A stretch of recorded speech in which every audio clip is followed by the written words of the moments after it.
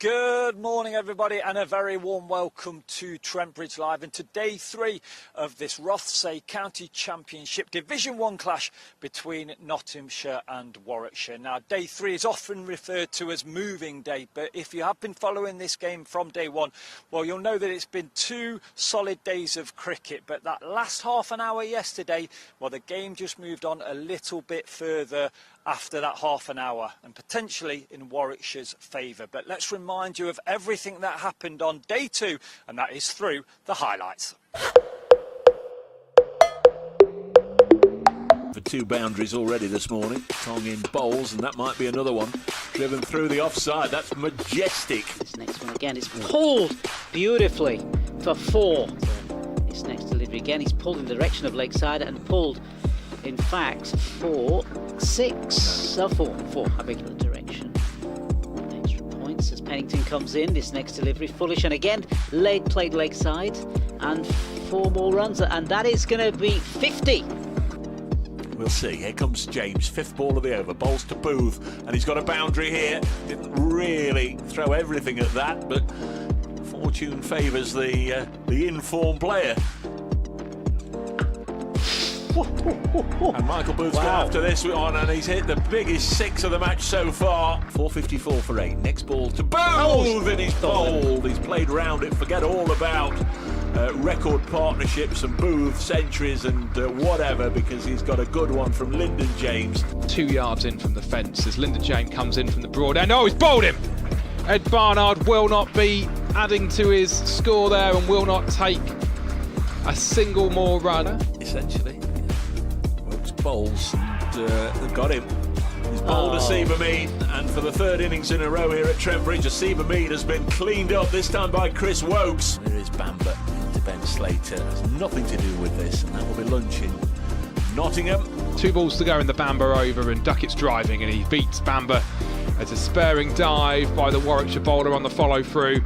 But Duckett struck that sweetly, and it races away for the fence. 4 more to the total. Duckett moves on to 6, and I have to say, I'd love to know at what temperature it would be that Alex Davis has... Oh, he's bowled him!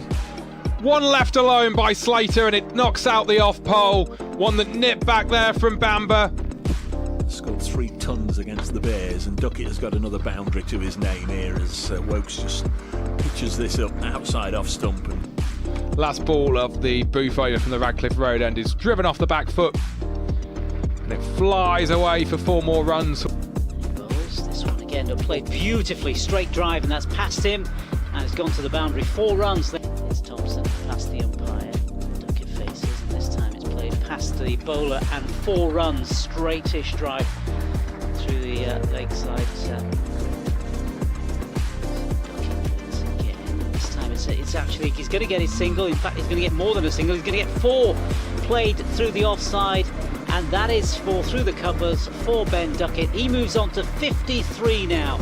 Comes to the crease, bowls, and this is driven hard by Duckett. He really put the full force behind that. A sprawling Dan Mosley couldn't cut it off at extra cover. 46, and now he might be on 50 because he's worked this through mid-wicket. That's a really nice way for Joe Clark to go to another half-century, 3rd match in a row where he's scored at least 50. What will Duckett do with this last ball of the over? Let's find out. He drives down the ground and he's caught! An easy catch for Ed Barnard. The carrot was dangled. Ben Duckett tried to take it on. He has for 3 balls of this over. 2 slips and a gully waits. Oh, he's bowled him! What a delivery from Michael Booth. Cleans up the off stump of Haynes. He has to go for 1. A full delivery and maybe a little bit of late movement, but the off stump is castled and cartwheeling back to the pavilion. From the broad end of the ground. Oh, he's bowled him! Carverena played all round 1. A middle stump has been taken out of the ground for lunch. Webster past the umpire. This time it's pulled, and has it been pulled for 4? For 4 it has, yeah. Oh no, 6, I beg your pardon. 6. 94 not out. Clark waits and helps himself to earth. Oh, he's given it away. Leg slipping as well as Booth comes in, and as an appeal for RBW, and Michael Booth finds himself on a hat-trick. Few minutes. Webster in again. This time it's again, it's outside of the end. It's taken, yep. Another wicket. This time it's Patterson White out for 5.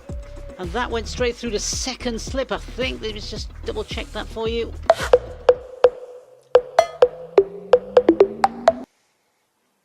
So, as you saw there, another day of competitive cricket between two high-quality sides. But those last few wickets late in the day yesterday certainly have given Warwickshire that bit of momentum. So what do Nottinghamshire need to do here on day 3? Well, we caught up with the head coach Peter Moores, who spoke with Matt Wiley from the Trent Bridge media team at the end of day 2.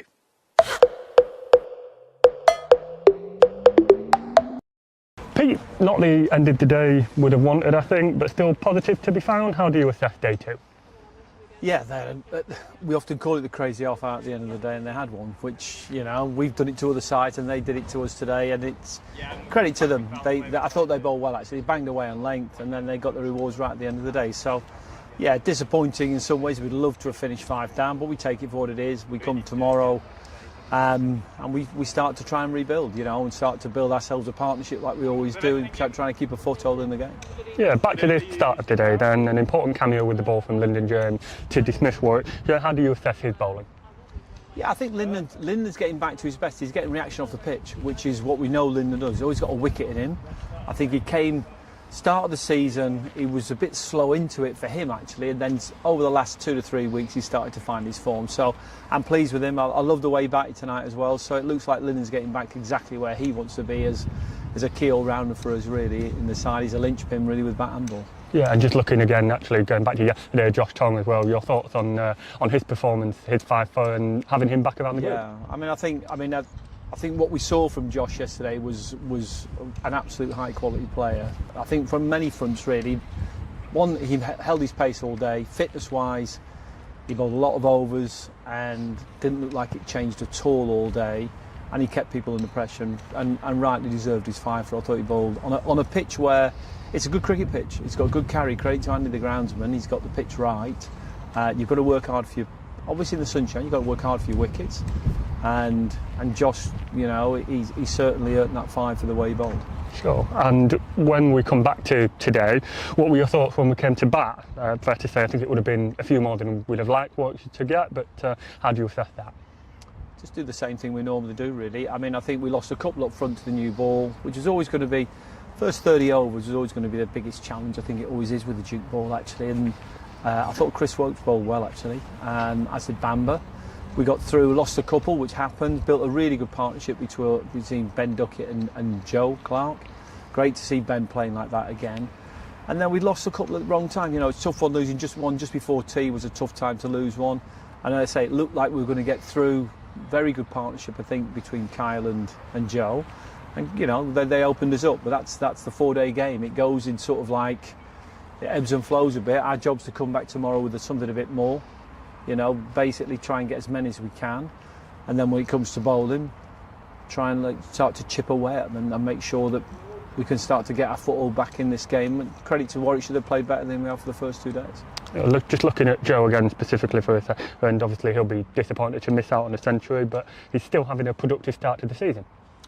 He's played really well. I'm really pleased for Joe actually, because one, I think he hit the season with what I'd say it's a great attitude for a senior player to have. Very hungry to play. We went to Pretoria, which seems quite a long time ago now, and worked very hard. I think not so much technically, but getting his basics how he wanted him to be. Came out of that trip looking in really good form, and really played consistently well all the way through since we've started. So he's been a real shining light for us, really. Very solid. I thought he played beautifully today, actually. He was, you know, obviously, like when you get out right at the end of the day, you're gutted.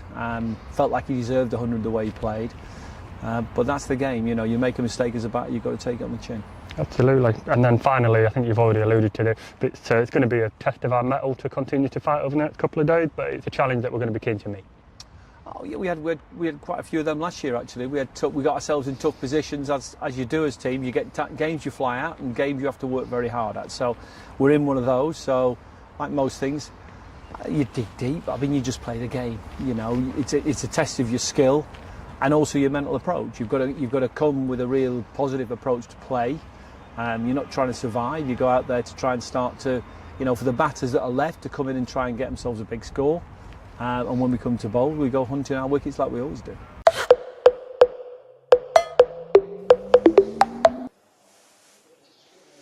Okay, so they were the thoughts of the head coach Peter Moores there at the end of day 2, and very much a positive approach needed by Nottinghamshire today. Current bonus point situation, 7 to Warwickshire, 3 to Nottinghamshire, and basically that first target is 46 more runs are needed to avoid the follow-on. But all the players and the umpires are making their way down the steps, which means it's time for me to hand you over to your BBC radio commentary team, and that's led by the one and only Dave Bracegirdle.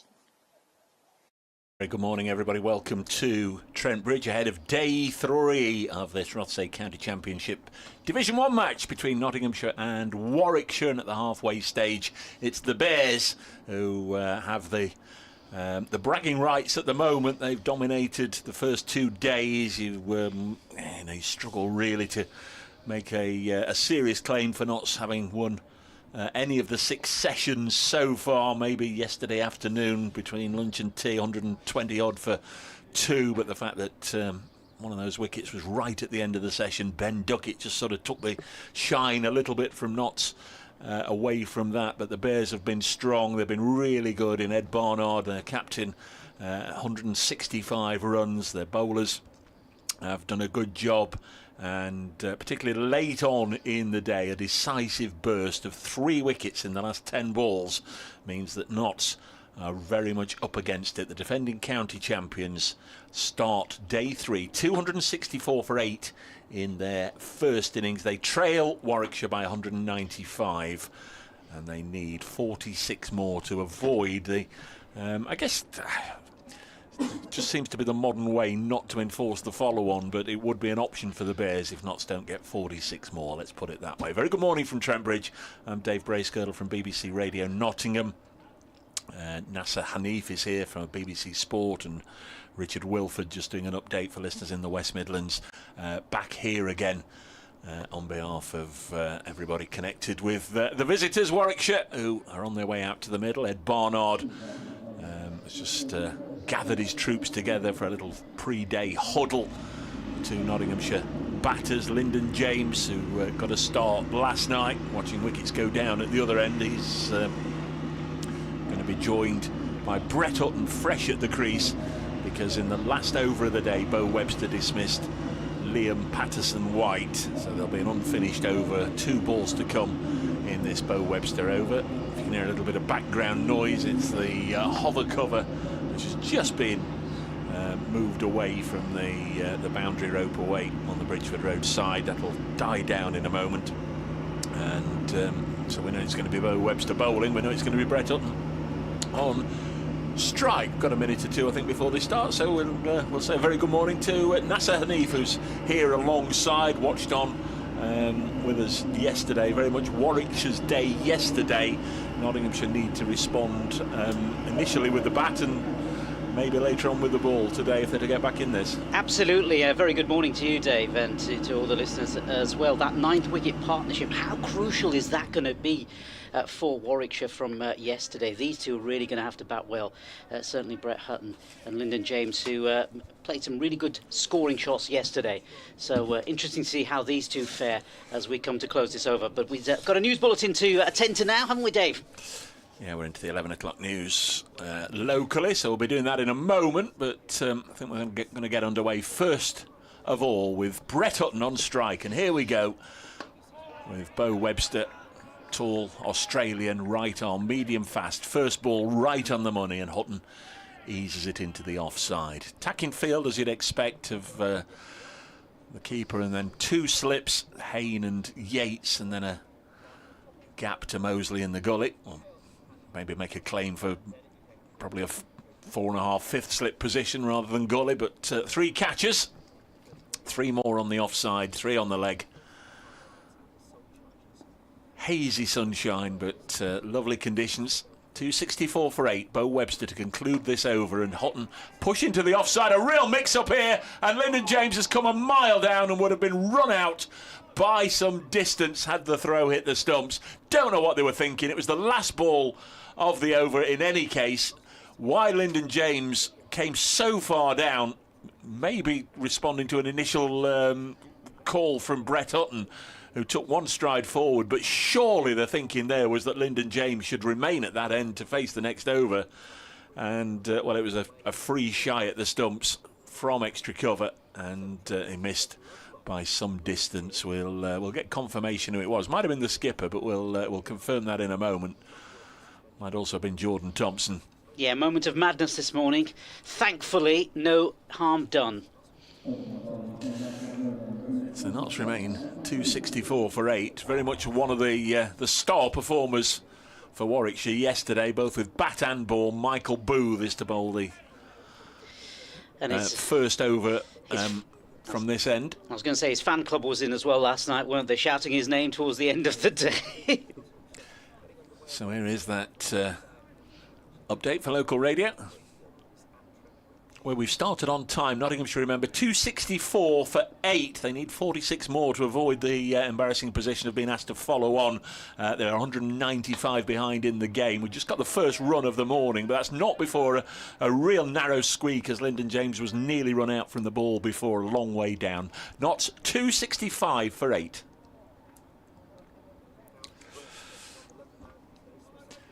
So Lyndon James does take a single from the first ball that he's faced. So there's certainly no, and I don't really think that there should be any reason to protect Brett Hutton, but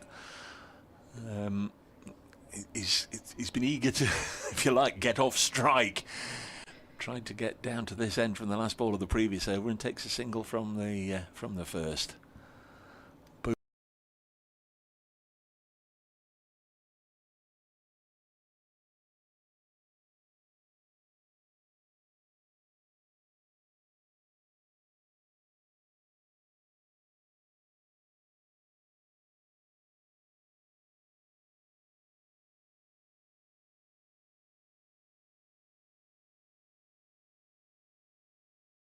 Yeah, he's been around a while. I think he's had something like half a dozen half-centuries. Ran out of steam at 84. I think it was at Hampshire last year. This is banged in short, goes over his left shoulder through to Davis. Got 70-odd the year before at Canterbury.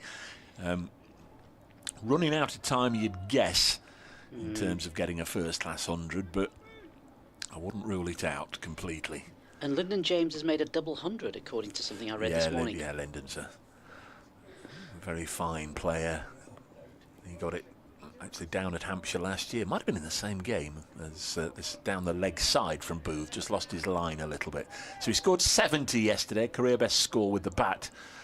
Michael Booth. I think it was 5 times he cleared the ropes in a wonderful display of ball striking, and then got 3 wickets to really set Nottinghamshire back on that second day.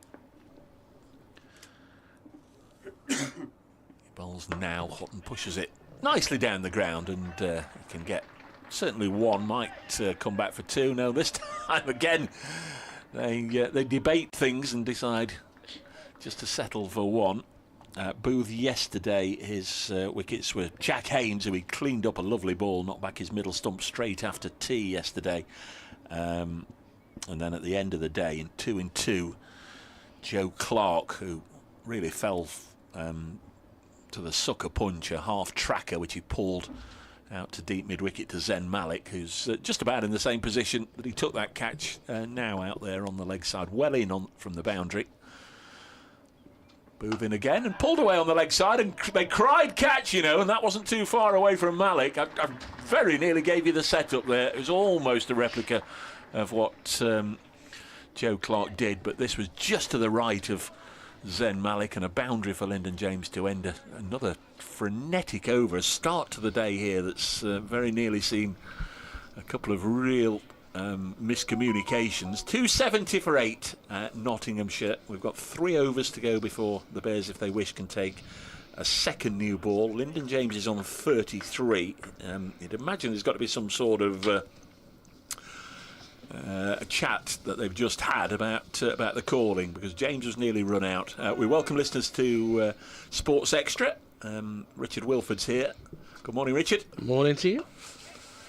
Bo Webster bowls from the far end, bowling to Brett Hutton. So the match situation, Notts 270 for 8. They trail by 189, and thank goodness for that strap line on the bottom of the Batman board here at Trent Bridge, so we don't have to do the mental arithmetic. The morning started with Notts requiring 46 to avoid the follow-on. So now it's 40. Don't know. I mean, it's not the modern way to ask sides, certainly with so much time remaining to follow on, but we'll have to see as Webster bowls and turned away by Brett Hutton on the leg side. And again, shall we, shan't we? They don't come back for 2. Richard, I'm sure you saw the near run out. Were you able to identify? Was it Jordan Thompson? I thought it was Malik. Right. I don't know. I was about to do a report at the time. And me as well. Yeah. And me as well. Yeah. Well, what I would say is, in terms of the follow-on, I would be astonished if they enforce the follow-on. Yeah, it's just not the modern way, is it? And there's plenty of time left. And yesterday, I was misled into misleading listeners and viewers.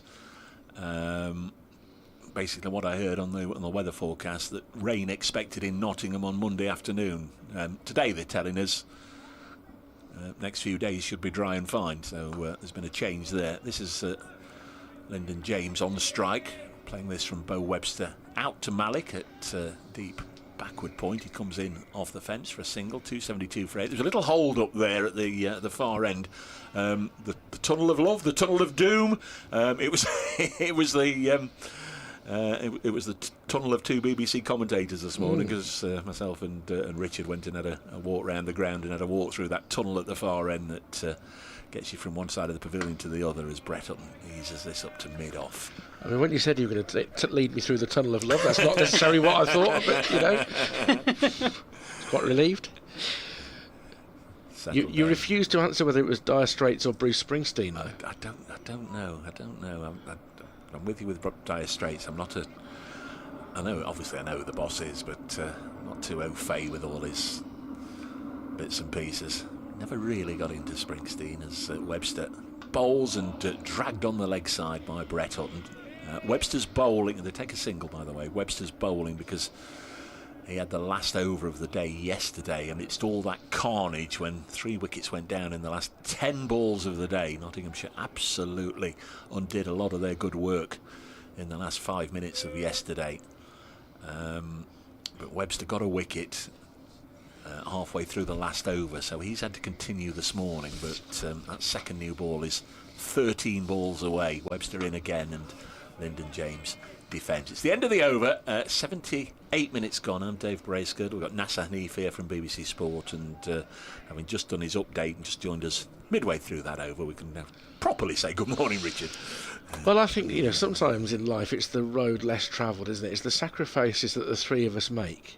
That Nasser, Dave and myself, we'd all love to be running the London Marathon this morning along with 59,000 other people. But it's not to be. No, we can't be in 2 places at the same time. No, duty called. Yeah, indeed.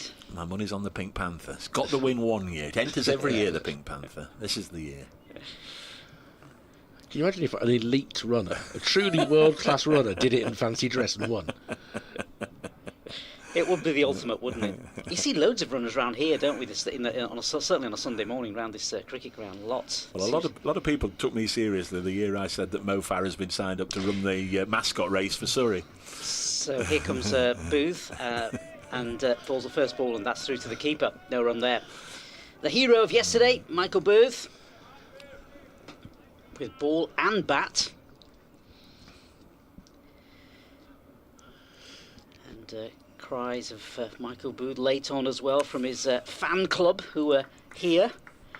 Yeah, it sounded as if they were booing initially, and then we quickly cottoned on that, a bit like Joe Root, they went boo. Here he is, second ball past the umpire, this time just played correctly right in front of him by Hutton. No run there. He's a short bowler, but very strong, and he hits the deck pretty hard.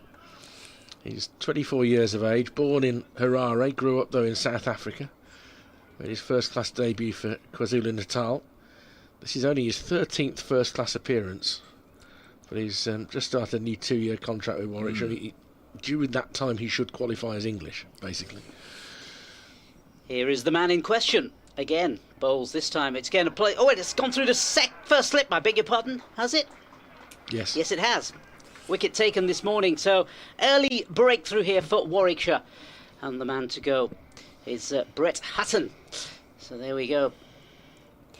Yeah, caught low down at first slip by Rob Yates. Not the start to the day that Nottinghamshire were looking for. Clearly, it means the Bears, whatever else happens in this contest, have taken the full 8 bowling or 8 bonus points. They've now got the 3 bowling points to go with the 5 they got for batting. Brett Hutton, not there too long, just 11 minutes of play this morning, faced 13 balls and knots 273 for 9. That follow-on mark is 310, so they're 37 away from that. Could really have done with a partnership there, and it was a good catch low down by Rob Yates, who didn't feature too much yesterday, but what he did do was certainly noteworthy. He came on for the spinners over before lunch and enticed Ben Duckett with a carrot dangler. Duckett just couldn't resist. He played defensively for 5 balls and then tried to mow him away for runs and hit it straight to mid-on. Here comes Josh Tong in at 11. He's a better player than 11 in county terms, but I don't know what you can really expect from Josh Tong and Lyndon James here. Not so we're just hoping they stick around for a while, but if they can get somewhere near the 37 to avoid the follow-on, that would do for a start, I guess. Yeah, 4 wickets now for Michael Booth. I think I left my phone in the other room, so I can't check his career best, but he may be there or thereabouts with his 4-fer. Booth. I don't think he's got a 5-fer. Well, he's certainly in a good position. Yeah, might bookmark that comment for well, the next minute or two. Yeah, as Tong is the man who's going to be facing up. Perfect opportunity if there ever was one. Surely Josh Tong will go long handle, won't he? Isn't that his way? Because he hits a mean ball. He does, doesn't he? Let's see what happens. First ball he faces to Booth, and this time it's pushed in fact leg side and passes the close infielder there on the leg side, and they'll collect a single. So he's off the mark. That's Jordan Thompson, isn't it? The Bears yeah, players. Mid-wicket, yeah, I'm pretty sure it's him that shied at the stumps earlier. And had he hit, Lyndon James wouldn't have been in the frame. It's a real... Well, it's just a strange thing to do. 2 balls left of an unfinished over, and you'd imagine that you'd want to have Lyndon James on strike for the start of the first full over of the day, and a real old mix-up. Shouldn't have happened. So Booth's got a couple of deliveries still in this over as James faces up. Here he is, and this time it's a short ball and it's down the leg side. And straight through to the keeper on that occasion. No run. Nottingham being such a city of sport, parking up this morning, delightful to see so many youngsters out to play rugby up at Lady Bay. I mean, there were dozens and dozens, maybe 100 plus of them arriving all very quickly. I had a coffee to finish in the car, so I was watching them all arrive. Been nice to see them coming in here, wouldn't it? Yeah, but isn't it magnificent to see young people playing sport, Dave? Yeah. On a Sunday morning. Yep. Take your point. Booth is in again. This time it's again just passes his hips and through to the keeper. No run. End of the over. Knots 274 for 9. I mean, when I was coming in this morning, loads of cyclists. There's canoeists as well, isn't there? There's a lot of canoe clubs I noticed as I was coming in. And the runners, of course. Yeah. The ones who aren't in the marathon, like ourselves, who couldn't quite make the field for this year. Exactly. But, I mean, of course, Nottinghamshire could send somebody up there with a bunch of vouchers and say, come in today for free. You might only want to stay for an hour, but after you've played rugby, come for an hour, have an ice cream. Buy a scorecard, get an autograph or 2, get hooked on cricket. Yeah. Yeah. It's a beautiful day for it, that's for sure. Well, here's Big Bo. Yeah, last over with the old ball, you would imagine, as Tongue pushes forward defensively, heading to the offside. Mentioned yesterday, it's Bo Webster's second appearance against Notts only. He played 3 years ago for Essex in a Metro Bank, and took 2 wickets. Liam Patterson-White and Tom Loughton, who's no longer on the staff, and he got Liam Patterson-White last night, the last ball of the day. So he's got 3 wickets against Notts, and 2 of them are Patterson-White. He's got himself a little bunny. Yeah. Into bowl to Tongue, forward resolutely in defence and pushes it up towards mid-off.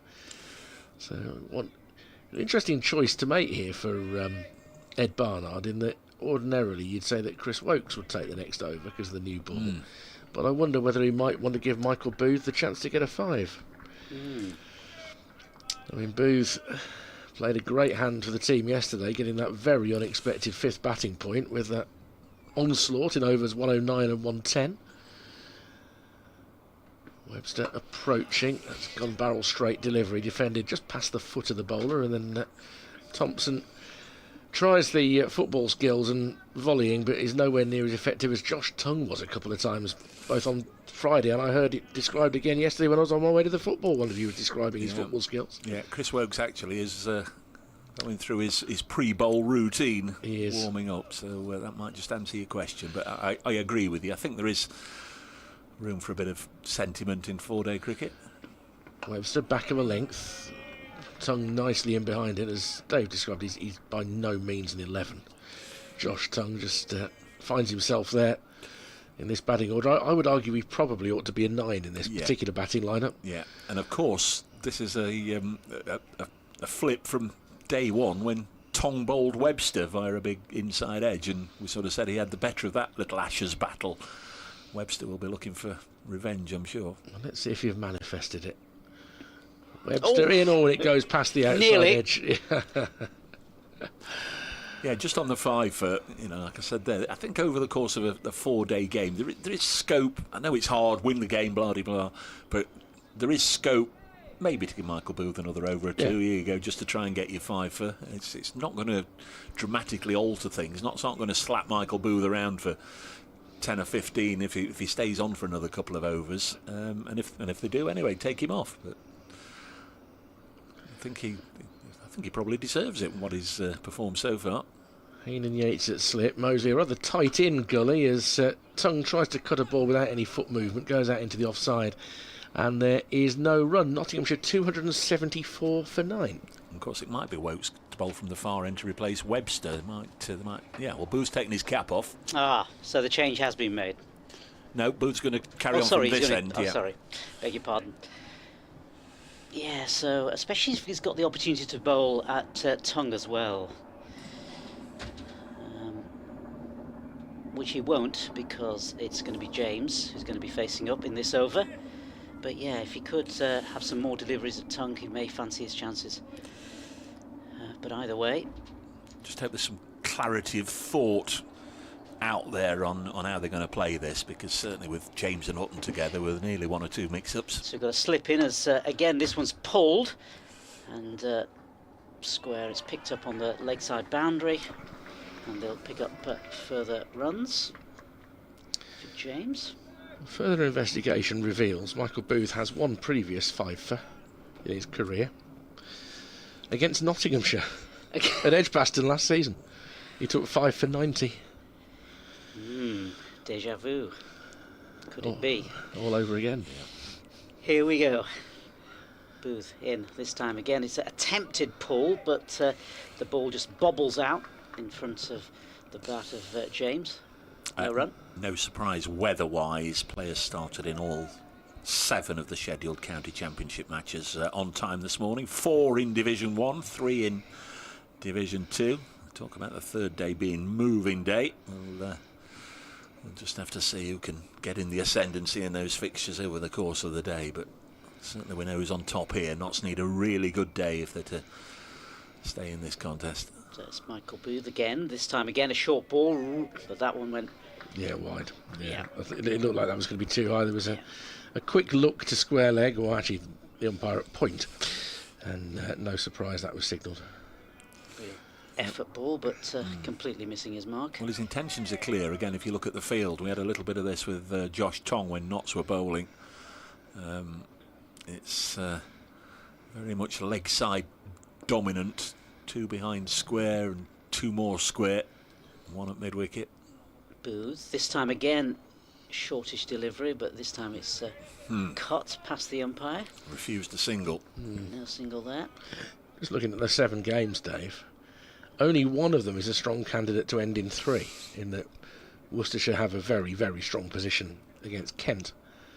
But it would be nice with the weather like this if most of the games went into day 4, wouldn't it? Yep.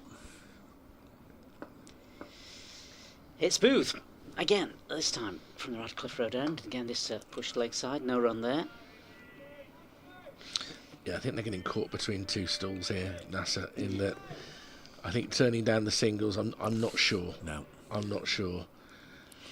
This is a fella who's faced Mitchell Stark, faced whoever. If you're an international Test cricketer, even batting towards the very bottom of the order, you have got, and you've got to have decent enough technique to know what you're doing really, and they're going to end up getting in a problem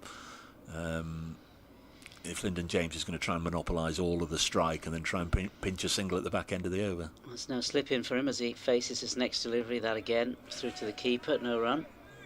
I think it's fairly obvious what he's going to do with this last ball, isn't it? He's going to bang it in and really challenge Lyndon James. If he wants a single, he's got to take on the bouncer. Zen Malik's now in under the helmet. He's bringing the deep square leg in a bit closer. I would not be astonished if he goes Yorker here. Just trying to think through Michael Booth. He takes a lot of his wickets with full deliveries and then the rest with short deliveries. Very little in between. I would. I think this will be around his left ear. Almost a double bluff. Let's see what happens. Booth in again. This short delivery, and it's gone. It's cut past the keeper, actually. Got a bit of height on that. It's gone through the keeper's mitts, actually, and through for 4. It's a drop. Oh, is it It's a drop. It's a drop. Yeah. He's got an edge on that. Top the bouncer. edge. That was a fast delivery from Booth. Steeply. And it's taken a nick, and it may have touched the gloves of Alex Davis, but it has gone so quickly, he's not laid enough on it, and it's gone through for 4. First and foremost, you've got to say then it was poorly directed, because he did have the 6 on the leg side, he did bowl the bouncer, and Lyndon James had to, he was trying to chase it outside the off stump. I think he was trying to, guide it down towards third, maybe even up and over, but either way, they've succeeded in getting into a situation where the second new ball can be taken and can be bowled at Josh Tong here. I can't speak as someone who's exceptionally tall, but the keeper there, Davis, does look like a diminutive fellow. Well, he is short, yeah. Yeah. That's what you're saying. That's what I'm saying. I don't think he'd be offended if you said that. He is of an old school wicketkeeper's build. Yeah, he is, yeah. The old ball is just being thrown off, and the new one has been taken, and it's in the hands of somebody who's no stranger to taking a new ball, Chris Wokes. We did get to the bottom of something that sort of mystified us yesterday a little earlier, because the 2 fabulous scorers, 2 real men of the game, popped in to say hello this morning. The not scorer Roger Marshall and Mel Smith, the Bears notcher, came to say hello, and it was just something that I found a little strange yesterday. Come back to it in a moment. So Chris Wokes with the new ball coming to bowl to Josh Tongue, who has 1. And does that take the edge? Yeah, it looks like they're celebrating, and the umpire puts his finger up, and Chris Wokes has needed just 1 delivery with the new ball to end this Nottinghamshire innings for 279. Tongue looks back at the umpire a little bit ruefully, but the way that Chris Wokes and Alex Davis reacted, I think they were very acutely aware that he got a little nick on that. So he goes for 1. James is left stranded on 38, and it means that Warwickshire have a first innings lead, which I have to say is mathematically quite convenient for us, of 180. The assumption is that Warwickshire will probably choose to bat again. I think that is the sign that the umpire is making, I think, as well, because I think he's already had a word with Ed Barnard, but we'll get a double check on that. But Chris Wokes ends up with 3 for 44, Michael Booth 4 for 71. They've done most of the damage. Nottinghamshire 279 all out. I think I agree with you. I think that's what's been decided. You'd need from this distance to see something on Snicko to confirm that he hit it, but you're absolutely right. There wasn't even an instant or a moment out there where Warwickshire didn't think that was out. They all just celebrated the wicket straight away and began walking off, and Josh Tong hung around. And it wasn't one of those really performative ones or anything. It was like, oh, he's nicked that through. No doubt about that. The scoreboard is saying Nottinghamshire 0 for 0. Oh, okay. Right now, and yes, it says Nottinghamshire second innings, so the follow-on would appear to have been enforced. So the Bears have a lead of 180. They've not had to stay out there for too long this morning. It's only just around about 25 past 11, and the Bears are going to try and get this done on day 3 with Notts. We think from the signs we can see, being asked to follow on 180 behind. Just to finish, it's sort of irrelevant now, but something yesterday that mystified us. There was a ball hit out for a boundary on the Bridgeford Road side of the ground, and the fielder went after it and threw the ball back. And I can't remember the instant, who was batting, who was bowling, whatever.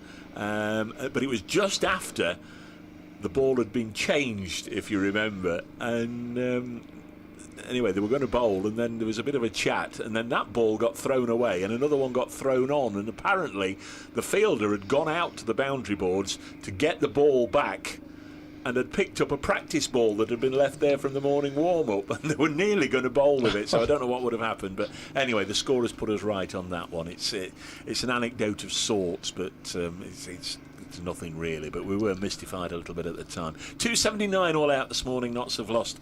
Brett Hutton caught at slip, low down by Rob Yates from the bowling of Michael Booth, who finishes with 4 for 71. Chris Wokes, the other wicket to go down this morning, the England bowler, 3 for 44. He only needed one ball there, Chris Wokes. 16.1 overs, 3 for 44 for Chris Wokes. Nottinghamshire 279 all out. There were 2 big dismissals yesterday, coming at key moments in the day. Just before tea, Ben Duckett dismissed, and over a spin from Rob Yates. It was the only over he bowled. It was a wicket maiden, 5 dots, and then Ben Duckett tried to just show his authority, stamp his authority, his dominance, and had a go at Rob Yates and dragged it straight to the fielder at mid-on. In fact, it was Chris Wokes. And then similarly, just towards the end of the day, to the penultimate over, when Joe Clark got out for 94, he'd played beautifully for whatever it was, 5 hours. There was an obvious trap, like we've just seen, all the fielders out on the leg side for Michael Booth. Banged a half tracker in with Clark on 94, having played very responsibly, very carefully, doing the right thing for his side. Couldn't resist the half tracker and pulled it straight to Zen Malik, who was in sort of an unusual position at mid-wicket, 15-20 yards in, almost in no man's land, but no man's land is where Joe Clark hit it. And if that wasn't bad enough for Notts, then they sent out Dylan Pennington as night watchman. He was dismissed next ball by Booth, who found himself on a hat-trick. Didn't get it. Liam Patterson-White survived that, got down to the other end, and then he fell to Bo Webster. So Notts lost 3 wickets in the final 10 balls of the day. And that has just continued this morning with those 2 wickets going down cheaply. So if you take all that into account, Nottinghamshire slid very, very quickly from 257 for 5 to 279 all out. 22 for 5. The last 5 wickets. So that's, if you look at where Notts have gone wrong or why they're so far behind in this game, there's a number of factors. Warwickshire getting a lot of runs, and many people feeling they got a lot more than they should have done, particularly yesterday morning.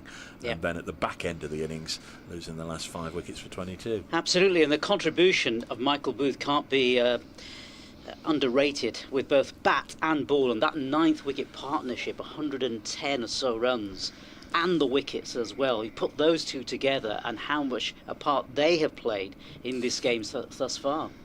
Just time to whiz round what else is happening. They'll be back out there in a moment. Glamorgan 440 at Cardiff. Leicestershire 234 for 1. Jake Weatherald retired hurt yesterday for 104. Be interesting to see. Cramps, I understand, so it'll be interesting to see if he goes out to bat. Of course, Leicestershire play Notts at Grace Road starting Friday. They sent out a night watcher Josh Davies, 11 not out. Ian Holland, the skipper, 33 not out in that one. At the Oval, Surrey 215 for 3 against Essex, who made 409. And at Headingley, Yorkshire 200 for 2 now against Sussex, who made 502. Mr. Bean has gone. Mr. Bean, Finlay Bean, dismissed this morning for 105. In Division 2, Derbyshire 152 for 5. After bottom of the table, Gloucestershire made 498 over the first 2 days. Lancashire have lost a wicket early on day 3 at Chesterley Street. Lancashire 370 and 6 for 1. Durham 295. And at New Road, the last one that Rich referred to, Kent a long way behind in the game. 196 and 20 without loss. Worcestershire 447 all out. Here's a stark contrast between the two innings. Nottinghamshire's last 5 wickets went down for 22. From 257 for 5. I mean, they've added 58 runs in all for them. The Bears' last 5 wickets went down for 280 from the moment the 6th wicket went down, or 319 if you want to go from the 5th wicket. I mean, a massive, massive difference between the two. I am nonetheless, I can only be consistent, surprised that they're choosing to enforce the follow-on. I think wisdom these days, particularly with the innings hadn't ended so early, you try and match that Nottinghamshire score or bet it. If you got to 300 before close of play, you can put them in and say, well, okay, see if you can make 450, 460. The only way you can lose a game is by imposing the follow-on. Yeah. If Notts go really well, and they've got batters who've got a good track record against the Bears, they've got players who want to make up for what they didn't get in the first innings. So it's interesting. It certainly goes against the grain of what we were talking about earlier, and perhaps if there is some bad weather tomorrow, perhaps, it sort of, I don't know, it maybe gives the control back, as you say, to Notts in a bizarre sort of way. It's an aggressive move. Yeah. It's a positive move, and you can't afford to play the weather when you make these sort of decisions. However, they did use 8 bowlers in the first innings. I know Yates and Mosley only bowled 1 over each, but they've got 6 seamers, which means in terms of workload, they've got the ability to share that out. But if they don't go well with this new ball in this morning session now, then all of a sudden it's going to be very difficult. I tell you what, that ball they've just used is going to be a prized possession around here, isn't it? If you're going to bowl in the nets with a ball that's 1 ball old, you'd be happy, wouldn't you? Yeah. Do you put that back in the box? Do you reckon? Would you put that back in the polythene bag? I don't know. There's just a little nick on that 1 ball. If you're wondering what we're referring to, Warwickshire took the second new ball this morning with Notts 9 down, and Chris Wokes, the very first ball with it, had Josh Toncourt behind. Anyway, we surmised correctly, only by the fact they put Nottinghamshire 0 for 0 up on the board, we surmised correctly the follow-on has been enforced, and that means Ben Slater and Asiba Mead on their way out to the middle. And Mead out for 0. Yeah. Slater made 26, and both they and the rest of the Nottinghamshire top order have got a big day ahead of them, it's fair to say. Penny for the thoughts of Hasib Hamid. Scores of 0 and 2 in the last game, and a duck in the first innings here.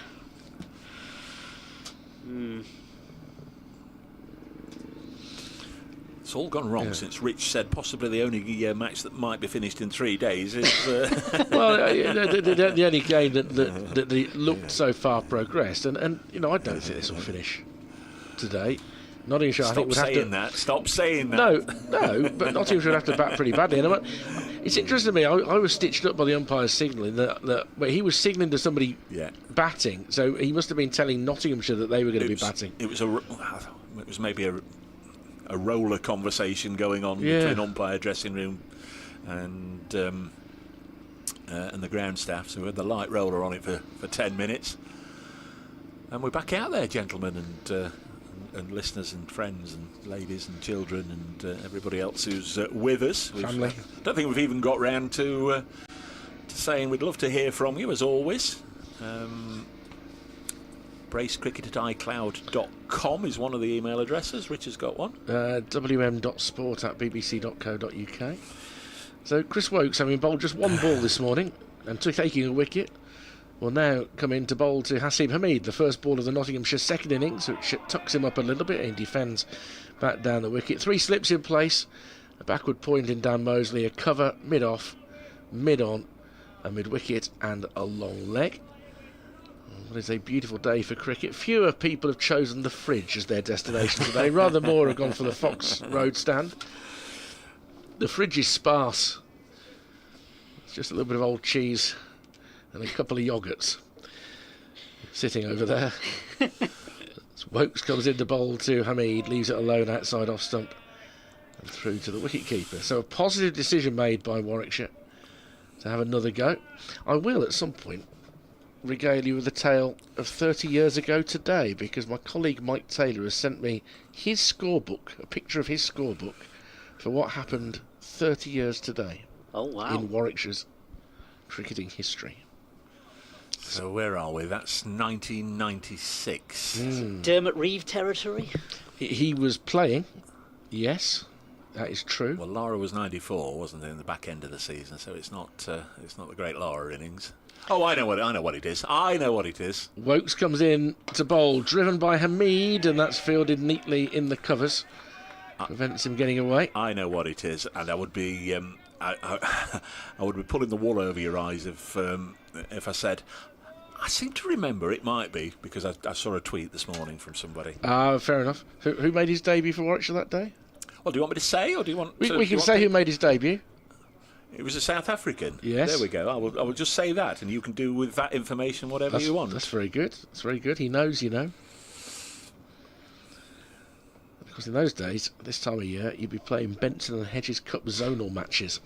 As Hameed awaits, he advanced down the wicket a little bit before defending that fourth delivery for Wokes. And do you know what else you'd be doing 30 years ago with the Benson Hedges zonal matches? You'd be watching it on domestic television as well. And that game was on domestic television that day. Yes. Yep.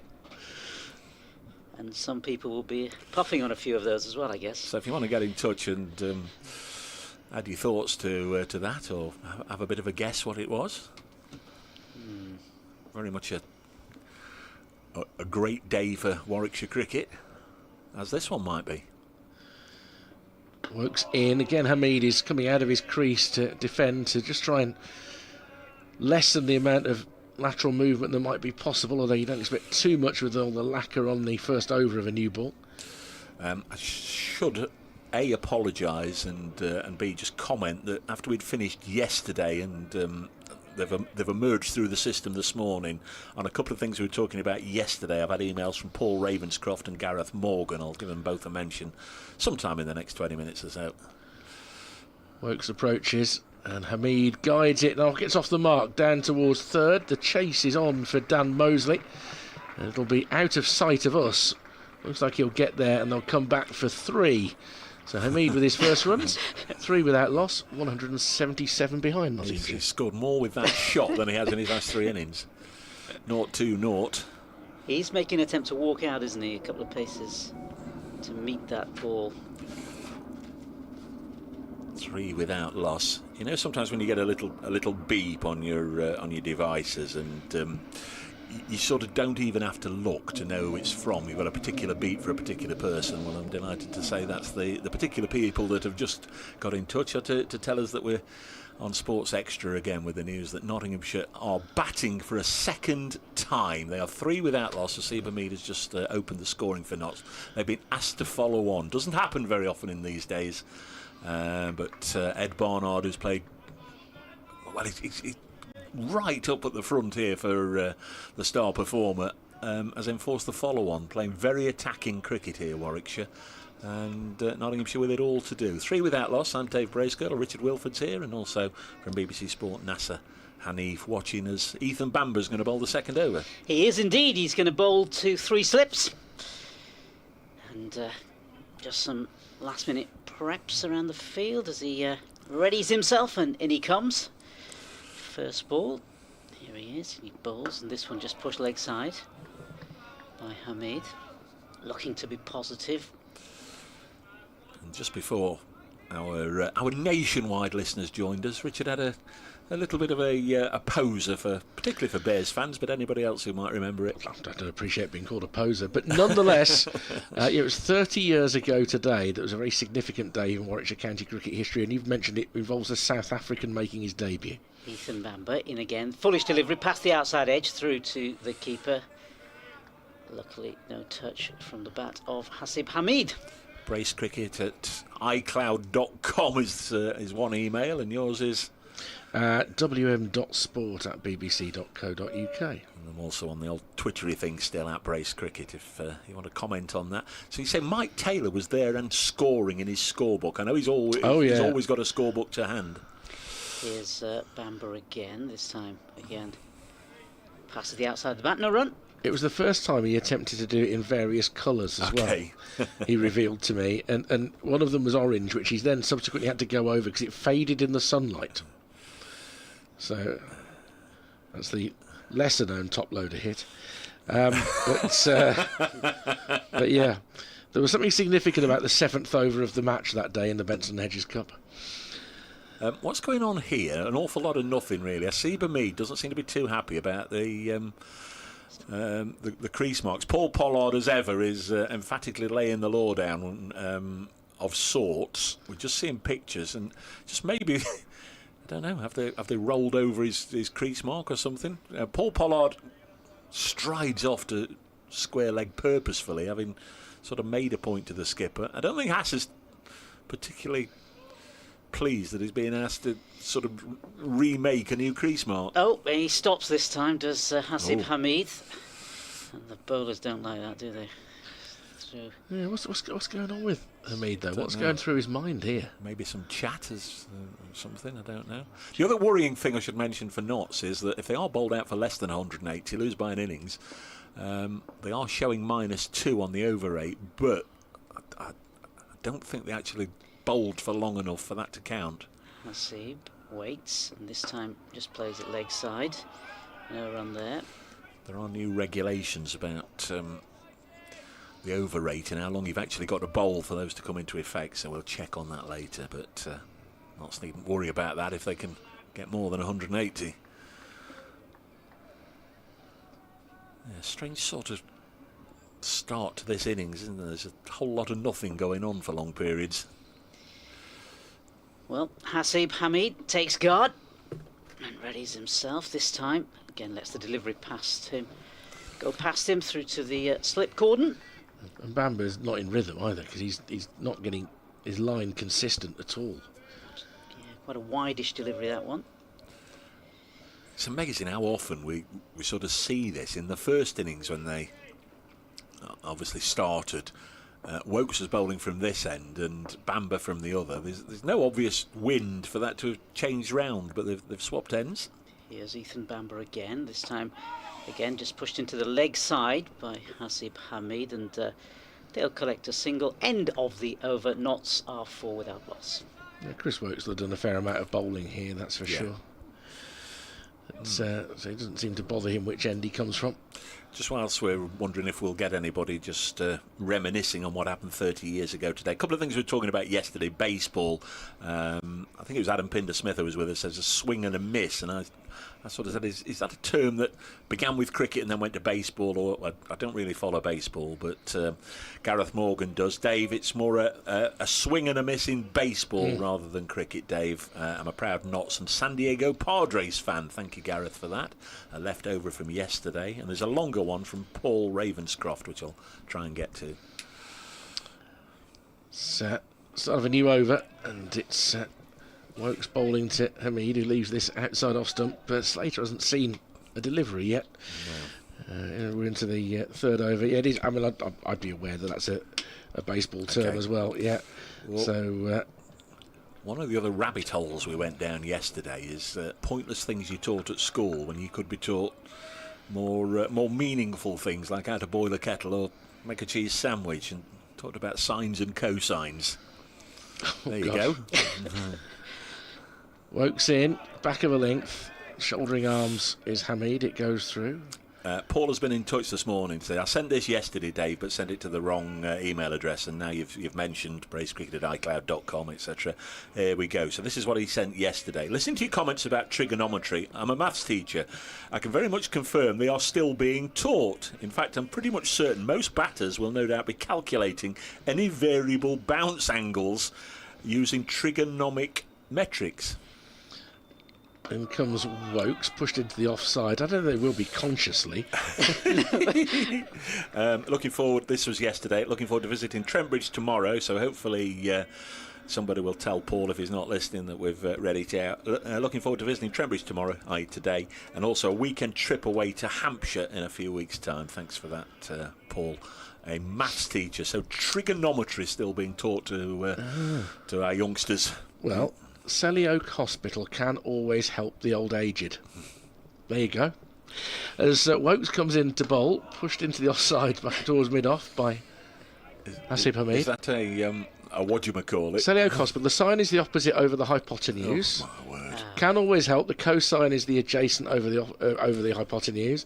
The old aged, the tangent is the opposite over the adjacent. That's how we learn it in Birmingham.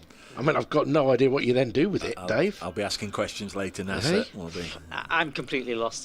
You've lost me. Me too. Yeah. It's a mnemonic, isn't it? Isn't that what they call it? That's it. Yeah, it's a mnemonic, yeah. Spelt with an M. Wokes in to bowl to Hamid, covers up his off stump, pushes it out in towards the covers. Fielded there, and there's no run. Just think, dear listener, you could be watching the London Marathon, but instead... Well, you know. Yeah. That was educational, you know. Well, it was. But that's how people remember things, don't they? Every day is a school day, as they say. There's some people doing GCSEs soon. It might benefit from Selly Oak Hospital. Can always help the old aged. Phil Graham's bang on with your Warwickshire story from 30 years ago. Wokes in again, good leave by Hamid. He's able to leave that on height as much as anything. Second over through for Chris Wokes. Nottinghamshire 4 without loss following on, trail by 176. Terry Robertson, just info for all us people who weren't watching the cricket. The umpire, Dave, was talking to Asif Hamid about him advancing down the wicket onto the protected area. Thank you, Terry. End of the over 4 without loss. It's quite an unusual one, isn't it? Ollie Sargent, a fantasy league update for you, Dave. Hamid is in minus points once again. Clark is on 130. Lyndon James has 140. There you go, Ollie. Thank you for that. How many's Ed Barnard got from this game? We talked about fantasy cricket last time because, again, it's one of many, many, many, many things I know nothing about and how you get points. And Ollie told us last game, you'd imagine Ed Barnard has got about 1,000 fantasy points from this game. Or maybe not. Well, he hasn't taken a wicket. Ethan Bamber, he's in again. First ball, brand new over, and this one that kept a little bit low actually, just past the outside of the off stump and through to the keeper, no run. Nigel King, reference the 30 years ago poser, says Nigel, are you talking about? And then he's put the name of that South African player. We'll say it. Do you want me to say it now? Yeah. You want to spoil your... No, it's not spoiling no, it. It's yours. It's yours, it's yours and Mike's. No, people are joining in. That's fine. Well, you've got all the details, but it was Sean Pollock, the name. Here's Bamber in again, and this is again flick leg side, and they'll collect a single. So it was indeed Sean Pollock. The question is what he did in his... I think it was his 4th over.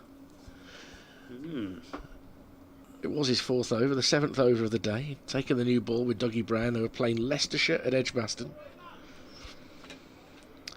He'd been pretty economical in his first couple of overs. That's normal, isn't it? Just a single from his first 3 overs. Yes, it's nuts. 5 without loss here at Trent Bridge as Bamber comes in again. This sail delivery, foolish delivery, played off his legs there by Hamid, and they'll pick up a couple of runs to the leg side. Yeah, you do well just to go for a couple of runs from your first 3 overs in one-day cricket these days. You would. He had already taken a wicket as well, to be fair. He'd got Wells caught by Osler Pollock for, that would have been Vince Wells, wouldn't it, for a duck. Caught by Dominic Osler. We can reasonably assume I was saying, could you see if it's a slip? But no, Mike's notes say top-edged hook to cover. There you go. His notes are there. Hamid faces up again. This one, he's left it outside the off-stump through to the keeper. No run. So Sean Pollock's 4th over as a Warwickshire player was in the Benson Hedges Cup 1996, 30 years ago today against Leicestershire. The second ball of his 4th over, Gregor McMillan gloved to first slip and was caught by Dermot Reeve for 4. That was the second ball of the over. Okay. Yep. Okay. We'll come back to it now after Ethan Bamber. Here we go. Ethan Bamber. In he is. Here he is, past the umpire. This next delivery again played leg side. And again, another single for Hamid. So his third ball, James Whittaker comes in, the Leicestershire captain. Yep. Tries to defend the ball, plays on, bowled for naught. 4th ball, in comes Darren Robinson. He prodded it to short leg where Andy Moles took the catch under the helmet. 5th ball of the over, Darren Maddy, taken at 3rd slip by Dominic Ostler for a duck. 4 wickets in 4 balls. At the end of that over, he was 4 overs, 3 maidens, 5 for 1. On debut. On debut. Slater faces up to Bamber, this time played correctly and back to the ball and no run there. I mean, that's decent, isn't it? That's a spell. It really is. End of the over, Notts 8 without loss. He ended up with 6 for 21. Wow. Leicestershire 182 all out, thanks largely to Ben Smith, who made 61, and then down the order, David Milnes with 39 not out. Clearly not like for like. How long did Lara play for the Bears? Would Pollock have replaced him as the overseas is the question I'm getting to. Lara had a couple of years, I think it was 94 and 97 when he came back as captain. Yeah. Here's Chris Wokes to continue, bowling to Hamid, and it edges, but it's going to drop short of Hayne. Bounces up to him at first slip. First really false shot. Hamid has a bit of a wander after that. Played it with soft hands.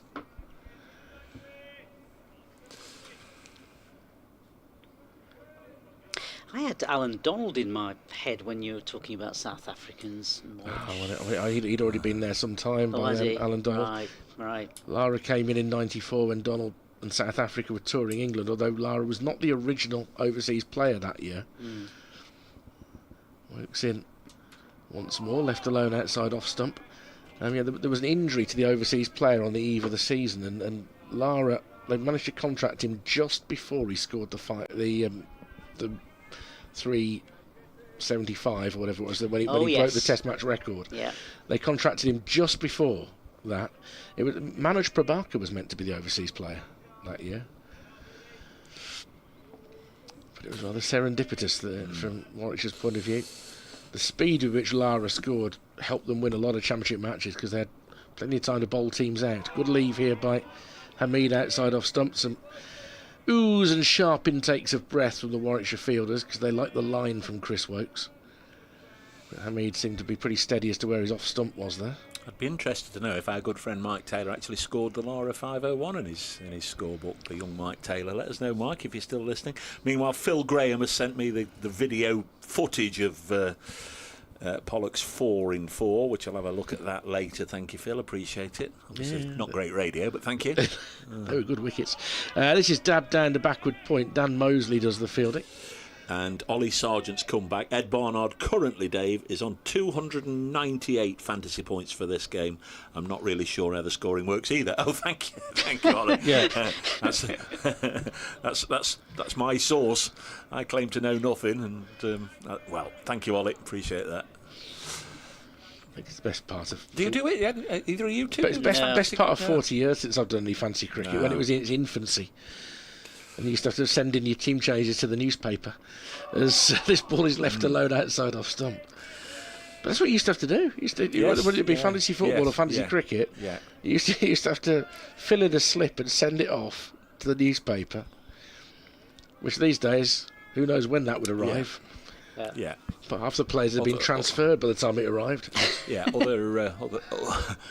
other broadsheets are available. But I think it was the Daily Telegraph, wasn't it, back in the day? The only one I I ever did for one season. Oh, this is new, but I was trying hard not to mention it. well, other broadsheets are I available. know. Well, yeah, not many. Hamid awaits, and that one gets up a bit on him, but he does very well with soft hands to steer it down to Mosley at point end of the over from Chris Wokes. 3 overs, 1 maiden, none for 3. He did take a wicket earlier this morning. The first delivery with the second new ball, he had Josh Tongue caught behind for 1. Nottinghamshire following on 8 without loss. They trail by 172. Yeah, if you're just fresh to this match on the first morning, and again, hindsight is a wonderful thing, but that's the way Notts go generally. They won the toss and inserted, and this is one of those that makes people think, well, why did he insert? Because Warwickshire then proceeded to get 459 having been put in. Notts blown away the second half of their innings, out for 279 in reply. Bamber into his third over. This one just squeezed out past the second, slipping into, in fact, picked up there by Gully. No run. Big Bo Webster doing the fielding. Giant of a man, 6'7", huge. Yeah, 2 slips in there for the bowling of Ethan Bamber. And they wait as Bamber comes in again. And this next delivery again pushed out carefully and correctly by Slater. Leicestershire have lost a second wicket in their first innings at Glamorgan. Glamorgan 440, Leicestershire 249 for 2 now. Josh Davey has been dismissed. Weatherald, who retired yesterday, hasn't come to the crease. Lewis Hill instead. So just wonder how the big Australian is. Surrey 238 for 3, replying to Essex's 409 at the Oval. So it's Slater facing up to Bamber. This time he tries to attempts to sort of push it leg side, and in fact the ball missing the bat through to the keeper. No run. Number of wickets have gone down at Chesterley Street already this morning. Lancashire 370. Durham, they finished off their first innings. They were all out for 295, so trailing by 75. But Lancashire 18 for 2. Both openers, Balderson and Keaton Jennings, have been dismissed. Here's Bamber again. This time it's left outside, is off stump by Slater. And through to the slip cordon again. No run, keeping things tight here. Kent a long way behind in the game at New Road. Second time round, they're 38 for 2. Dawkins and Sam Northeast have been dismissed. Zach Crawley 21 not out. I think there'll be a lot of focus on Crawley, and it'd be nice to see him get some runs. Yeah, I suppose he'll be in the same sort of camp as Duckett, getting some good important practice as Bamber comes in. This next a foolish delivery again played into the hands of the tall Australian there. Bo Webster in gully, no run. Decent number of spectators inside Trent Bridge. Lovely morning, lovely day for coming to the cricket with your packed lunch or your flask or whatever you need, or just come along and avail yourself of the facilities on the ground. Nice setting as always, of course. Is Bamber to complete his over, and this again just pushed out into the offside. No run, end of the over. Notts 8 without loss. Helicopter going over the ground, as you can perhaps hear. The sky is more of a milky blue today. We've had periods, particularly the first day, throughout it was just a canvas of wall-to-wall blue sky. It was really magnificent conditions yesterday. Similarly, had the odd wispy cloud blow across. Today, I guess more pleasant, apart from those gentlemen who were here on days 1 and 2 and whipped their shirts off in the Fox Road stand, very much enjoying getting a little bit of warmth to the body early season. Chat between Captain Barnard and bowler Wokes here. No discernible field changes. 2 slips together, first and second, and then Webster at sort of 5th as Hamid pushes this up to mid-on. I seem to recall that umpire Pollard in the past has had 1 or 2 things to say about Asiba Mead batting well out of the crease where he shouldn't be. Just hearing into the midday news that the world marathon record has been broken today in the men's race, the men's part of the London Marathon. Hamid on 7. It's on the pad, asking, and umpire Pollard said not out. Big appeal from both bowler Woakes and those behind the stumps.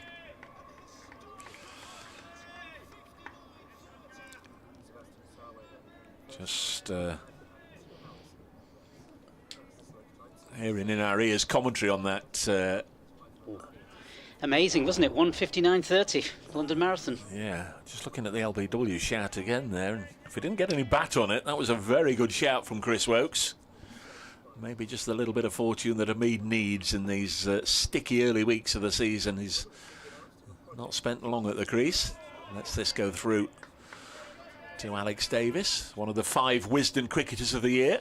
Asib Hamid, along with 4 members of last year's touring India side.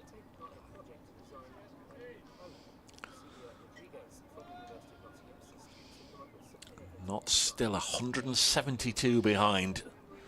They need Hamid and Slater and Duckett and Clark and Haynes, their top 5, to bat and bat and bat and bat and bat if they're not to lose their first county championship match at Trent Bridge in 2 years. Woakes bowls to Hamid, again on the front foot, and eases this square of the wicket on the offside. There's no run.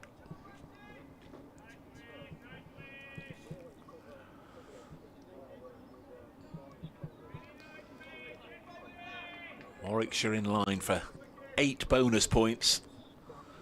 Can't see any way in which they could lose this match at the moment, so healthy crop of points. Here is that radio update. Yes, absolutely right, Lewis. They've been asked to follow on this morning. The last 2 wickets didn't last for too long. Knots all out for 279. That was 180 behind. They've been stuck back in again by a rampant Warwickshire side. Knots 8 without loss early on in their second innings.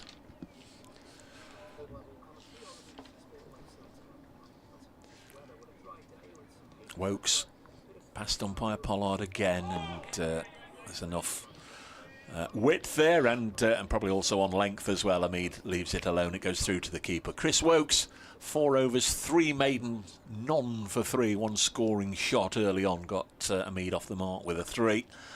And before that, of course, Chris Woakes bowled just 1 ball at the end of Nottinghamshire's first innings. Took the new ball after 80 overs and proceeded to dismiss Josh Tong with it. So, as I was mentioning earlier, there's a ball somewhere. I wonder what they'll do with that. That's been used in play for just 1 delivery.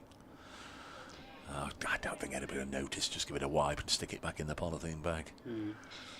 It is worth mentioning, as you sort of said just a few moments ago as well, Dave, that the batsmen have certainly got themselves in, especially obviously with Clark and Haynes getting centuries so far, as well as new over this time. Bamber again passes the outside, keeping below that. Well, I thought it was a wide. It's not been signalled as a wide. It was almost off the cut strip. So yeah, and Slater getting a good start in the last match, and it's only Hamid really. Duckett getting runs in this game too, before that crazy shot yesterday, just before luncheon interval, as Bamber comes in again. This time it's pushed, and it's pushed it into the covers, and it's going to reach the... No, it's going to be picked up just before the boundary, and they'll come through for 3 runs to Slater. Nice looking shot there off the bat of Slater. So yeah, some good runs for him, and he'll hope to replicate some of the batting from the previous game against Glamorgan, of course. Here, good win for Notts. Now they're in a bit of a tricky position, but they have got the batsmen, some of whom have been in good form. And good conditions here, nice day, sun out. And it's Hamid to face up to Ethan Bamber. Here he is. Bamber past the umpire and again just pushed out into the offside. No run there. Richard's back in the room having updated listeners in the West Midlands. Meanwhile, I've been updated by his colleague also from the West Midlands. Lovely to hear from Mike Taylor. Dave, alas, I was at Edgbaston on the wrong day of the match for Brian Lara's innings, so I scored a not much remembered 204 not out by John Morris. Who, of course, played for Derbyshire, also played here for Notts. Animal. Hamid faces up to Bamber, and this time again pushed into the offside to point. No run there. I wasn't being abusive, that was his nickname, Animal. Was it not John Morris who dropped Lara when he was on 4? On his way to 501? No, I think it was Chris Scott, the wicket-keeper. Was it Chris Scott? I think it was Chris Scott. I think he'd got a few more than that, 14 or 15, but it was Chris Scott. Another one who, early in of the course, innings. played for Notts, yeah.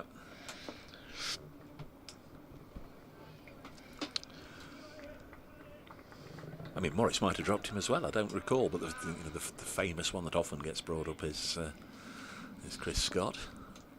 Delay here whilst Slater does up either a stray bootlace or a bit of Velcro or whatever it is that's keeping his footwear on.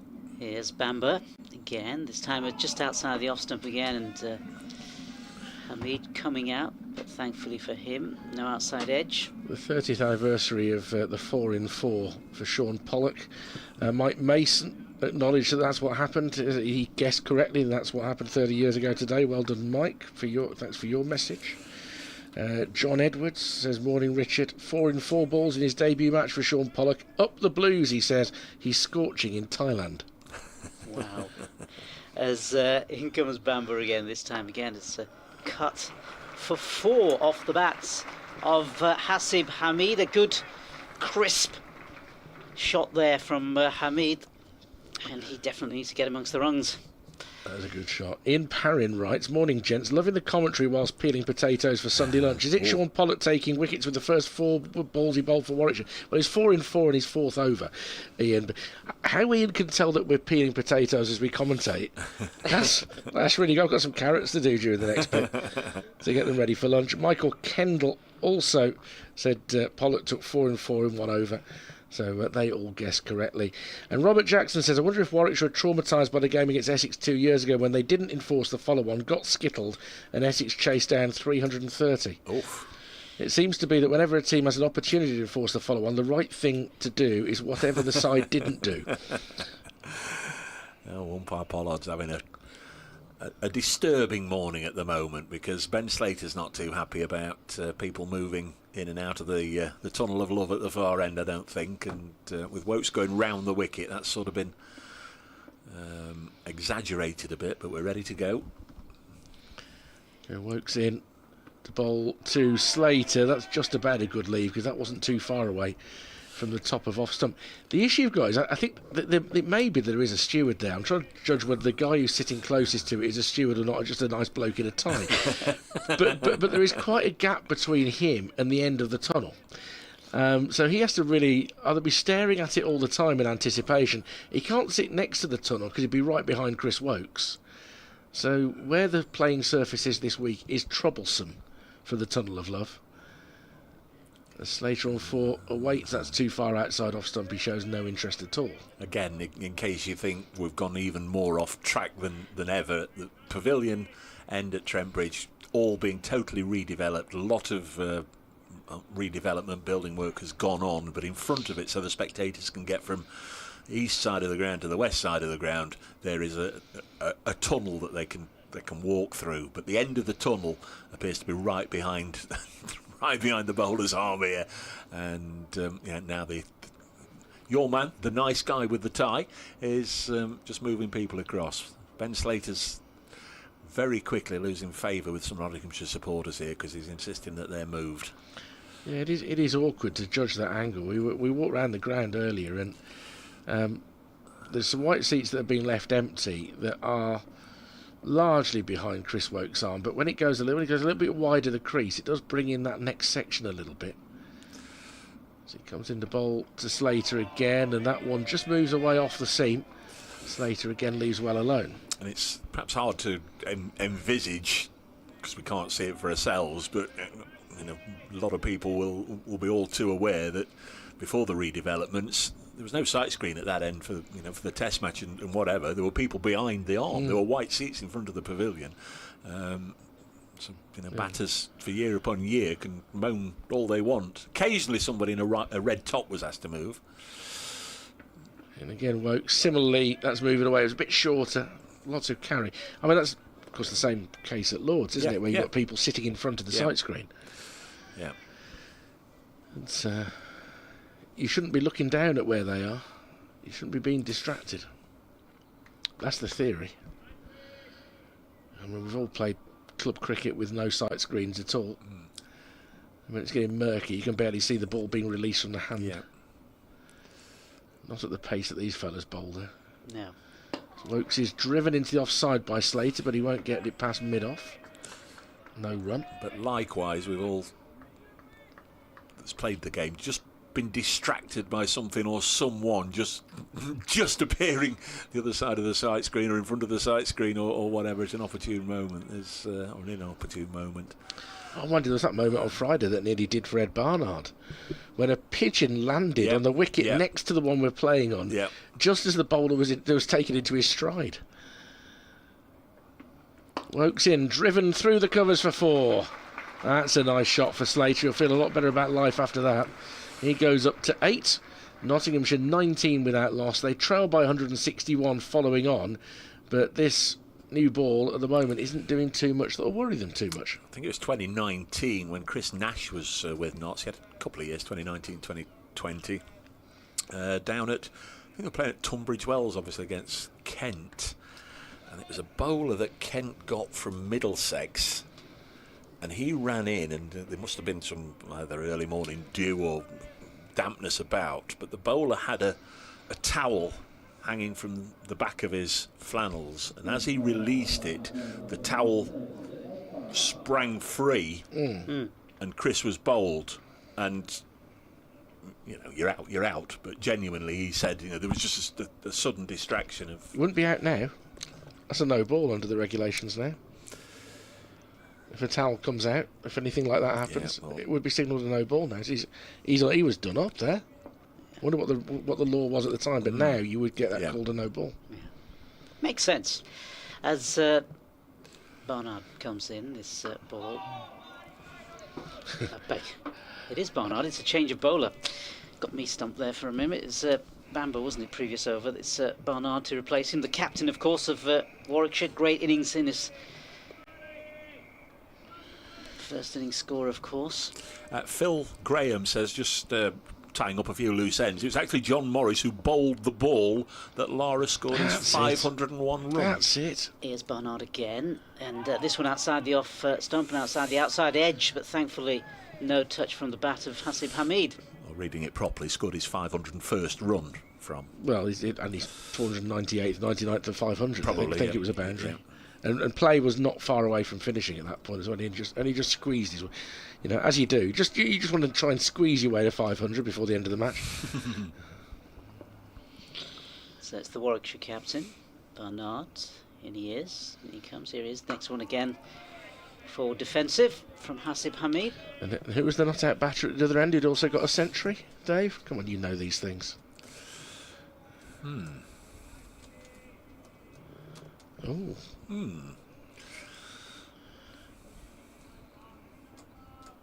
Because the famous picture of the scoreboard has the name of the centurion, or actually maybe not the Jeff name. Holpage? Oh no, a bit late for that. Barnard, and this one outside the off stump again. Attempted playing a miss from the bat of Hamid. Bowling really I just had a feeling it was a wicket-keeper. It was a wicket-keeper, yeah. You're absolutely right there. Piper, Keith Piper. It was the tremendous Keith Piper. There we go. Ah, Warwickshire keeper, yeah. Yeah, but that's you've done very well. I think you're allowed 3 guesses, and you got it on 2. I just thought it was a keeper. But you're absolutely right. Yeah, a bit late for Jeff. Yeah. Here we go with Barnard, Ed Barnard. This one again. Played it to the offside, but can't pierce that field. Keith Piper, without any shadow of a doubt, the best wicketkeeper I've seen play for Warwickshire. Just exceptional. And of course, he was keeping to Alan Donald in those days, to Sean Pollock, to some real pace, but he was an absolute athlete, Piper. I'll fly the Derek Murray flag as he joined Warwickshire from Notts. Here is Bernard, and this one again just pushed out by Hamid. That doesn't change my verdict, because I never saw him play. Not for Warwickshire. Saw him play for the West Indies tourists against Warwickshire. I wish he'd done a book, Derek Murray. I don't think he has. I don't think anybody's done one with him. But the stories he must have, keeping to the great battery of West Indies fast bowlers, Derek. Be interesting to see his hands. His son worked here for many years. Yeah. In the Trent Bridge ticket office. Nigel, pretty sure it was Nigel. Change of ends for Ethan Bamber. So he's going to switch to the pavilion end. See, most wicketkeepers have deformed fingers, or lengthened, bruised, cracked, misshapen. Tim Ambrose, who of course kept wicket for many years for first Sussex and then Warwickshire, his hands were immaculate, soft and immaculate. Amazing. Must do the dishes. Yeah. 19 without loss, Nottinghamshire. They've chipped away at this 180 run deficit. It's 161 now. And they're going to have to keep chipping away between now and probably tomorrow afternoon if they're to avoid defeat here, maybe. Yeah, but there's been nothing to worry them. No. Particularly. Steady. Well, hasn't. I'm only stating fact. Amber comes in to bowl to Slater, who covers up off stump. And there's no run. You had me reminiscing about 3 minutes ago when you mentioned Tunbridge Wells. An extraordinary place to work. Yes. Because what they would do is they would reserve the back row of the front seats of the pavilion. It's a little pavilion, club ground. Yeah. They reserve the back row for broadcasters. And BBC Radio Kent are always tremendous people hosting you, looking after you, whatever. There was only one problem with the back row of that pavilion, as Bamber comes in and it's steered towards backward point. It was slightly lower than the row in front of it. And the row in front of it had people sitting in it. Had the members sitting in it. So you were sitting and looking through the heads, between the heads of the members. Yeah. It was only slightly lower, but the back row was on a dip for drainage. So and to be fair, the members were extremely friendly there. They were very good. They wouldn't butt in or interrupt or tut if you got something wrong. Bamber in all, a slash and a miss by Slater. That was a little bit leaden-footed from Ben Slater through to Alex Davis. Remains 19 without loss. Pretty ground, isn't it, with the rhododendrons? And just on that Tunbridge Wells game, David, I think the bowler who got Chris Nash that day at Tunbridge Wells was Harry Podmore. He did play for Middlesex, didn't he? Thank you, Charlie, for remembering me. And he says, I'm running a sixth form geography field day tomorrow. We'll be using trigonometry to calculate the heights. Thank you, Charlie. Good luck with that. As he's flicked off his pads by Slater behind square. Sliding stop in the deep by Booth. They come through for a single, 20 without loss, trailing by 160. And the mnemonic for remembering all your trigonometry might Richard Wilford is... Selly Oak Hospital can always help the old ages. Tunbridge Wells isn't the ground. It can't anymore because it's been raised to the ground, but that's neither here nor there. Tunbridge Wells, yes. It's not the ground with the tree in, isn't it? That's Canterbury, yeah. Isn't it? Yeah. No, but Tunbridge Wells is a beautiful outground. And due to the vagaries of BBC booking systems, my hotel was in Tunbridge, not Tunbridge Wells, which is about 9 miles away if you go round Woodland to get there. And that's one spelt with an O, but it's still Tunbridge because they're really named after the same thing. Yeah. Bamber to bowl to Hamid this time, who withdraws his bat just in time. It looked like he was having a little fish outside off stump. First and third slips in place at the moment. So yeah, it looks as though Bamber, who was bowling from the Radcliffe Road end, has been switched over now to bowl from the Stuart Broad end. 2010, when Notts won the championship, they played at Tunbridge Wells, and there was a delay to the start of one of the days, day 2, 3 or 4, because one of the umpires had taken the key to the umpire's room back to their hotel with him. Had to go and fetch it. Bamber in, back of a length, left alone outside off stump. No run, end of the over. Nottinghamshire 20 without loss. It wasn't a typical week at a festival ground. You know, festival grounds, I did a game at Horsham where you bat first, you get 400. It goes 400, 300, 200, 100. That's your festival ground. Yep. But Tunbridge was for all sorts of climactic reasons and difficulties that the ground staff had. It was ferociously underprepared. So the first innings was a nightmare. Pretty much both teams were bowled out on the first day. From that point on, it went to being an utter featherbed. And Warwickshire was set something like 450, 460, and had a proper good go at it deep into the final day. Ian Bell made good runs. It made for a very good game of cricket, but a little bit accidentally. It's going to be Barnard to continue, and he's bowling to a slip and a third slip as he comes in and bowls. This ball just squeezed down, in fact, past that third slip, and they'll pick up runs. Knots 20 without loss. Dan Mosley, the fielder, he had an over yesterday. The Yates over we remember because he got rid of Duckett, and then there was time for one more over, and Dan Mosley bowled it. They both only bowled one over in the Nottinghamshire first innings. Be interesting to see if Barnard turns to either of those for a token over before lunch, which is about 40 minutes away. Well, here is Barnard, and this next delivery punched leg side, but straight to the fielder there at mid-wicket. No run. I'm trying to do my first calculation of the day for how far behind we're going to get today in terms of time of finish. We've got. Might be done by 3 o'clock. Dave will do this negative school of thought all day. They've been untroubled in the second innings. He's been asked to follow on, Dave. Slater faces up, and this time just squeezed out by Vane Slater. No run there. I'd never have forgiven you if he'd been bowled from that ball. No, but see, we talk about Warwickshire being really positive by enforcing the follow-on in an era where you don't see it very often. I think also it's a reflection of the fact that on the surface they feel getting the 20 wickets is going to be really, really hard. Same notion as to why Nottinghamshire chose to field in the first place. I think that's the point of consistency, isn't it? Yeah. Both teams view it that way. Here's Barnard again this time. Oh, and that's so good. It's actually bisected the two fielders in the slip cord and gone for 4 runs. So. Would that have carried to second is the question. That if we see a replay from the good people from Notts TV, yeah, my instinct is that it wouldn't as well. I think it was a scuttler. Yeah. I think it scuttled along the ground. But Haynes is just, you know, and he's experienced and good enough to have that, but Haynes is just going on a hunch, I think, as to where to stand. I don't think he'll be being told by Ed Barnard where you need to go, somewhere between 3.5 and 4th or 5th slip, because he's just going on a gut feel. So he's getting closer. Yeah, he is getting closer. 3rd, 4th slip area, that's where that ball went through to 4 runs. As this next one again just pushed out again, no run there. He's standing almost Botham close now. Minnie and Botham used to feel if he was at 2nd slip, he'd be standing about 5 yards in front of 1st slip. Yeah. It's interesting, short extra cover. Bo Webster, giant figure in that position. If there is going to be any wobble, Barnard is the man who might well extricate it. Here's Barnard to close the over, pushed into the onside to the close infielder there, and there's no run.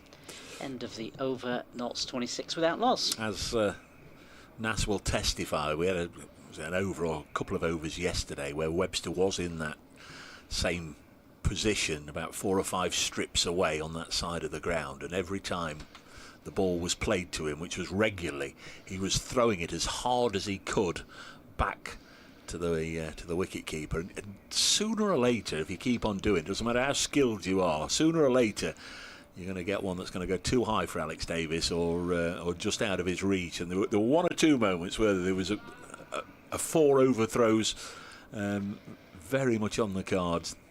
Yeah, I don't think Davis was best pleased with that, was he? No, I think he got one on the finger end that kept low, didn't he? And yeah. They stopped doing it after then. He kept giving him the hard stare. Here's Ethan Bamber, changed ends from the far end, so he's replaced Chris Wokes, 26 without loss. Bamber in and bowls, and Hamid on that front foot pushes it back to the bowler. That was probably be a prime example of what Paul Pollard was sort of ticking him off for. He does get a long way forward on the line of middle stump, really, Hamid, and Pollard wasn't too happy. Of course, we saw that a lot yesterday with Joe Clark, even more so. I can't remember the umpire actually ticking Joe Clark off, but he was batting well out of his crease and getting further forward. He was, wasn't he? He pushes us into the offside, no run. Thing is, if you felt that he was doing it deliberately to scuff up some rough for Liam Patterson-White, that would be one thing. But clearly he's doing it to try and negate the effects of any swing or seam movement. So it seems to me a perfectly valid batting tactic.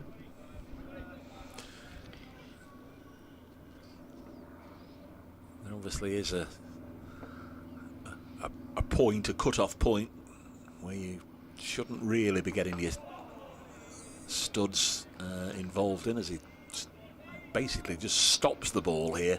Sam Hain has to come forward from that second stroke third slip position to pick the ball up and send it back round the ring. Jordan Thompson's starting to show signs of getting loose. Warwickshire do a lot of this, don't they? They have their bowlers in short spells and then rotate them, and they seem to have a lot from watching them play yesterday. Well, they've got six seamers, which gives them that little bit of a benefit. This is the 13th over of the innings. Notts following on. Opener's still there, and Hamid leaves this one alone and then goes on his characteristic little walk, 4 or 5 paces towards the square leg umpire, turns and comes back.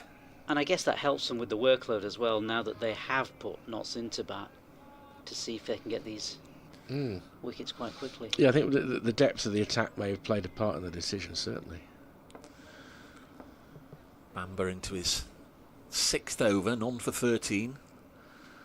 He's in now and bowls, and Hamid happy to defend. What were his figures in the first innings? Just 1 for 39. I think it was. Well, it was Ben Slater he got, wasn't it? Yeah. Bowling around the wicket from that end. 15 championship wickets so far this season for Ethan Bamber, who's played in all 4 games. Barnard and Thompson, the other bowlers, have played in all 4. Webster has as well. Wokes was rotated out for Keith Barker to play last week, and Gilchrist and Booth have played 2 each. Hamid has 11. He's now faced 50 deliveries. That's his 51st, pushing it into the offside. He's faced just about twice as many deliveries as Ben Slater. That is the end of the over, 26 without loss. We were speculating yesterday with Keith Barker whether there is sort of any lingering ties and feelings and affection for Rochdale and the emotions they went through yesterday, because in his pre-cricket days, Keith Hubert Barker, the godson of Clive, played a bit of football, didn't he? I think he's either godson or he's actually... Is he a nephew? I don't know which he is now. I'd have to look it up. I'm sure he has got some affection for Rochdale. I was delighted for York City. Although it's a ground I'm going to have to do again because they've moved since I last went there. Yeah. But I have got an excuse. When there's an international break next season, it gives us a weekend away visiting the daughter at university. Okay. So that'll be all right. Yeah. She'll have to put up with us. Is Barnard, Warwickshire captain, and this again just played out carefully by Slater. No run there. Former Notts county manager Stuart Maynard, who was dismissed from the Meadow Lane job at the end of last season and quickly appointed by York, so a successful year for him. I've enjoyed going up there to the cricket as well. That cricket ground, it's an interesting commentary position, but it's a nice. The atmosphere is very good at York. Slater facing up to Barnard again, just pushed out in front of him. I've got a York anecdote for you from York Cricket Club when Notts played there in the One Day Cup about 4 years or so ago. Yeah, I think it was the same, about a week after Warwickshire had played there. I think that year. Yeah. We started. We had about an hour's play, and then the rains came down. Heavy rain. Long delays. We'll have lunch. Lunch was being served by a private catering company. Yeah, Slater to face up to Barnard, and this again squeezed out into the offside towards point. No run there. Press seats with your name on. Sit round a table. 6 or 8 or 10 of you round a table. Out came the starters, whatever they were. Fire alarm went off. You think it's no, that's nothing, is it? Nothing. But no. I'm afraid it is a fire alarm, and it is it's a proper alarm, and can we ask everybody to go out? And so we went out about an hour outside York Cricket Club, chucking it down with rain, remember, getting soaking wet. Oh no. You can go back and sit in your car. Fire engines came and all the rest of it, and sorted it all out, whatever, let back in.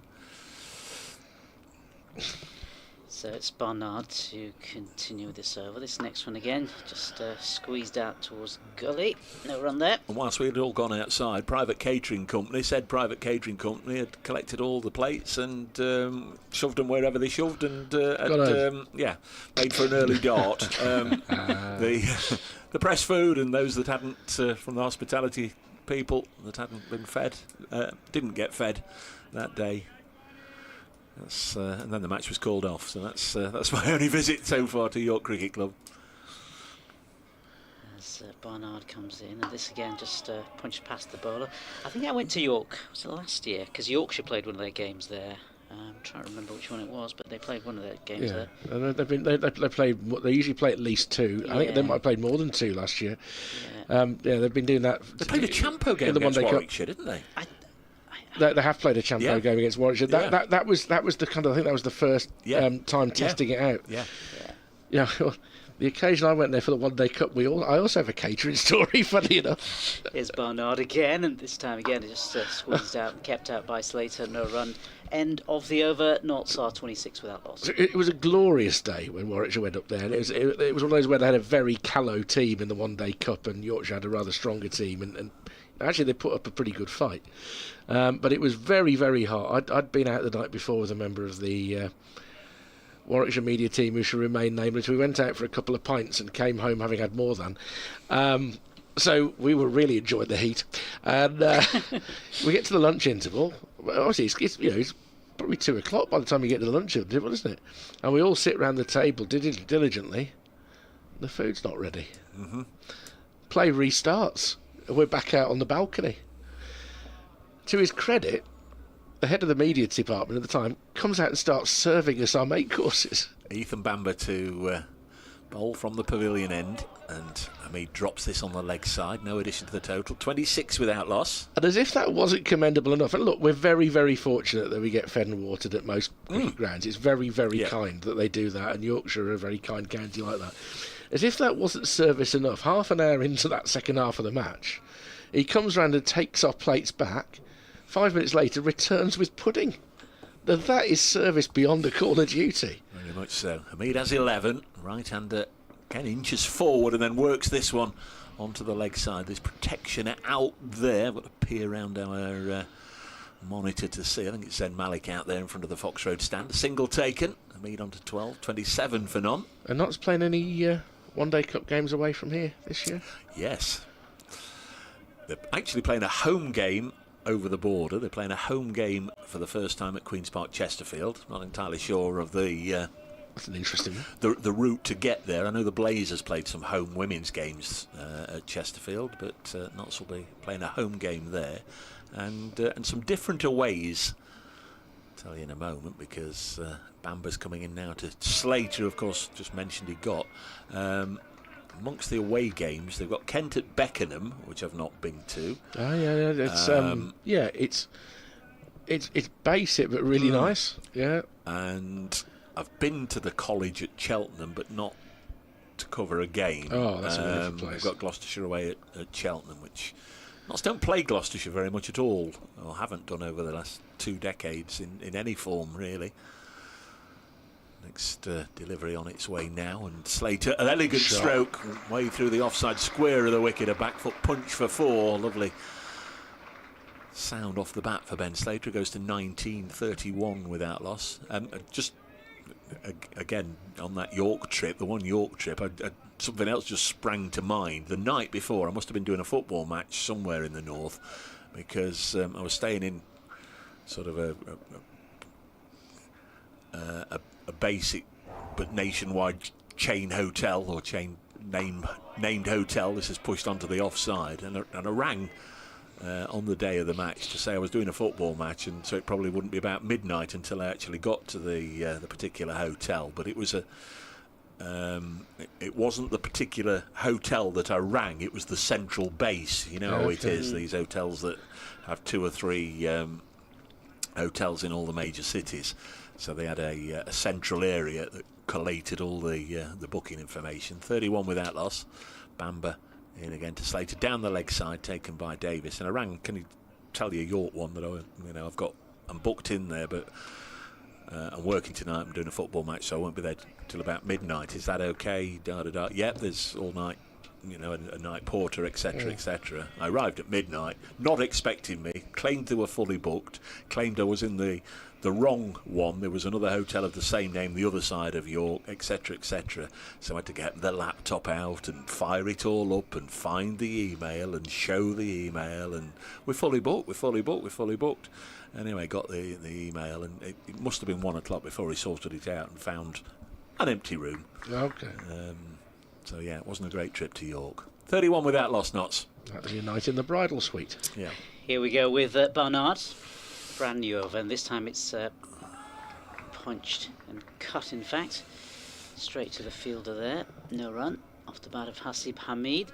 By the way, these two teams in the One Day Cup this year, Nottinghamshire and Warwickshire, play each other at Nettleworth. Yeah, Welbeck Cricket Club, yeah. Yeah. I know. The Bears have got 3 home games at Rugby School.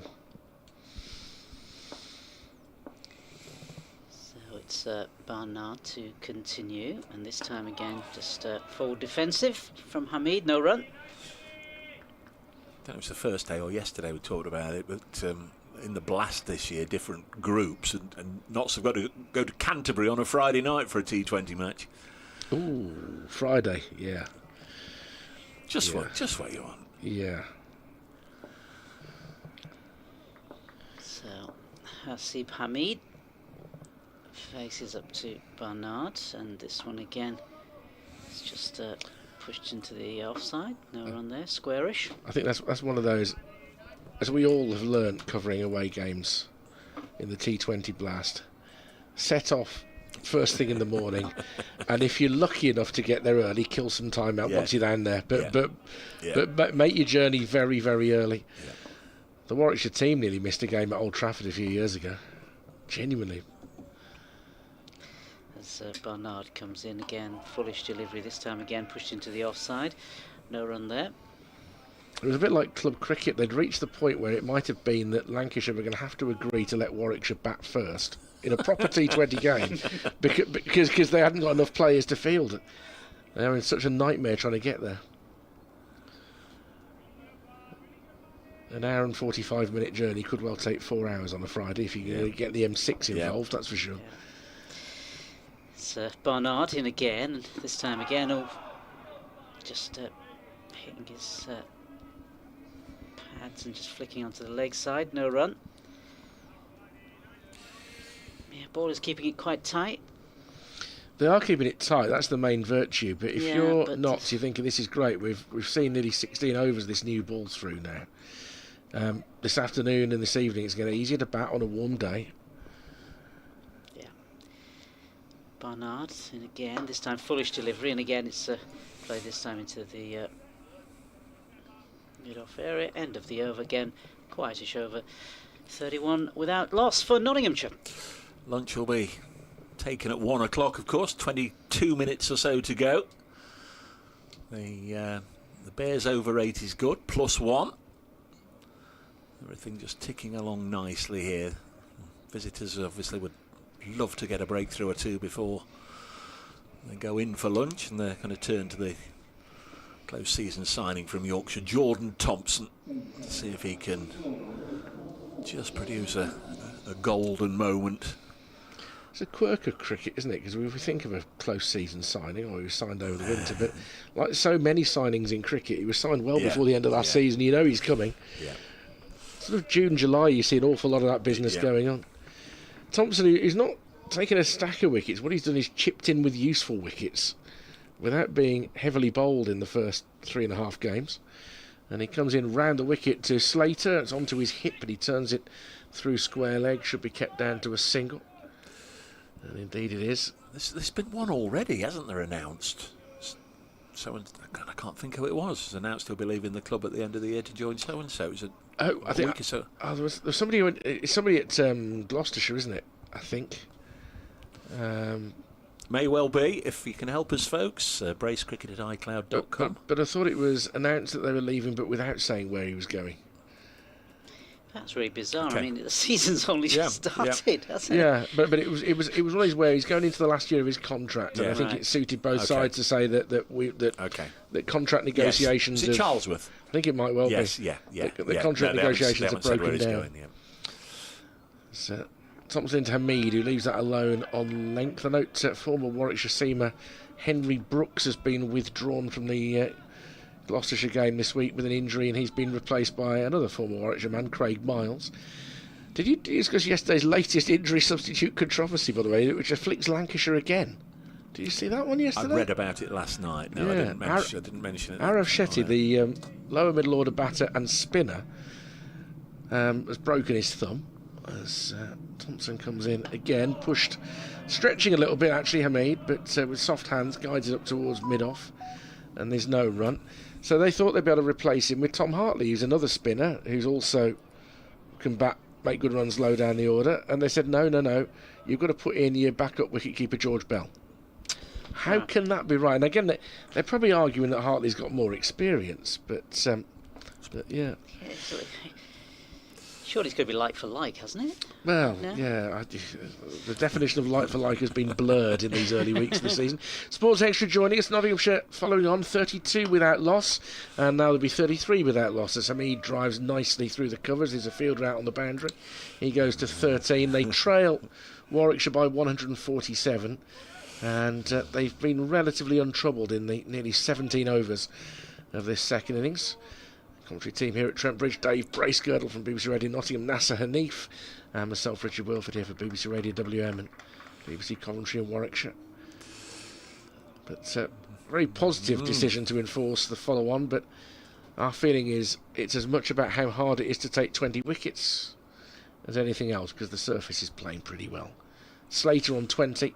Thompson round the wicket, driven into the covers, and going down in stages is Bo Webster, but he fields it neatly. He did that yesterday as well, didn't he? A couple of times. Lands a little bit like a tortoise on his shell in the end. It is interesting, though. We were just talking a wee while ago, though, Nasser, about Webster yesterday.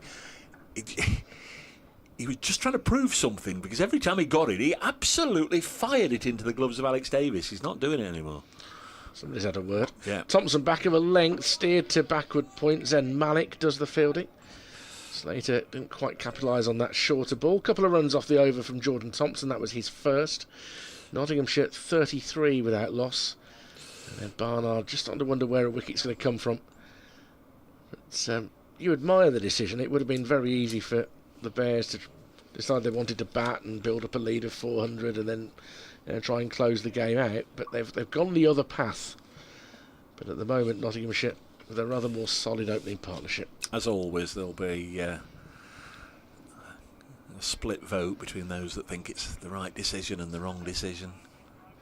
Notts didn't enforce it against Glamorgan. After 2 days, everybody was saying it was the wrong decision, but went on to win the match. Tend to leave it to those that are perhaps in a position to influence the outcome. Here's the Warwickshire skipper, Ed Barnard, and first ball just pushed out into the offside, no run off the bat of Hasib Hamid is on 13. Well, the reality is, like in most sporting conversations, the correct answer is in a grey area, isn't it? In that you can see the argument for both, and we have a suspicion as to why they decided to go down the route of enforcing the follow-on. The fact they've got 6 seamers plus 3 spin options, because Bo Webster's in both camps. We haven't seen him bowl his off spin yet in this match, but he may well do at some point. But the depth of the attack means that it gives them a bit more of an opportunity of being in the field for a long time and taking wickets. It's Barnard, and then this one's actually squeezed past for 4 runs. It's gone past Gully and just gone straight to the boundary there. 4 more runs off the bat of Hasib Hamid, takes him into the 20s. Delighted to read the match report on Friday evening of the Blaze turning that game completely on its head at Chelmsford to beat Essex, and it was a terrific batting performance from Ola Prendergast and Kirsty Gordon earlier. Grace Ballinger, well known to Warwickshire listeners, of course, the Birmingham lass who plays for the Blaze. Barnard's run through the crease here. Grace has just been in touch to say, I'm popping in this afternoon. Can I come and see you guys? And you can. Oh, of course you that'd be can, nice. Grace. I've worked with Grace a number of times. Yeah. I must admit, I love the amount of swing she gets on the ball.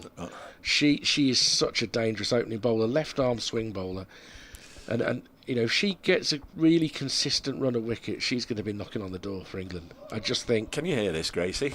No, just having worked with her, you become a supporter of the people you work with. Here's Barnard, this left outside the off stump by Hamid, no run. We just need to get her bowling coach Luke Fletcher to sort out that hop, skip and a jump at the start of the run. Yeah, I like that. I love the quirk and idiosyncrasy. But please, Grace, please pop in and say hello. You'd be very, very welcome. And no need to bring cakes. Some minstrels would be nice. Another chocolate is available. No, but I love when you're working with the young women cricketers who've joined us as third voice. It's brilliant to see them do well on the field. Here's Barnard, and this next delivery again pushed, but it's gone straight to third slip. She's been doing some other work for the BBC, Grace, recently as well. Well, so, she'll tell us all about that. She'd love a career in the media, I think, after cricket. I go into the BBC Radio Nottingham studios about once every time Ali's comic comes over. Went there in the winter, and there was Grace on the door letting me in. Here we go with Barnard. This time again left outside the off stump. No run there. We won't go through the legal complexities of why you're not allowed there more than often. But I'm not allowed outside the Kingdom of Newark during the winter months, except to watch football. Well, yeah. That's not a legality. That's Mrs. Bracegirdle. I feel I can say that now that I've met her. She'd shove me out the door at every opportunity, Rich. You know that. Here's Barnard to come and complete his over. And this next one just pushed out again into the point region. End of the over. Knots to 37 without loss.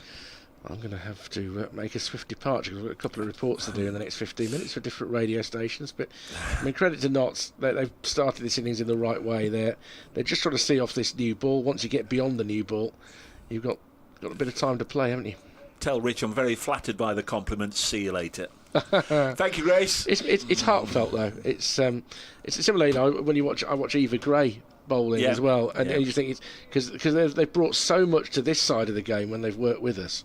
And you know, they're young people who've still got great futures ahead of them as sports people. So it's great fun to watch them play.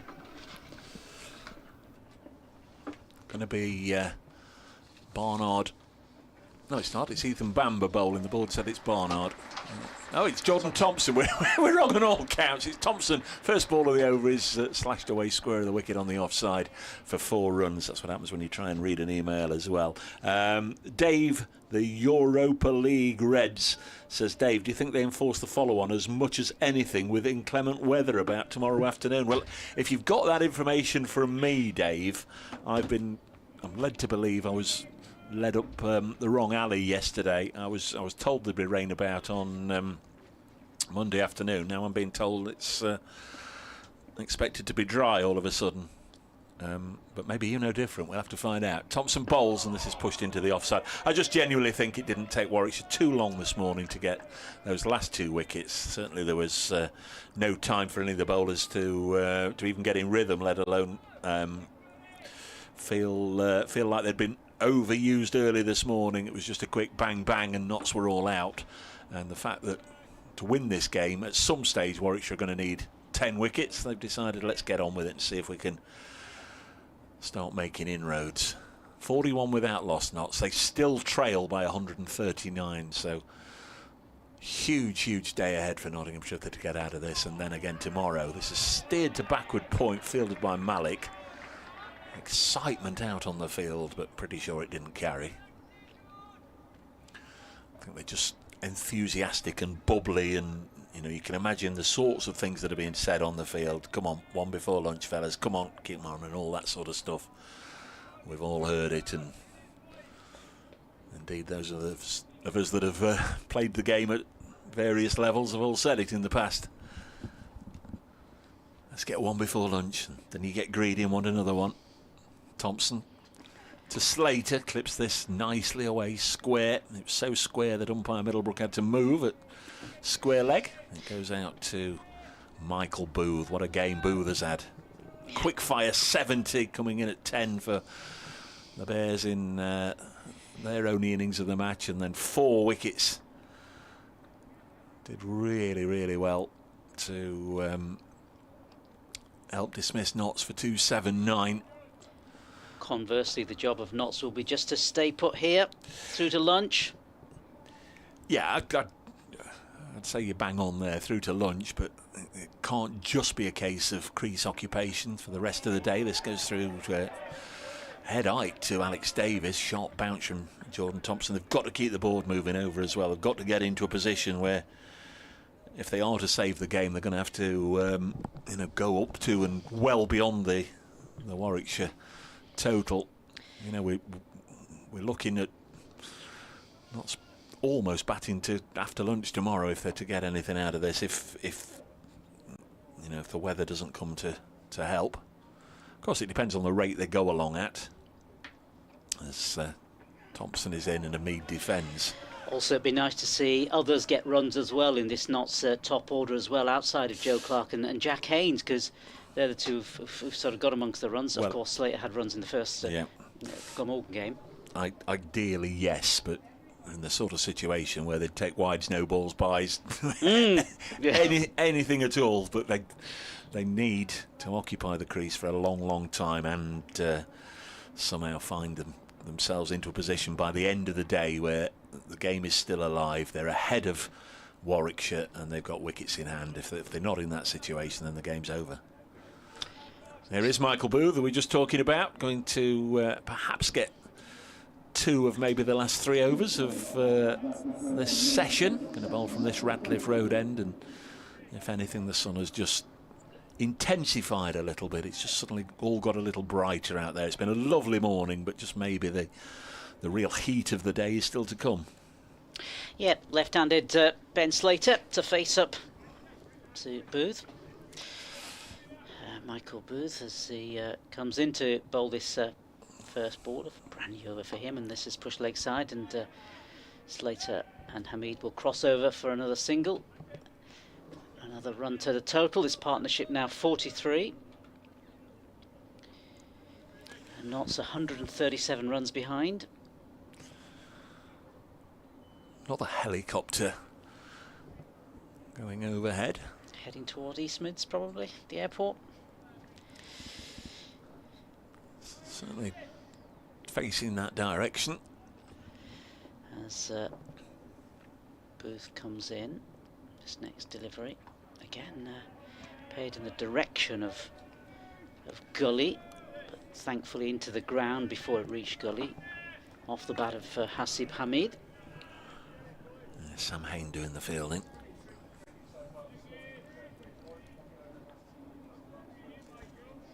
Now he's the floppy hat Sam Hain, isn't it, we were saying. So, Hamid faces up again to Booth, and this next one again, it's played off the legs, and interesting delivery. That's gone for 4, actually, past the keeper. Yeah, attempted to play did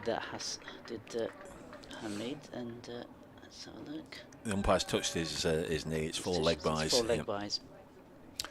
Not started the day, 264 for 8 in their first innings.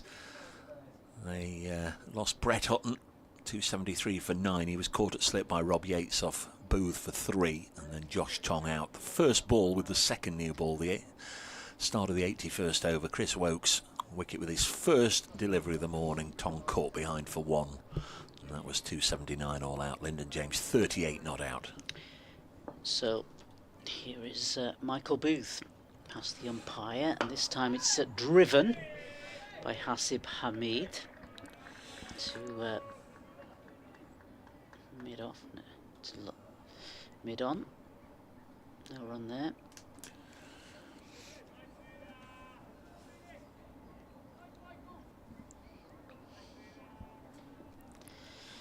And just this important period. Couple of overs just before lunch as Booth again to Hamid, foolish delivery, and this time it's played square and it's played for 4 runs off the bat of Hasib Hamid. A lovely looking shot there, square of the wicket. That takes Notts to 50 partnership between these two. Hasib with 21, Ben Slater with 26. Yeah, Slater, a couple of overs back, played 1 square of the wicket. away for a boundary. That certainly matched it for shot of the morning for me. Lovely stroke from Hamid. So Booth again. Here he is. This time, again, a foolish delivery past the outside of the off stump through to the keeper, no run. And that's, in fact, the end of the over. So, yeah, 51 without loss, Notts. This is where the wheels came off at the same time yesterday. Losing a wicket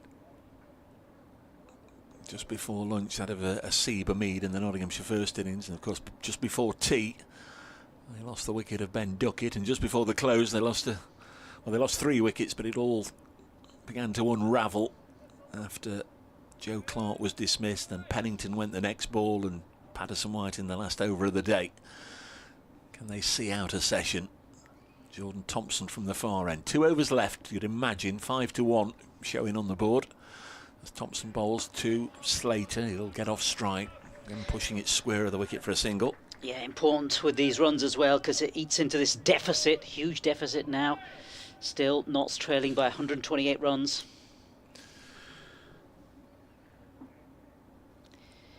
Getting up to par and then try to build from there. Well, even with a good afternoon, they're only going to be sort of level at tea, aren't they? Yep.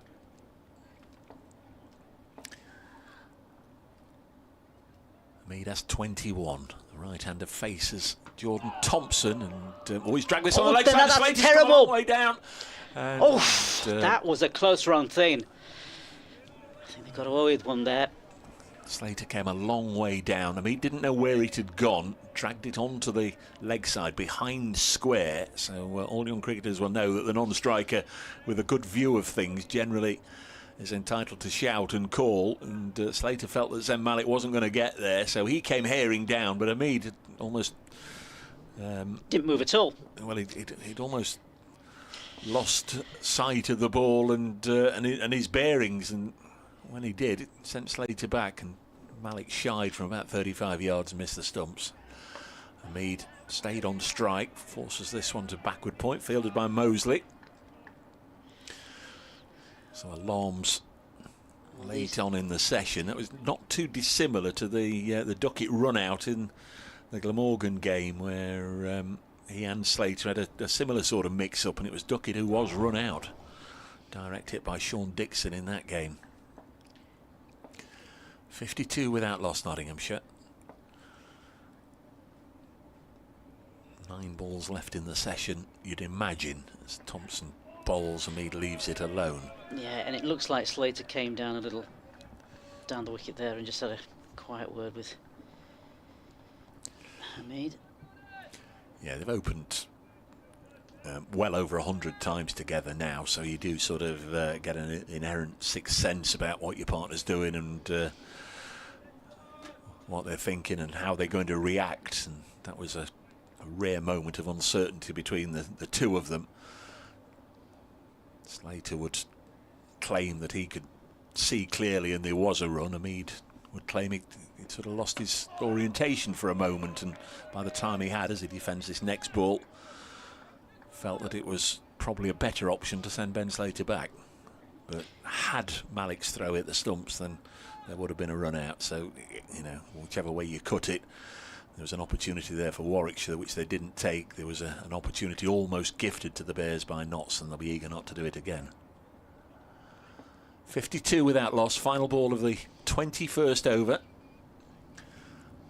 Bowled now by Jordan Thompson, and little stabby there from Hamid. He sort of didn't move his feet, which is unusual for Hamid, and just stabbed the bat at the ball, and it went along the ground safely to point, no run. 52 is the opening partnership. Notts trail by 128, and the clock showing 12:59, but they're in position already to make sure they get one more over in before the lunch break.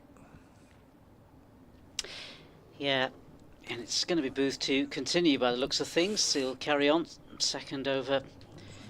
And going to go round the wicket for a change. Yeah, he will. He will come round the wicket and try to change the line of attack here and see if he can get one to sort of maybe deviate, dip in at the last minute perhaps, just unsettle the batsman.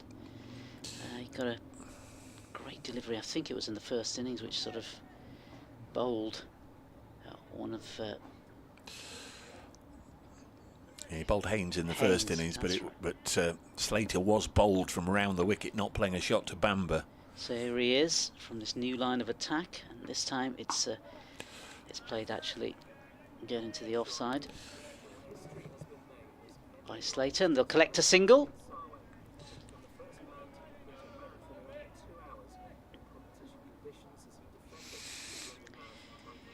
So Hasib Hamid to face. Again, he'll be looking to see out this session. Very important that he's still there. And he and Ben Slater just walked back to the changing room, having safely negotiated this important passage of play. There's discussions taking place now between Chris Wokes and Ed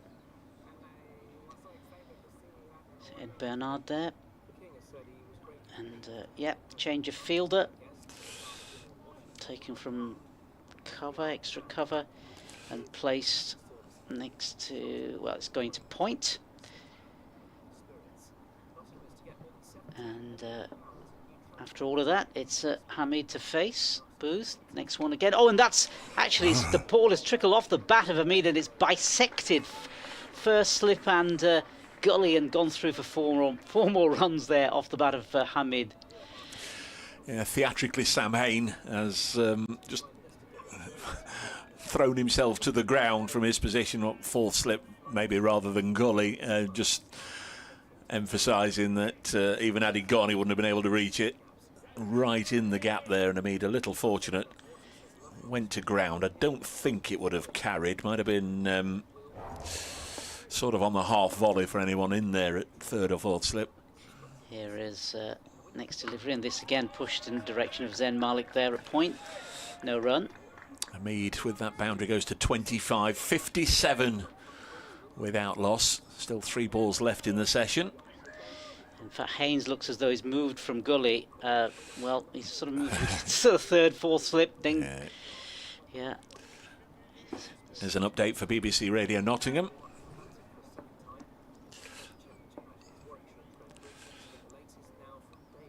Yeah, we're in the final over of the session. In fact, 2 balls left in this session. Notts currently 57 without loss in their second innings, so faring much better this time around. They were bowled out, quickly losing their last 2 wickets this morning for 279. They're 123 behind at 57 without loss.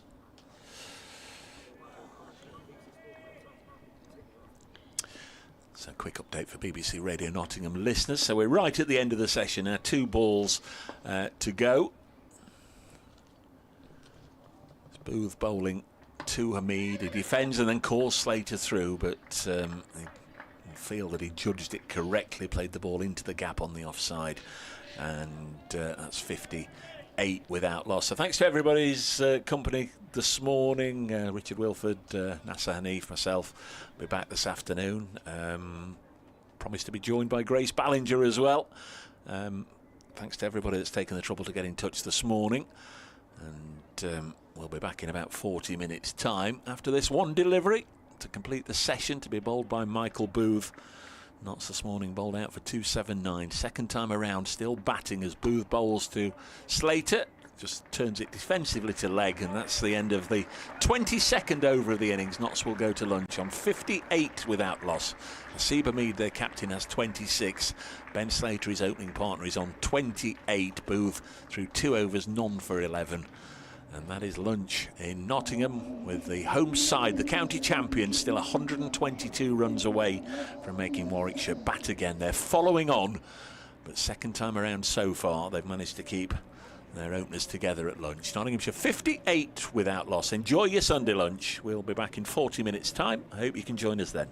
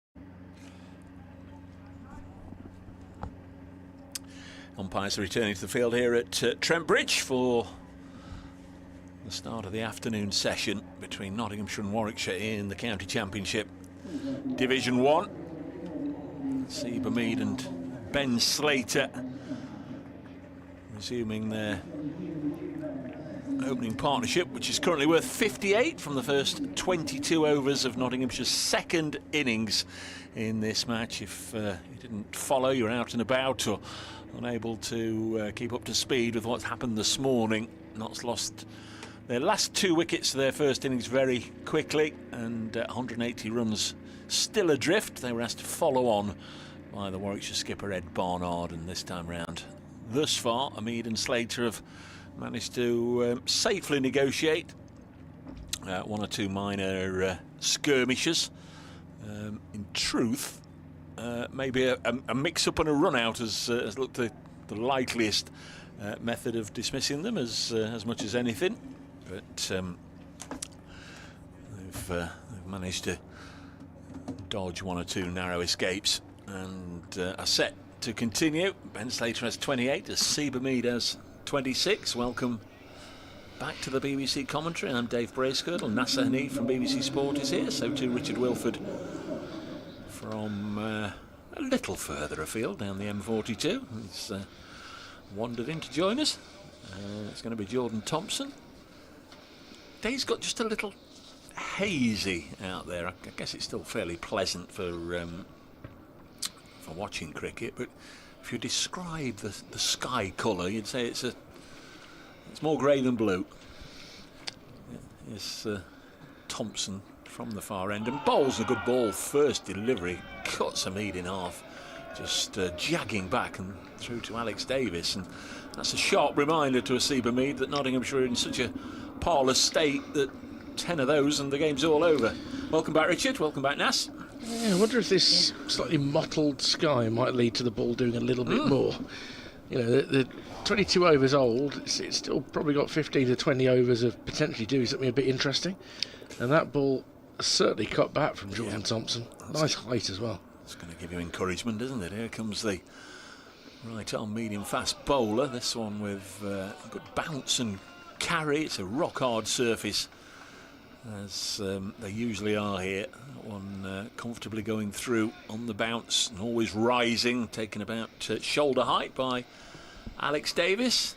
Yeah, always takes a bit of time, I guess, after your lunch break, just to get yourself back into the groove for these 2 batsmen. Of course, if you feel well set and then the first ball jags, you think, oh.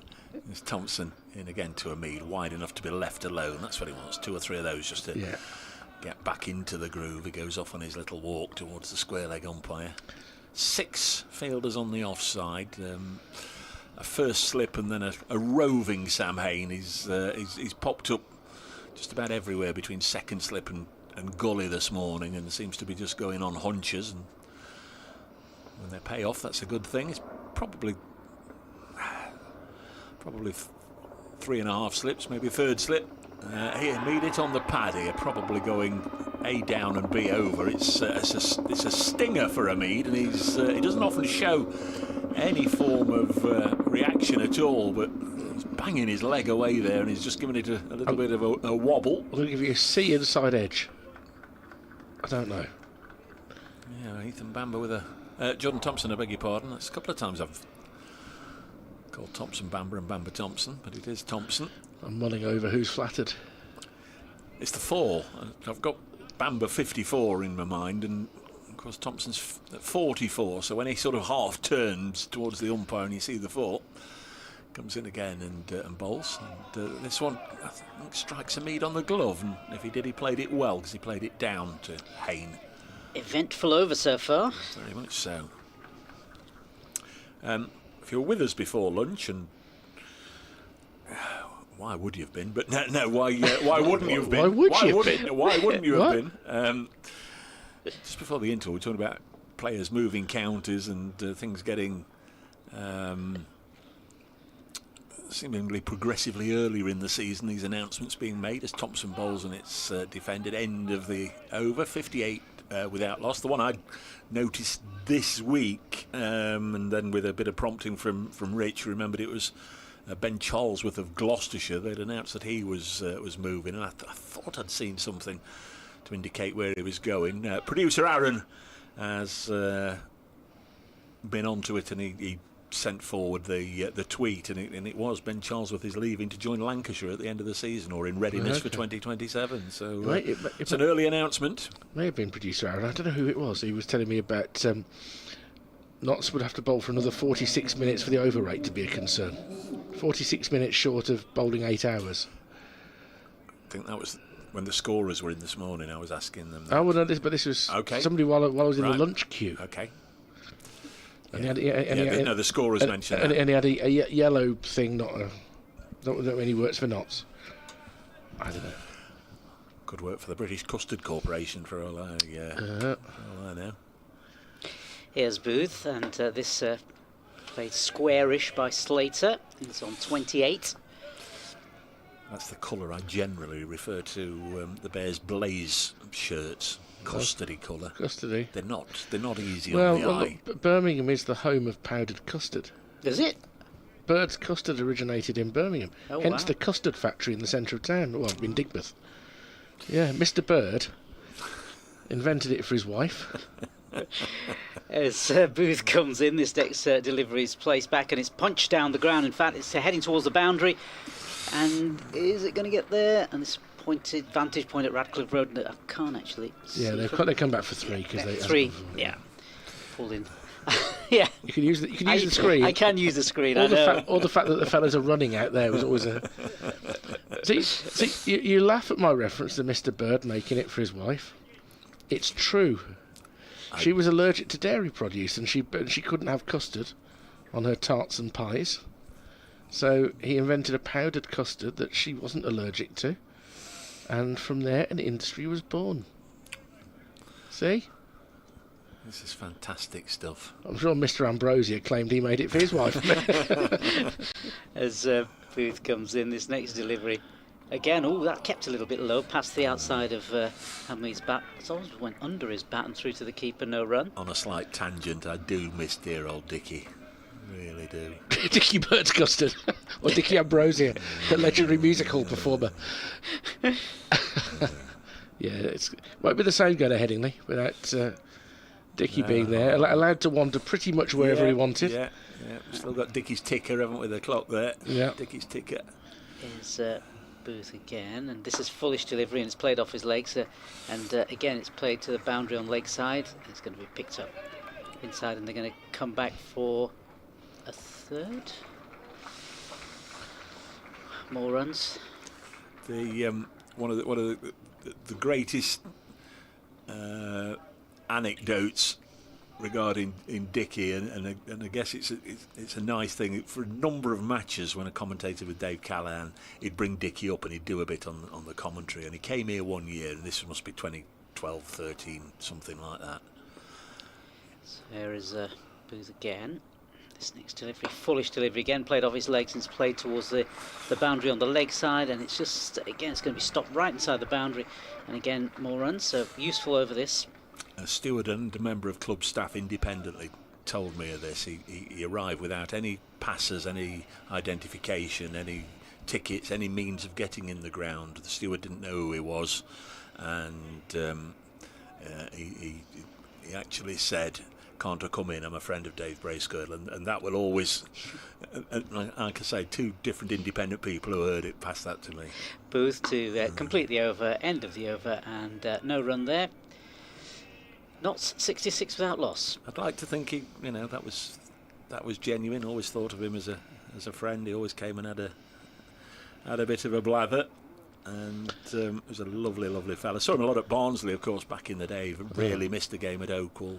Obviously less in his later life, but what a tremendous character. Well, see now, I must have told this story before, but many won't have heard it.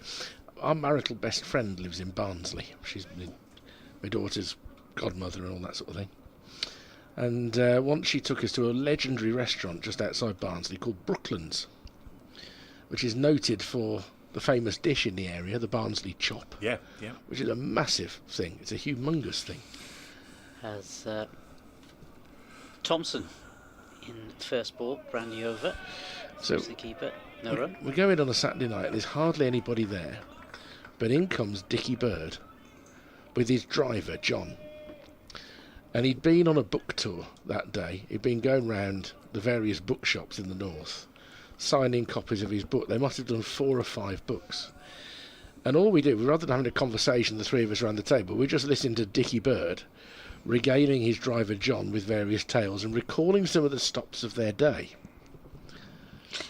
It's Thompson in again, former Yorkshire player, of course. And this again just goes into the third slip area, no run, just off the outside of Hamid's bat. And he's growing increasingly indignant. What about Manchester, John? What about Manchester? Remember what happened in Manchester? I couldn't believe it. That bloke who came in and asked me to sign Tufnell's book. And at that point we had to break cover that we were listening to the conversation because we couldn't help but laugh. So Hamid faces up to Jordan Thompson, who's in from Stuart Broadend and getting plenty of lift and bounce through to the keeper, no run. Although on that occasion I do know he didn't mention you by name, Dave, which is disappointing as he was tucking into his Barnsley chop. No, that's okay. That's okay. Did he umpire you when you were playing international cricket? No. Can you imagine how good that would have been? Been a thing, wouldn't it? You wouldn't have got any LBWs. LBWs. I'm going to say, been honoured to have been given out by Dickie Bird. You'd have gone, wouldn't you? You wouldn't have. Here comes Thompson again, and this one outside the off stump through to the keeper, no run. That's like say it'd be an honour to be sent down by Britain's greatest judge. No, but you wouldn't have hung around sort of disputing the decision, would you? If he was giving you LBW, it was certainly plum. And you'd nicked it, if you nicked it. Oh. Yes.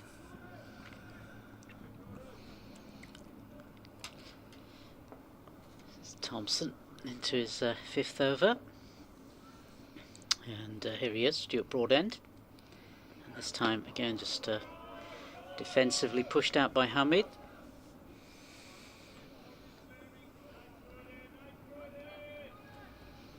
A couple of additions on the domestic umpiring circuit I was noticing when I was leafing through my cricket annual that I bought from the club shop earlier. You did. So I don't know why it's one of the first things I look for is the updated list of umpires. I've got no idea why I have that compulsion. There's that and working out how many T20 double headers there are, because I'm looking forward to those. So it's Jordan Thompson to come and complete the over, and this time again left outside the off stump through to the keeper. End of the over. Notts are 66 without loss.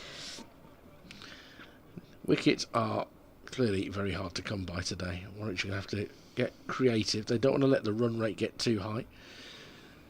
They want to make sure that before Notts have got enough on the board to be safe, that the amount of time left in the game means that they themselves are safe. But it was a bold decision to enforce the follow-on. Is Danny Briggs still on the staff? No. He's returned to Sussex.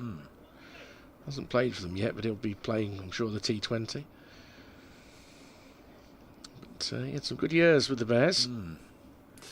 Did for Notts one Sunday afternoon, I remember. Here's Michael Booth steaming in round the wicket to Slater up on his toes to steer it up towards mid-on, and there's no run. Picked up there by Chris Wokes with that rather familiar gait. And Chris Rushworth retired, gone, not retained on the coaching staff or anything? Retired is helping coach in the academy, the young bowlers, which is a very promising one called Charlie Taylor, who signed his rookie contract last week. So Booth comes in full of length, driven back into the follow-through of the bowler, who picks it up one-handed with his left hand. So yes, a Rushworth experience is still going to be brought to bear. Of course, Graham Welsh brought back as bowling coach, which is music to Bears fans' ears, because we do consider him the bowler whisperer.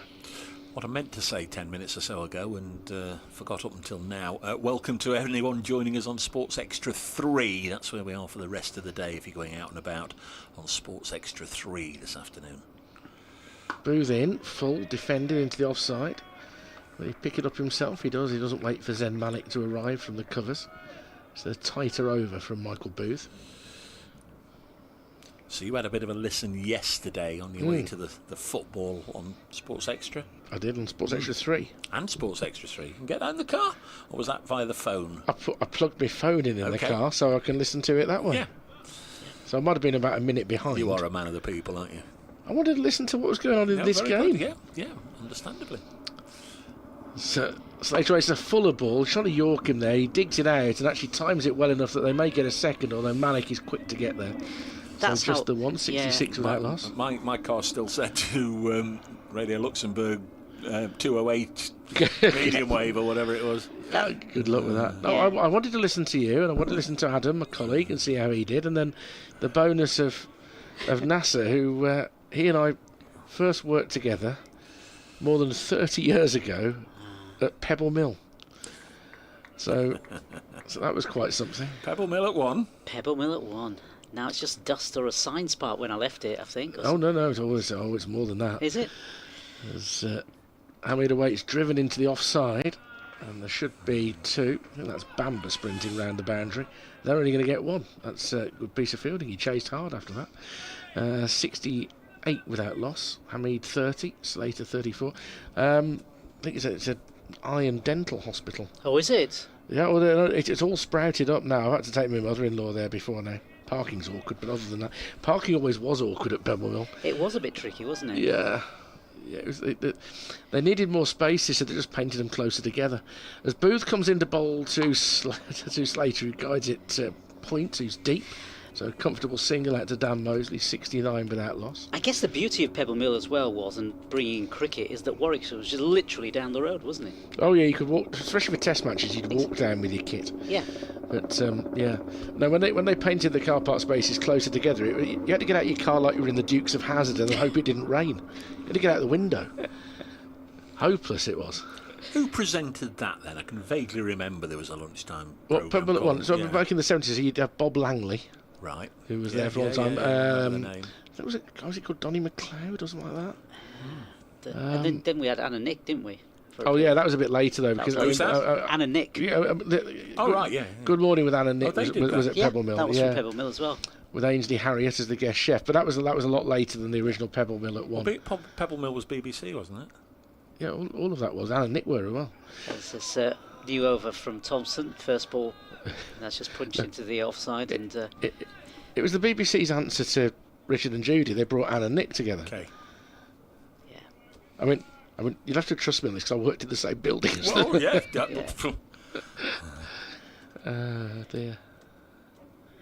Yeah, it was a hub of a lot of activity, wasn't it? It was, some of it useful. Yeah. Thompson. Here he is in again, and again this is squirted out towards third, fourth slip, and no run there, just picked up by... I've remembered the name of the female lead presenter now on Pebble Mill at 1 in the 70s. She was called Marion Foster. Okay. Oh. And then they did a late night version for a while on Saturday nights. Either side of Match of the Day. I can't remember which way around it was now. And you'd have studio audiences, wouldn't you? You'd have people going in there, I think, just to... It'd be very small for the daytime. Yeah. Very small. Yeah. It's Thompson. Here he is again, and this time it's just, again, played into the offside. No run there off the bat of Slater. There is some infamous footage of Pebble Mill at 1 on YouTube from various different occasions, because they'd often have pop stars, let's face it, lip-syncing to their greatest hits, and they do it out the front on Pebble Mill Road because there was a lot of lawn area and there was a little bridge, and in fact on one occasion somebody did it singing in the central reservation of Pebble Mill Road. Apparently we've only just gone on Sports Extra 3, so we're just reminiscing here at Trent Bridge. We're not so 69 without loss. And it's Thompson to continue this over. Jordan Thompson, and that one is just pushed out into the... onside for no run. Yeah, not 69 without loss. Hasib Hamid has made 30. Slater is on 35. And there were a couple of instances where the boombox that was meant to be playing them the music so that they could sing along didn't work. So they'd be introduced, the music would be playing to the TV audience, and the band would be doing absolutely nothing. Those are the joys of the technology at the time for Pebble Mill at 1. I think on those, it'll be all right on the night type programmes. They've shown that, haven't they? Yeah, Slater, and he faces up to Thompson, and this again, it's past the outside of Slater's back, and he's going to squirt through for 4 runs. 4 more valuable runs here. Takes Slater on to 39. Hamid on the other side is on 30. So he's been unlucky in this post-lunch spell. Jordan Thompson, he is testing the edges of the bat now. And he's had a couple going through third. He's had a couple go through the gap between bat and pad. We haven't seen really much playing and missing at all in the first session. It's been a good spell from him. Yes, that little bit of a mix up the near run out was as close as Warwickshire have come to parting them up to this point. So Slater faces up again to Thompson. This attempted shot on the leg side, but again, it's clipped his pad and gone very fine for 4. I don't think Alex Davies would have captured it anyway, but he was appealing for an LBW that was, given that the ball was coming across him, was never going to be of any merit. So 4 more on the board, 77 without loss. And that means the deficit is about to go under 3 figures, 103 behind. I do remember actually going to Warwickshire and seeing really extensive work being done, similar to what's going on here at Trent Bridge, because they went through a phase as well, didn't they? Well, the building of the pavilion, which of course was enormous, or is enormous, and there's building work at the moment because the Raglan stand has been demolished, and they're building a new stand with a hotel. Gets extra revenue stream, all important for the counties. Michael Booth to continue from the Radcliffe Road end into Hamid. And that one just guided beautifully down to third. That was perfectly controlled by Hasib Hamid, who's had to work hard to get through these first 100 deliveries, but he's up to 34 now. 81 without loss, digging deep. It's not been the flushest start to the season for him, but this is now his highest championship score of the summer so far. Yeah. It's been a sticky start to 2026 for Haas, particularly the 2 games at Trent Bridge. Norton 2 against Glamorgan, bowled both times by Tim van der Hookton, and he was of course bowled for Norton in the first innings here, so however if eventually he does get out, he won't want to be bowled again. Booth in to Hamid, who will this time get a slightly streakier 4 through third. 85 without loss, but he wasn't in control of that one. It was much more of an edge. As a result, he goes a bit further back on his wander towards the square leg umpire. It takes him up to 38. Yeah, Booth's figures suddenly look a little unremarkable. None for 30, and he's only in his 5th over. But what a game he's had. It's a game he'll always remember, I think. Yeah, brilliant knock of 70, including a barrage of 6s to take the Bears to their 5th and final batting point. 4 wickets he took in the first innings as well. And here an appeal for LBW, but he kind of stops the appeal himself. I think he knows that was probably going down the leg side. It was hitting him almost on the full there, Hamid. He's got a sharp short ball, he's got a sharp Yorker, Booth. He's the impact bowler in this group. Just seeing a second look at it on our monitor in here. When it stops blinking, here it was going down the leg side. Yeah. I think, were we saying yesterday what it's Peter Siddle-like, almost? I think, were we having that chat yesterday? I can't remember. I think he might be a little bit brisker. There's this one fall outside off stump and a little play and miss. Trying to hide the bat behind the pad there, Hamid, but he does berate himself. Good comeback after the 2 boundaries to start the over. They have got a man down at third now, by the way. Just to cut that off. Very pleasant Sunday afternoon crowd. What you don't want the man at third? No, I'd see your Michael Booth and I'd raise your Siddle, even still these days. I don't think I would. Not now. Booth, back of a length, left alone. I'm not arguing that he's a better bowler. I'd obviously argue Siddle is a better bowler. Although I don't think he'll do much in the next 12 months in this country. No, he was due to sign for Notts, but that's gone by the by. must admit, I thought there was a rather unfortunate quote in the story that I read on the BBC website about Samit Patel and his decision that he'll now retire from domestic cricket, in that he effectively admits they didn't know whether it was going to be sanctioned or not, and it might be a problem.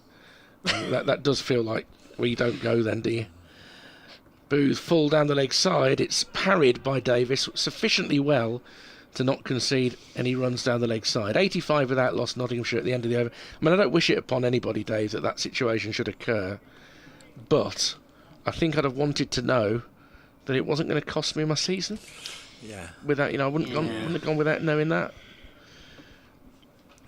Yeah, there's certain things I would imagine when you're engaged to go and work abroad that you just want to check on, don't you? You want to check that you're the fine print paid. You want to check that the flights and the accommodation and everything's sorted out, and you check that it doesn't have repercussions and it's all a properly sanctioned tournament. And it has to be. It's your own responsibility in the same way as knowing that, as a sports person, any of the pills and potions that you might use, knowing whether or not you're allowed to use them. Exactly.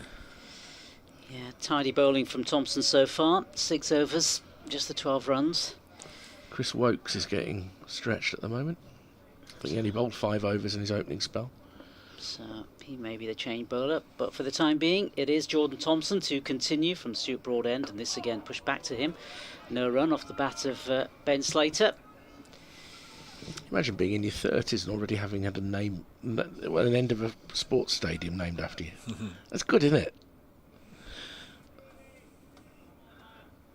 An extraordinary cricketer he was, Stuart Broad. A brilliant career. I mean, you've got to be very special to get part of a ground named after you, and it fits. Here we go. Slater faces up to Thompson, and this time just flick leg side. Lovely runs. Like Luke Fletcher, he let me down though. They both always said that one day I'd be able to commentate on a century for them in Nottinghamshire colours, and it didn't happen with either. Well, funny you should say that, because I have seen him score a century against Pakistan. I'm going to say he's only scored one. Yeah, in that Highly controversial. Yeah, and I happened to be there. It was one of those very strange games. Are you saying you were involved in that scandal? It was your scoop, wasn't it? Sadly, it wasn't. As Thompson comes in, this next ball is played square and straight to the field point. No, it wasn't my scoop, but you were a bookmaker in those days, weren't you? he was sat on the boundary saying, "Overstep next ball, overstep next ball." Yeah, what a bizarre turn of events, to say the least. Well, sad more than anything else. Sad for cricket, that particular match. Very sad. Yeah, poor Ramiz Raja spoke to him the following day, really shocked by what was going on. And he was a broken man by that, wasn't he? He was what had happened. Yeah. And anyway, back here, Thompson comes in, bowls this next delivery, played past point by Hamid. They'll take another run. So, Dave, have you entered negotiations yet to have this box named in your honour? No, I'm having the residential care home over there, the Dave Bracegirdle residential care home just outside the ground. We're going to move down from Newark and live there in your dotage? Yeah, well, of course, you can see into the ground. There's one or two people actually up the top today in what will eventually be the Dave Bracegirdle beer garden. Excellent. We have a little plunge pool up there. Thompson past the umpire, Jordan Thompson. This time it's flick leg side and just gets to the keeper along the ground. No run. Just keeping this chair warm for the next, hopefully, long-term occupant. It is. I mean, I know that was said very much tongue-in-cheek, and that's the way it was taken. But it's nice when you go down to the Oval and you're there in the Brian Johnson. Broadcasting centre, and he's got the bust outside, isn't he? The proper sculpted head. Here we go. Thompson to complete his over, and this again punched to onside. Did a bit of fumble in the field there, but that is the end of the over. Notts are 87 without loss. Great place to go there. No, it's not a great place to go, the Oval. It's a great place to be at. Getting there, whether by plane, train or automobile, is generally a bit of a pain. Yeah. But once you're there, it's a nice place to be. It's a brilliant place to be. It's always good when you're staying down in London for a few days as well. I've got my favourite hole to stay in. It gives me access to what I want to do in the evening. But in recent times I've tried to diligently go down on the train, and every time it turns into a nightmare. Yeah. Whether it be cancellations or fire on the line or tube goes down, I was saying to Dave, it's one ground I've never been to watch cricket. I've been there, but never to watch a cricket game there. You need to get to do a little bit of this there and work with Mark Church as well, because he is one of the kindest and most generous human beings. He really is. Yeah, he looks after you. Big Bo's going to have a bowl. Big Bo. Bo Webster. I thought they'd save him for when Liam Patterson-White came out, because he got him in the first innings, and the reference is the fact he's only played against Notts once before, and he got rid of Liam Patterson-White then. So he's his bunny. He's got some other work to do before that. Yeah. He's used for extra bowl. He's got that added height, of course. It's a bit more bounce out of the surface. 4 championship wickets so far this season. As Hamid cuts him square, and that's going to go underneath the attempted diving stop from Bamber. And that's a fine shot from Hamid. He's now to 43, 91 without loss. Nottinghamshire, of course, the deficit now just 89. Yeah, just on kind of a footnote on getting to the Oval last year, down on the train as you just recommended, tube in on the first morning of the game. Tube stopped, everybody off. Oh, which is tantalising. Webster, second delivery to Hamid, just holds that back a little bit, fuller, and defended fairly straight, picked up by Malik from the cover. Coming in a route I wasn't too familiar with, but we're getting off at Kensington, and if you go into the Kensington Oval, that can't be too... Kennington. Yeah, I wasn't in Barbados. Kennington. If you go to the Kennington Oval, getting off at Kennington's not too far, is it? You'd think. I mean, Vauxhall and the Oval might be rather closer. Crikey. Thought I'd walk it. Webster again draws Hamid forward, this time onto the onside. Hayne comes round to pick it up. After about a mile I was told I was going in the wrong direction. No signs. Had to retrace my steps and start again. I stay in one of these very functional places where the size of your bedroom is basically the size of the bed plus room to get out the way of the door. And then a little bathroom pod, and it's fine because you have a big telly on the wall. If you're lucky you get a window. You do pay slightly extra for a window. Webster again guided up towards mid-on. By the way, that's genuinely true, and there's no breakfast or anything. It's not very fancy, but it's right next to a tube station, so you can walk to the Oval. Takes about half an hour. Or if on the tube you go one stop, change, Elephant and Castle, and then one stop from there to the Oval. So it's cool. So you usually stay very close to Waterloo, is what I'm saying. Yeah, do enjoy it once you're there. I couldn't agree more with Dave. Slow ball from Webster, driven into the offside. Malik across quickly to his left in the covers to field, and there's no run. It has to be the best concourse in English domestic cricket. What when you wander around all the different stalls and stuff to read, photographs, trivia, anecdotes, the way they celebrated their legends, everything. Also, there's a lot of humour about it because you go past the snack bars and see the price of the stuff. Yeah, yes. And it doesn't have to make you laugh. So Hamid gets an edge and it's going to bounce before it reaches Yates, who does well to dive and get a hand on it and prevent any addition to the score. End of the over, the 30th of this Nottinghamshire second innings, following on their 91 without loss, trailing by 89.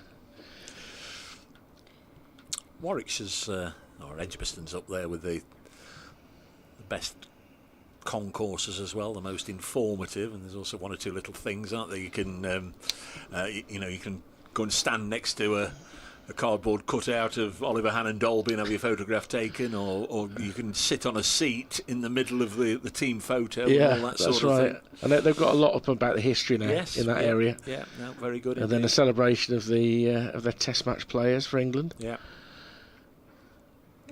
And the museum also is worth a visit. It's hidden away and it's very close to the building site. Well, our now. good friend Phil Britt looks after all that side of things. Well, they've given it a bit of a revamp, and it's really lovely.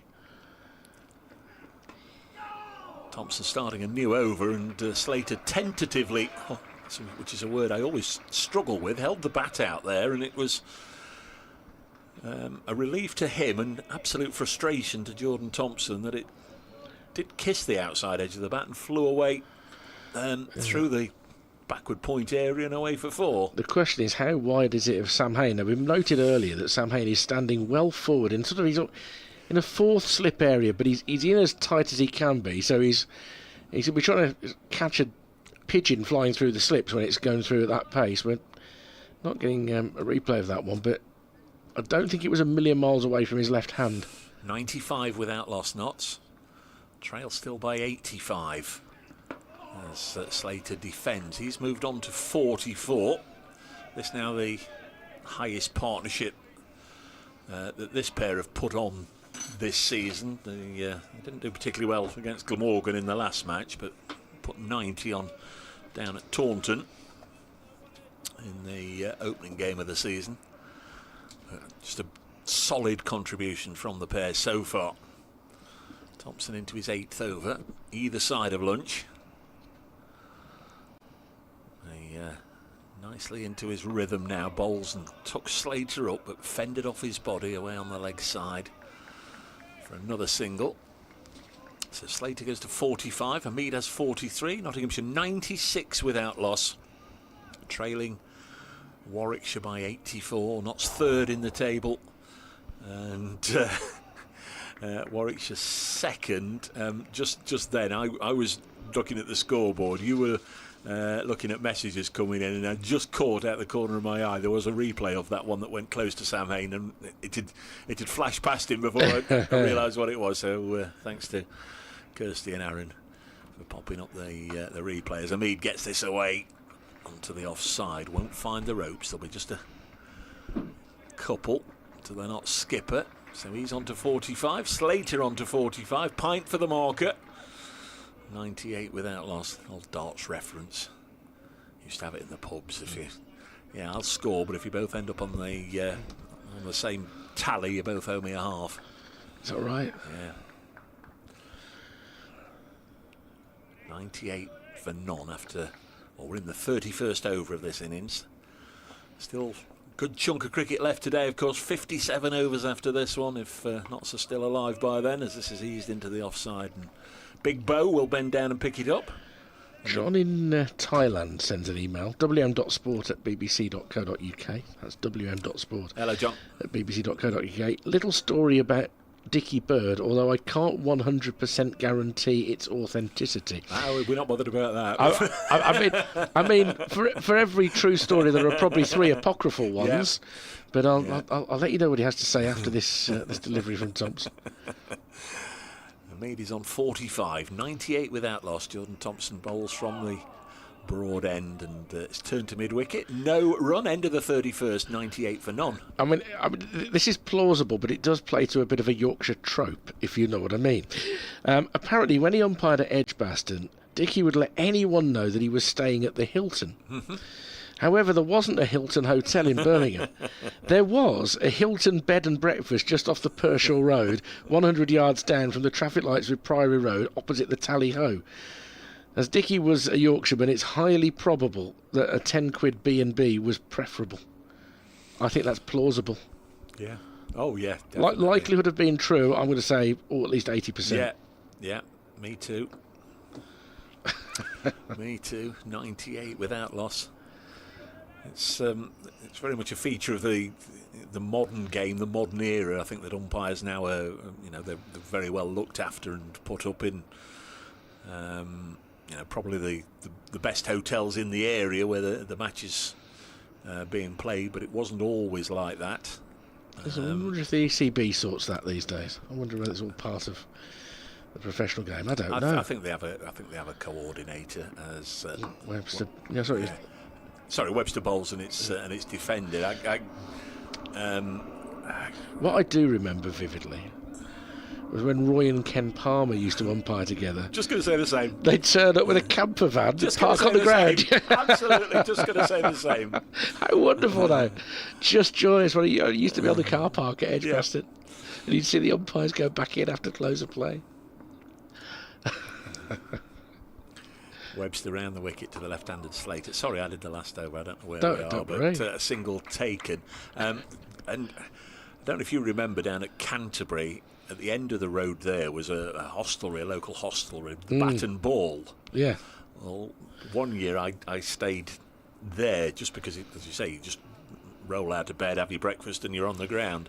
And one year, David Shepherd, there were 2 rooms at the top. There was, like, I think 3 floors or whatever, and there were 2 bedrooms at the top. And Shep was in one, I was in the other, and that was great to, have a drink and a chat with him both at night and the following morning. As this is pushed into, that was off an inside edge, surely. I think I think Webster's appeal is for pad before bat. Anyway, it's not out. I mean, he certainly hit it, but I think the appeal and the double stressing of the appeal was pad first. I'm not saying it has any merit, but I think that was the thinking. I got to know Shep pretty well over the years. When I played cricket down in Devon, of course, he was down there in pretty much the next place to where I was down in Instow. So I knew Shep pretty well. But on this particular occasion, he was staying in one of the 2 rooms at Canterbury, and I was in the other one. As Webster comes in again to Hamid and withdraws his bat inside the line. And for that particular game, one of the Palmers, I can't remember which one, was keeping himself to himself and not spending any money or anything in the motorhome and in the ground. So they couldn't literally be any closer. One was in the ground in the car park in the motorhome, and one was at the end of the, sort of by the gates as you came out of Canterbury. But it's funny that you were going to say that now. Sprung to my mind as well as he pushes this to mid-off. I mean, it must have made a lot of sense at the time, and you think of the amount of driving he did, and that you'd umpire a 3-day game Saturday, Monday, Tuesday, John Player League game on the Sunday. After play finished on the Tuesday night, you'd be off to umpire somewhere else on Wednesday. Yeah, and it could be Southampton. You left on the Tuesday, and it could be Headingley that you arrive at for the Wednesday morning. So a camper, a mobile home, was perfect. Hamid on 45, now on 46 as he plays this to backward point. Sharply scampered single to bring up 3 figures for Nottinghamshire, first time this season. Although they've done it many, many times in the past. Hamid and Slater have added 100 for the opening wicket. From 192 balls, they're matching each other both on 46. And it's not sort of denigrating what they've done so far, but it's only part of the way to what Nottinghamshire need, and it's not overplaying it to say really Notts need them to put 200 on for the first wicket. They're 80 behind, 100 for none. To an extent, but it looks flat. It's not doing an awful lot. That will encourage them.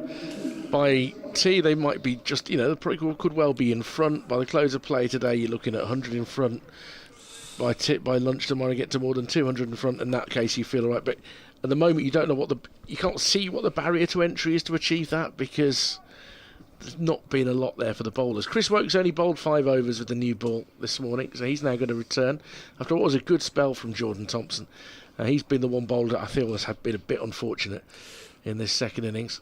The scary thing, I think, for Notts, and I've sort of felt it all along, what you just said, by lunch tomorrow Notts could be 200 in front. I mean, that's a long way away, Richard, and the game's not safe at 200 by lunch tomorrow. No, it isn't, but that's you're seeing that sort of from the point of view of a concerned follower of Nottinghamshire. Understandably, yeah.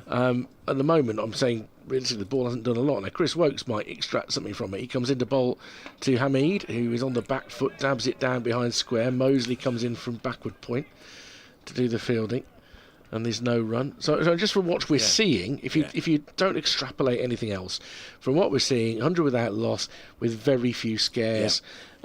This season in April so far in the Championship, it's been a really new ball championship. It's about what you extract from that. They haven't taken any wickets with it, and it's in its 33rd over. So I think that's the way I'm looking at it. Hayne again is sort of a 4th slip. Yates at 1st slip. Oh, and he's playing just inside the line. It's fumbled by Davis. That might have hurt his right hand. They're going to come through for a bye. 101 without loss, and he's sore. He's recovering from a finger problem, Alex Davis, that meant he wasn't able to keep wicket for the first 2 games. He's got Sam Hain pouring at his back to try and make him feel better. Whether that works or not, I don't know. But Davis is rueful at the moment. At the Oval, Dominic Sibley out for 101, Dan Lawrence 108 not out, Surrey 321 for 4, replying to Essex's 409. It was an old school Dominic Sibley century as well. Yes, It's 6 hours 38. Yeah. So Surrey are going to go through the first 4 weeks of the season. They'll have played only 3 games, won't they? But without a win.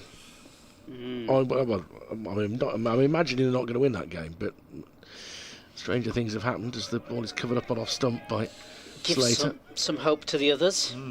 Yorkshire have had 2 Centurions also, Mr Bean and Sam Whiteman, the English Aussie.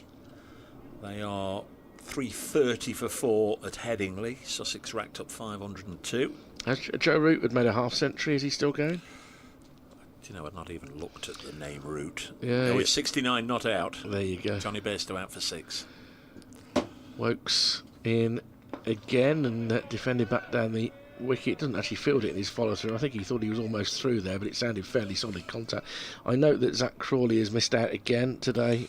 I think it might be just about 30 against Worcestershire, so he's yet to make a significant contribution in the first few weeks of the Championship season, which I think is very much not just keeping that door open to other potential opening bats, but it's kind of waving them through if they can make some runs. Whether anybody's making a case, I don't know. Works in again to Slater, turned him round a little bit, it goes out towards cover. It's that classic Chris Wokes hand on head, running his fingers through his hair, which he does when he knows he wasn't too far away from causing a problem. Is it Rue, the batsman, that they're talking about, potentially? Yeah, but he's not an opener yet. And Somerset aren't opening with him, which might help him fast track through the England career. And it's not like they have any particularly consistent openers at Somerset. They've spent the last 3 or 4 years looking for an opening partnership. You wonder whether the selectors might lean on them to do that at some point, as this is left alone outside of stumble. Though of course he does keep wickets. So do you really want him keeping wicket and opening the bat? 101 without loss. I mean, obviously Hasib Hamid at the moment hasn't made runs to catch the eye, but a good 100 here might help. So it's a difficult thing, isn't it, for players to earn the chance? You've got to impress. The selectors and England staff are making more of an effort to get round and see some Championship cricket. Yeah. But with Hasib, then, is it his style of batting? Then would that fit in with the? Well, he's not the obdurate opener he was when he was a youngster at Lancashire and when he was thrown into England very, very young. You look at the runs he made last year, Dave. Yeah. He made a lot of them very attractively, didn't he? Did indeed, yeah. Nearly 1,200. Here's Bo Webster from our end of the ground, the Radcliffe Road end, fields off his own bowling with the self-same Hamid just playing it down into the ground. I mean, you consider that he was captaining a Championship winning side and scoring those runs last year the way that he did. I think that's a magnificent feat. Yeah, I really do. Nothing but admiration for him. I was very lucky to be with you for the week that you won the Championship here, Dave, and there's a lot of emotion for Hasib Hamid. Very much so. Webster bowls to him. Oh, and he's played that with soft hands. And he's going to get runs. I don't think he was doing anything other than just guiding it towards towards the ground first and foremost, and towards Rob Yates at a wideish first slip, but it slipped through Yates' fingers like a bar of soap and went away for a couple of runs. 103 without loss. It's also that story as well, isn't it, of playing for your country early on in your career and playing at Lancashire and then coming down, well, not coming down necessarily, but then playing for a different county and having to start again almost. Yes, a complete reboot under somebody who knows him well, Peter Moores. This is pulled away by Hamid, but he's picked out the fielder. It's Thompson on the deep square leg boundary for just a single. 104 without loss. Be a massive blow for Notts if Hamid did get called up for England again, but I think everybody here would be really pleased for the lad. He's had 2 goes for England, 2 little periods where he was in favour, one as an 18-year-old, and then obviously just after COVID he was scoring good runs then. In fact, he was selected for England without having scored a Championship century for 2 or 3 years. This is played up to mid-on and there's no run. Well, but yeah, you can be picked to play for England at bat at number 3 when you've never got a first-class 100. Well, these days.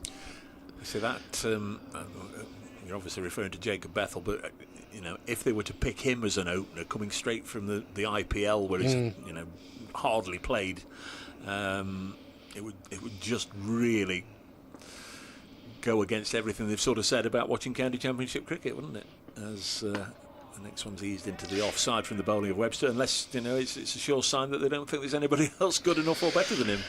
The only issue with Bethel is that he's probably a unicorn, and I think we talk about this a lot in sports these days.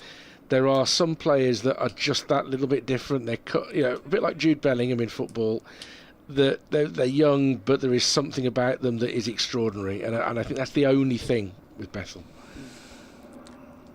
Slater on 46 now. Then got this behind square. Now it's only going to be a single. Good protection out there again. Moves to 47, 105 without loss. Nottinghamshire. Natural ability. It's more than natural ability, though. It is whatever level you put him at, whatever situation you put him at, he will look like he belongs doing it. And that's exactly what I would say of a Jude Bellingham. Whether it be one season playing for Birmingham City, or then immediately going into the Champions League with Borussia Dortmund, to going into Real Madrid, to being a talisman for England. There's something about Jude Bellingham that every step he takes, he looks like he's going to be the one. Yeah. And Jacob has a little bit about that. I mean, I suppose Ben Stokes didn't he? You're talking about players that have just got this something else that carries them, transcends your normal expectation. So Wokes begins a new over, forced off the back foot for a single. There is a shy at the stumps. That's very, very close. A direct hit from Webster, and Slater has just got in. He goes to 48, 106 without loss. Well, the brace girdle theory coming out at lunch was that the most likely mode of dismissal might be a run out. That wasn't too far away. Great throw from Webster, who for his height and size is a splendid fielder. Yeah, very difficult. Pick up the ball at that height and then throw quickly as well. I've already mentioned he had a lot of throwing practice yesterday. Nearly came into good use.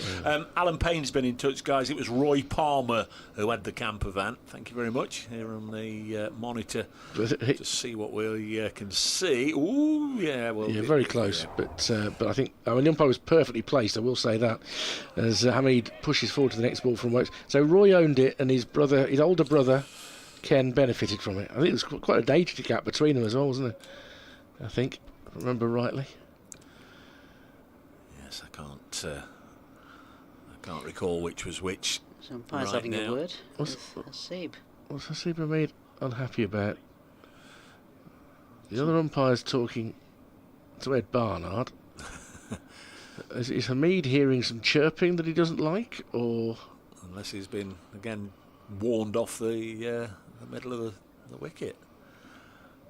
Pollard's having a word with Ed Barnard. Well, it was facing Wokes that he was standing well outside his crease. And again, for me, it just seems to be a perfectly bona fide batting tactic. If you're worried that the ball's going to get a little bit of nibble from a bowler of Wokes' quality, then you try and lessen the distance a little bit. He's approaching again. Yeah. Not very far down the wicket, and it's jabbed into the offside. Nowhere near as far as Joe Clark was yesterday. Yeah. No. Clark was taking a couple of steps, 2-3 steps. I mean, this is just... And you want to do everything to stop the ball from hitting your stumps, wouldn't you? Yeah, I'm trying to work out where he is danger area-wise, I suppose. Yeah, I can see the bowler's follow-through is just forward and to his left. That's further forward. I mean, it is a slightly unusual dark area that we can see at this end of the ground. As Wokes is in, pushed into the offside. Again, they come through for a quick single. And Webster with another throw, which again would have been tight for Slater. But that will be the 50 for Hasib Hamid. Maybe that's why he called him through for a short single. It's come off 128 deliveries with 7 fours.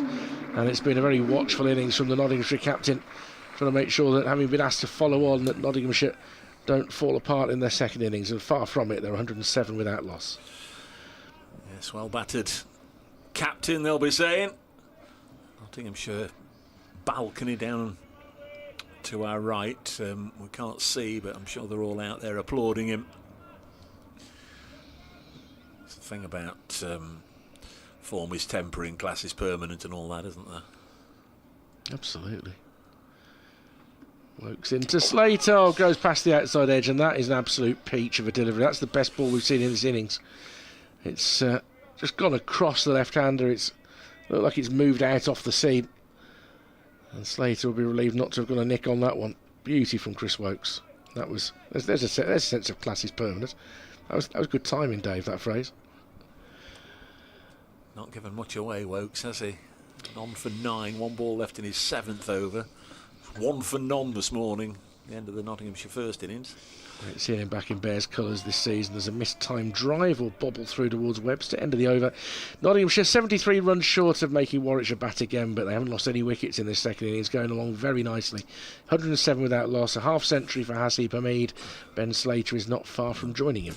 And what would Chris Wokes' summer look like, Rich? Do you know? Would you expect to just see him in the Championship, maybe playing 10 or 12 of the 14 games? Is he likely to play any form of white ball cricket? Yeah, he'll play white ball cricket as well. I think he'll want to play some T20. I think he is playing in the 100. He won't be able to play, as you quite rightly identify, all of the Championship games. He's played 3 of the first 4. I suspect by the time we get to the T20, he'll have played 4 of the first 6. I think he'll have 1 on and 1 off. But they've got a week off next week, so they're amongst the last batch of teams to have a week off. Yeah. There's a few lads who'll need it. Well, they're going to be sat in a very pretty position up towards the sharp end of Division 1, whatever the outcome here. Look at this. More and more debate going on between the umpires and players. Ed Barnard again having a little bit of dialogue with umpire Middlebrook. As Webster comes in, first ball, brand new over, through to the keeper, no run. Would be interested to know what's going on. Yeah. Something's definitely going on, that can be said. Conversations happening in the last over. And any players that in the past might have just been a bit chirpy towards the umpire, which is never a good idea. Of course, you got an instant reminder as you look towards an umpire not to do it, because there's a camera pointing at you. You can see on the front of their coats. That's a camera. It's a fielder at point, another fielder at third slip, second, third slip, and that kept a little bit low under the bat of Hasib Hamid. They say it's there for all sorts of reasons, don't they? Training purposes for umpires, training purposes for batters and for bowlers to see, but they also say it's there as a little bit of visual evidence should there be any disciplinary matters on the field that sort of get extended off the field. You've got the coverage from out there in the middle. So here's the tall Australian Beau Webster again. This just pushed out, and they'll run through for another single, throw out the stumps, and it's going nowhere near the stumps, but they'll cross comfortably in the end. Another single. Did bowl some offies at one stage in the winter, I think, didn't he, Webster? Originally we may well see him bowl some spin today. Yeah. Bit Tony Gregg-like, a skyscraper type figure who can easily switch from one to the other. Well, it turns out we've delighted somebody today. That's always good. With a mention of logarithms. It wasn't logarithms. It wasn't cricket though. Beau Webster in again, past the outside of the off stump, through to the keeper, no run. On X, a note from Jeeves' cat, not an actual cat. Rest in peace, Brian, down at Somerset, by the way. I'll tell you what they wrote after this next delivery. It was one of our conversations. So, we got excited about. One little cul-de-sac we disappeared down, no doubt. It was a very sweet and tasty one. Yeah. Okay, left-hander Ben Slater facing up now to Beau Webster. Too short of his half century, but he's not going to get it with that. Jeeves Cat writes, fantastic bit of trivia I just learned from Wilford WM.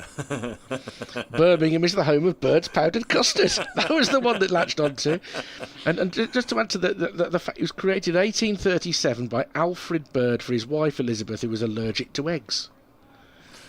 Pretty much everything you said. And he made it for home use, and they had a dinner party, and the guests loved it so much they thought this could be commercial. Here's Bo Webster again, and this time again squeezed into the point region. No run. We are the city of 1,000 trades, after all. So what did Alfred Bird do for a living then before he invented powdered custard? Do we know? Have we got any idea? That's a great question. That is. Did he just suddenly switch from being a Harley Street surgeon to making powdered custard? Did HP sauce come from Birmingham as well? Yes. That came from there. Yeah. And what does the HP stand for, Nass? That I don't know. I don't know. Webster in again. Last ball past the Slater. Don't go trivialising if you've not got all the facts. No, I haven't got. Unfortunately. Well, can you visualise it? Can you visualise the bottle? Yeah. Partly the shape of it, partly the picture that's on the side of it. Yeah. Of a tower with a clock on it. You've lost me. Dong. Which is next to a big building in London. Oh. Yeah. It's a picture of Big Ben. And where's Big Ben? Not Hyde Park. No, not Hyde Park, obviously. Houses of Parliament. HP's the Houses of Parliament. Yeah. Oh, is it? Or is it? Houses of Parliament. Didn't know that. Didn't know that at all. Here's Chris Wokes coming into bowl once again, and dab down to point. We've got up about almost waist height, dab down by Hamid, and there's no run. There is a thing that's unique, I think, just to the north of the country, as far as I'm aware. Yorkshire relish, and I think you can get Lancashire relish as well, can't you? It's a bit like Worcestershire sauce, but but it's called something else in Yorkshire, though, isn't it? Henderson's. Henderson's relish. I think they're the manufacturers, but I thought it was just Yorkshire relish. I know, on the bottle, because you get it at one or two football teams. There's Wokes. He's cut through the offside, and that should go for 4. He's timed that well enough. It was aerial and only about 2 metres to the right of Dan Mosley, but it was past him pretty quickly. Hamid to 55, 114 for 8. Bit of a long hop there from Chris Wokes. Brace cricket at iCloud.com if you want to you want to get in touch with any of the nonsense or madness, or you just like a shout out, or let us know what you think of the actual cricket. Lovely shot from the not skipper. I'm still doing my research on Alfred Bird. It's going to take more than one search to find out what he did. He was a pharmacist, chemist and pharmacist. They branched out to blancmange as well. There's a lot of connection, isn't there, between chemistry and food anyway, food scientists and all that sort of thing. It was into witchcraft then. Wokes, the wizard, bowls to Hamid, who pushes it back down the wicket, and there's no run. Sorcery. Oh. Now, I'm sorry, but that's good. The umpire having a word with Chris Wokes. Is that still about where Hamid is coming to, or is it that Wokes is standing on the surface? The umpires are consulting each other from a distance. Sorcery, though. Hey? It's majestic. Wokes, draws an edge and it goes straight through the slip cordon. It went down pretty quickly. Whether it would have carried to a man at second or third slip, I don't know, but it's 4 more to Hamid. False shot that time. 59, 118 without loss. Just 62 runs behind now. There is something called Henderson's spicy relish. No, Henderson's relish. I've had it during the football season. Yeah. I probably have, but I just thought it was called Yorkshire relish. I can't remember whether it's either at Sheffield Wednesday or Sheffield United. At Sheffield United. Yeah. At Sheffield United, in the press room, they've got bottles of Henderson's relish. Yeah. Wow. Now then. I'm going to prefer Worcestershire sauce. Richard Short. Is he? From nearby New Basford. Flying the flag for Nottinghamshire. Dave, HP sauce was created in the 1890s by Frederick Gibson Garton, a grocer from Nottingham in England. He developed the recipe, a blend of vinegar, tomatoes, dates, tamarind and spices, at his factory in Sandon Street, New Basford, Nottingham. Wokes in, driven into the leg side, and picked up by Malik. So it's a shared thing, because no, on the grounds that the factory was in Birmingham. The main factory was in Birmingham. And not far from Villa Park, between the city centre and Villa Park. It's not there now because I think production's moved to the Netherlands or Belgium or somewhere. But the main HP factory for most of his existence was in Birmingham. It was. I'm just reading the next one. Wokes in again. Again, it's edged and down and bounces before reaching Sam Hain. Shay Seaborn. Dave, my son has just said, what on earth are they talking about? When he looked up at the telly, I tried to explain, enjoying all the trivia, a gentle reminder that Big Ben is the name of the large bell in the Elizabeth Tower rather than the name of the tower itself. Yeah, I'd got that, Shay. It was entitled Pedantic Trivia. Yeah, I was just trying to ring a few bells. In fairness, all normal people call it Big Ben. It may be that we're all wrong, but all normal people will refer to that picture as being a picture of Big Ben. Yeah, no, I know it's in reality Elizabeth Tower. Yeah, but, I was just trying to ring a bell for me, Nas, weren't you? Yeah, you were trying to help me, and I was going nowhere with that. But I love that. My son has just said, what on earth are they talking about? Cricket. We're talking about cricket. Thank you, Shay. Hey, we've got a lot of cricket to get through here in a match that at the moment is still keenly competed. Whether it will be as competitive this time tomorrow we'll have to see. is up to if Nottinghamshire keep batting like this. I mean, the question would be, can Nottinghamshire ever reach a point in this match where they feel they can pull out and set the Bears a target? No. And, well, that's the thing. That's the concern, isn't it? And, unless Duckett whacked 130 ball 200. Yeah. Which I wouldn't imagine. But these are the phases of this game, aren't they? County cricket that we love. As Webster comes in, and first ball, and this again, it's played. It's caught. He hit it straight to Dan Mosley at point, and I don't think he can quite believe it. He can't. Reaching for it, he's gone for 48, and Webster makes the breakthrough, Naz. And that is an important breakthrough because Slater just shy of his 50 at 118 for one, not to lose their first wicket. So an important blow this for Warwickshire, just at a time when these two were looking to build. Yeah, big blow for Notts. Ben Slater, 48, caught by Dan Mosley, off the bowling of Bo Webster. 87 balls, 6 fours in there. Healthy strike rate, but yeah, played it or hit it straight to Mosley at point, and he has to go. Yeah, that's a frustrating mode of dismissal for any batter. It is. He's done a lot of hard work to get the 48 there, Slater. We saw it yesterday as well with the innings of Joe Clark as well, who similarly just short of his century as well, dispatched it straight to the leg side fielder. So yeah, not a great way to go, and he'd been batting well up to that point. And here is Ben Duckett. We were talking about him a few moments ago, the England man. Yeah, looked in pretty good order yesterday until that big moment. I wonder if we're still a heck of a way away from tea yet, another 18 overs, but if he's still there at that point, I wonder if Rob Yates will be in the captain's ear. Get me on. Left-hander, or a left-handed Ben replaces another left-handed Ben. A number of people have meanwhile been in touch. Brace Cricket at iCloud.com. Just while we're waiting for him to get to the middle, John Starbuck from Huddersfield. Henderson's relish, Dave, is a culinary achievement of Sheffield. It's very like Worcestershire sauce, but it's entirely vegetarian, so no anchovies. It's highly suited to non-pescatorians. Regards, John in Huddersfield. So I love the fact that Shay Seaborn's come back to say that his son's loving the fact that we've just had to go at his pedantry. Oh dear, there's hope for the future generation.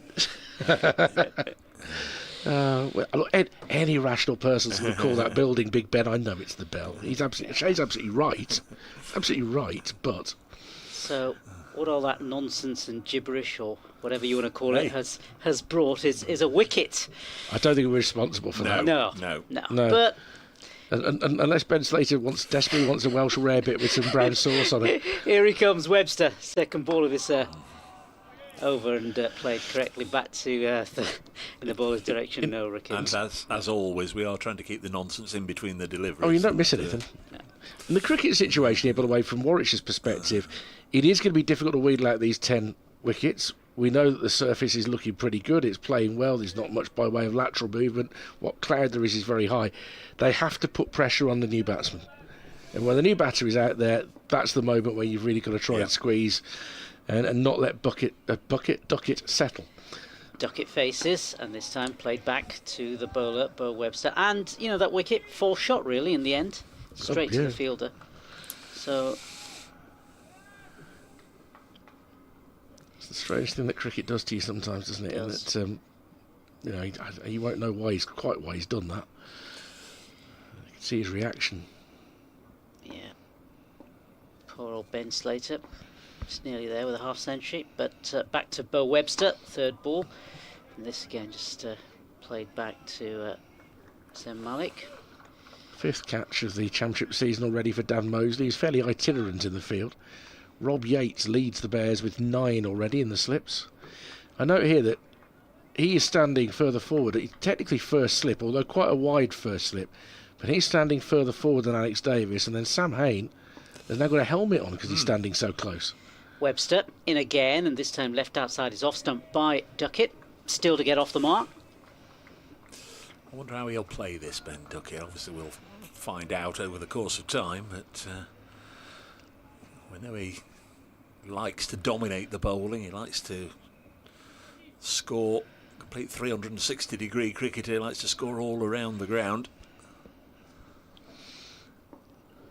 But he'll be very aware of his responsibilities, I'm sure. He faces up to Webster, and this again just bobbles out.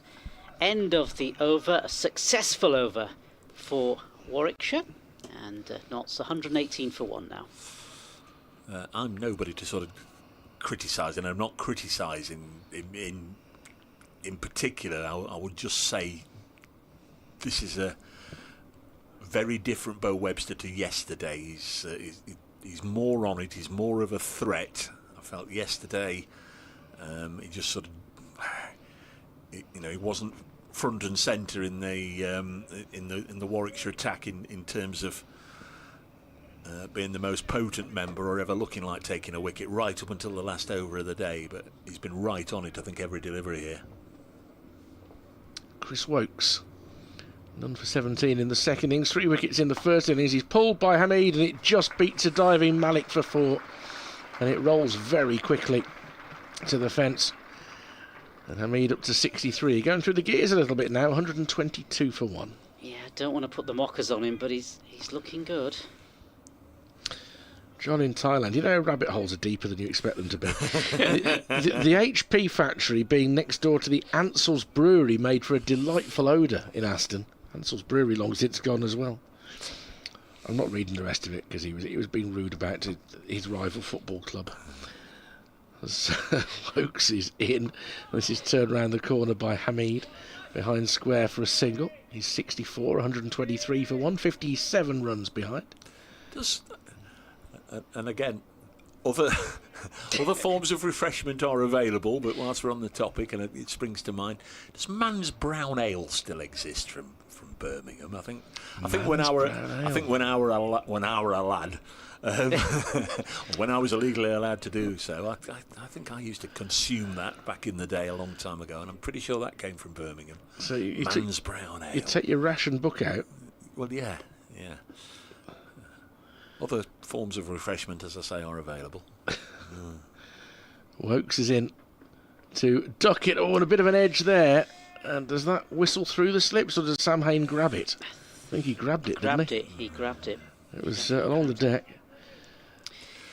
Yep, definitely grabbed it. I wonder where his floppy sonnet's gone. It's not stuffed down the back of his trousers, is it? Yeah, yes. Is it? Yeah. Oh, is it? I can't tell You can still get it, by the look of it. Well, crikey, it looks like you can. We'll do that in the reverse fixture. We'll go hunting a bottle of that. Wokes in, driven towards mid-wicket, didn't time it, Duckett. Tumbling stop by Dan Mosley, and there's no run. Yeah, because it's a Banks's one, so in the Black Country. Okay. But apparently it started in Whitechapel. Oh. The way you can find everything at your fingertips these days is frightening, isn't it? It is. 123 for 1. Really decent crowd in for a Sunday of Championship cricket. Enjoying the combat here as Duckett comes forward in defence and pushes Wokes back down the surface. I'm Richard Wilford from BBC Radio WM, Dave Bracegirdle from Hello. BBC Nottingham, Nasser Hanif, who will be drawing a lot of listeners towards Sports Extra 3. The only Will I? Oh, well, he's got his own fan group. They call it they call him the Fanifs. The The Fanifs. the only yeah. man to be named Yeah. after two former Test captains. That's Nasser Hanif. tremendous. Here's Chris Wokes in again, clipped off his pads for 4, fine by Duckett. And he'll get off the mark, 127 for 1. Couple there's of a boundaries in that over. And the Birmingham connection there as well, because Hanif Mohammed's brother, Mushtaq Mohammed, lived in Birmingham. Did he? Yeah, played a lot of Birmingham League cricket. He did, didn't he? Did Mushy? Yeah. Played for Northants. It's at the end of the over. It is. Kate says, lads, do you know this? Alfred Bird and Sons began producing Maxwell House instant coffee in Birmingham, starting in the 1950s. Following a 1946 agreement with General Foods to combat post-war shortages, the Digbeth factory began manufacturing the brand, later installing dedicated machinery for it in 1956 before moving production to Banbury. Regards, Kate. That's brilliant, Kate. Thanks ever so much. Really appreciate that. Thank you. Told you this rabbit hole gets deep. I like it though. is, isn't Brace it? Cricket. That's really good. iCloud.com. Maxwell House. Thank you, Kate.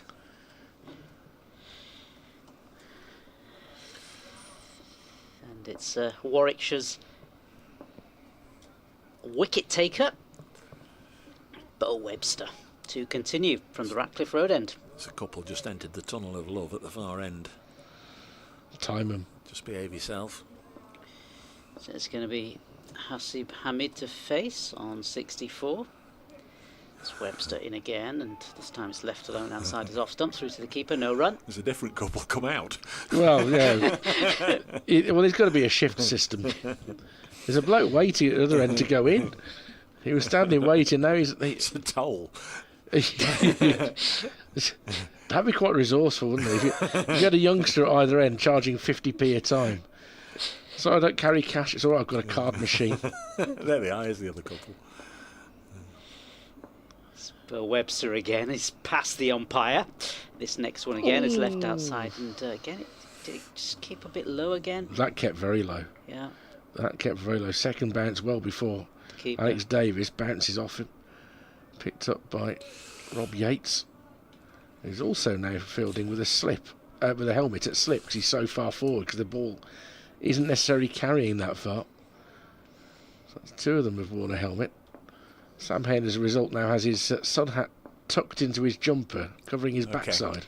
Yeah, we were discussing that. As Bo Webster, again, this one through to the keeper, no run. I don't know if we're able to get a shot of the tunnel of love. Certainly the Batman board end, just so people know what we're on about. There's a gentleman stood there, base of the Batman board, ready to enter the tunnel of love. He's got a white T-shirt on, hasn't He's been in and out, sort of not sure whether to go full length or not. He's concerned. So here we go with Bo Webster. And this again, attempted drive, but doesn't really connect, does Hasib Hamid. So it remains on 64. Now he's going. There He's we are, going for it. That long tunnel at the bottom, the long white thing at the bottom is a tunnel, and people enter from one end, just to get from one side to the other, really. But as you emerge to the left of the screen there, you're almost right behind the bowler's arm, so you've got to be very, very careful when you do it. So it's Webster again. And this time it's just left outside his off stump, through to the keeper. In fact, it's not gone through to the keeper, as he's gone past the keeper, and it's just going to be pulled in from the ropes. It's more runs to the total. I think Alex Davis has been a little bit untidy since he took that bang on the finger. Yeah. So whether I got a feeling he might be in some discomfort in actual fact, as he was annoyed with himself. He flicked his head back in frustration when he chased after it. I'd say yesterday, you can see there the tunnel, people are emerging from the end of the tunnel. So it's Bo Webster again, and this time it's played a cracking shot through the covers, but they'll just collect the single. End of the over. It's Notts 129 for 1. Martin Briggs has been in touch, bracecricket at iCloud.com. Just harking back to umpires' accommodation during matches.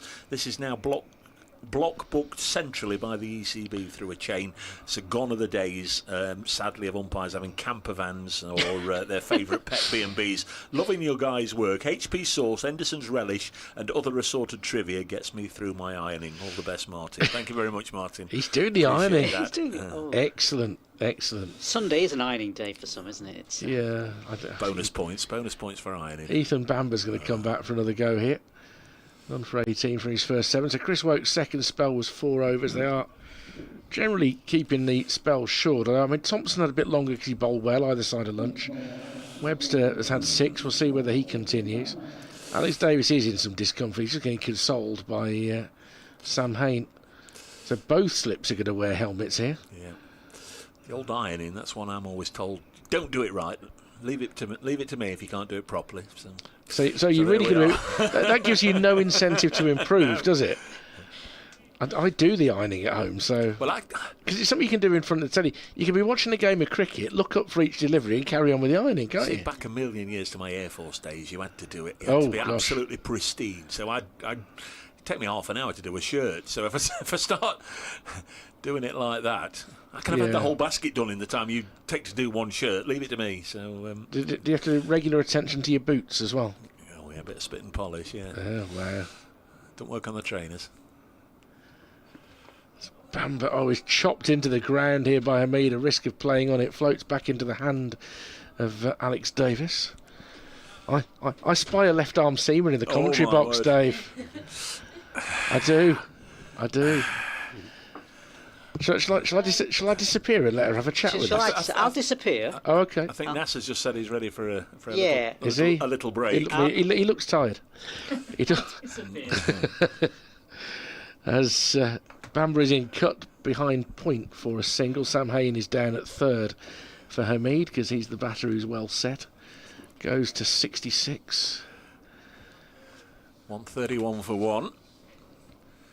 Was the Blazes' finest left-arm seamer. Very much so. No need to ask if you two are well acquainted. A son of the West Midlands and a daughter of the West Midlands. I'm hoping you're going to say, because Grace Ballinger is with us.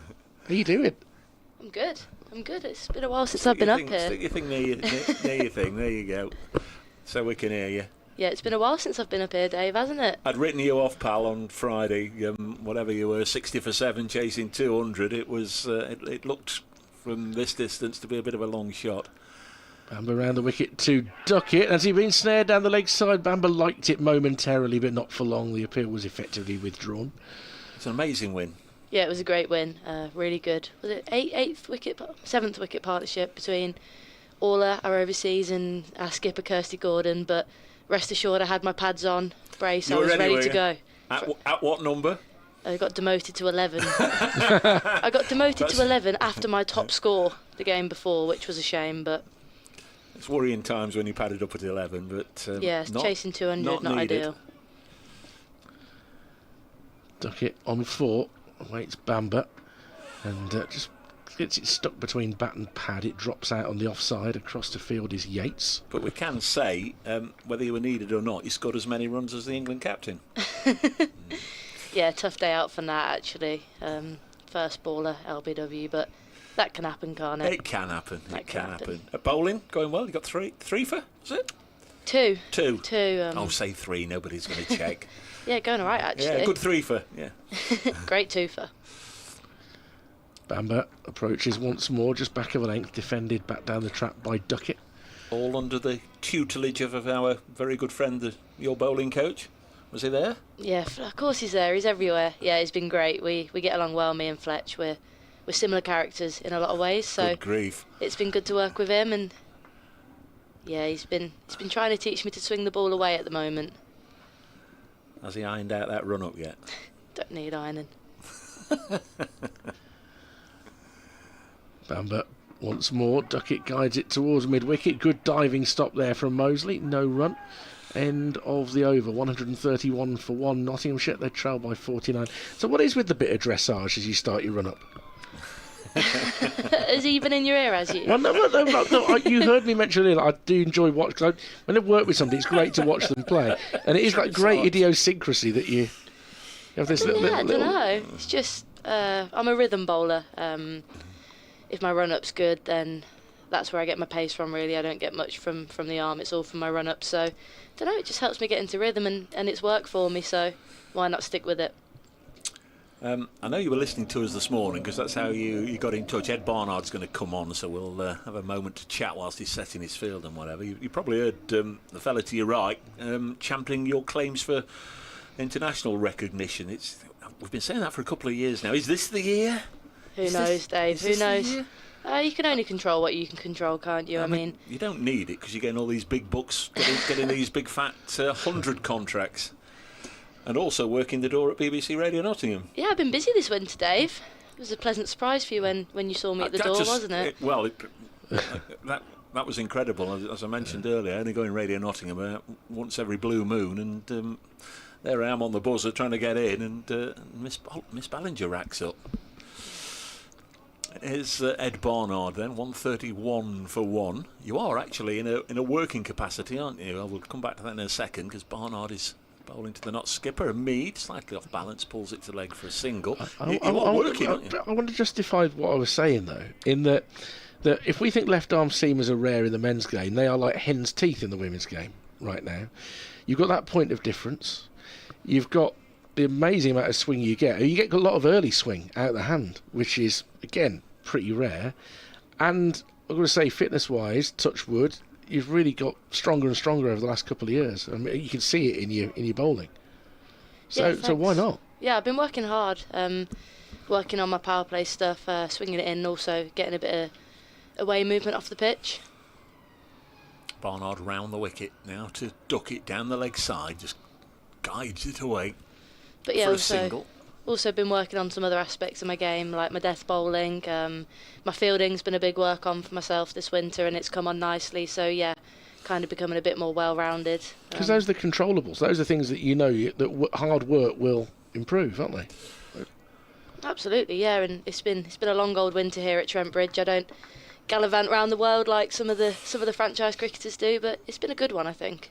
Barnard in again to the not skipper, eases it into the offside. No run. You want to be working on your family tree and see if there's any Scottish heritage in there. see if you can become Muck Ballinger, because Kirsty would have you like a shot with the Scotland team. Yeah, I think so. Yeah, and obviously they've got I am a quarter Irish actually.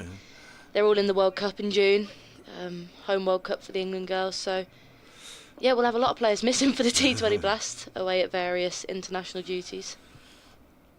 There's Barnard, past umpire Middlebrook, nicely timed by the not skipper Hamid. 134 for 1. As I just alluded to, you're actually working on this game, aren't you? You're doing the coverage for the BBC Sport website. I am, yeah. I'm doing the live text, which I've been really enjoying actually. It's only my second shift. First one on Monday, and day 4 there was 4 games on, but yeah, I've been doing a bit of journalism work here and there and tapping into the live text. So thought I'd have to pop in and see you, Dave.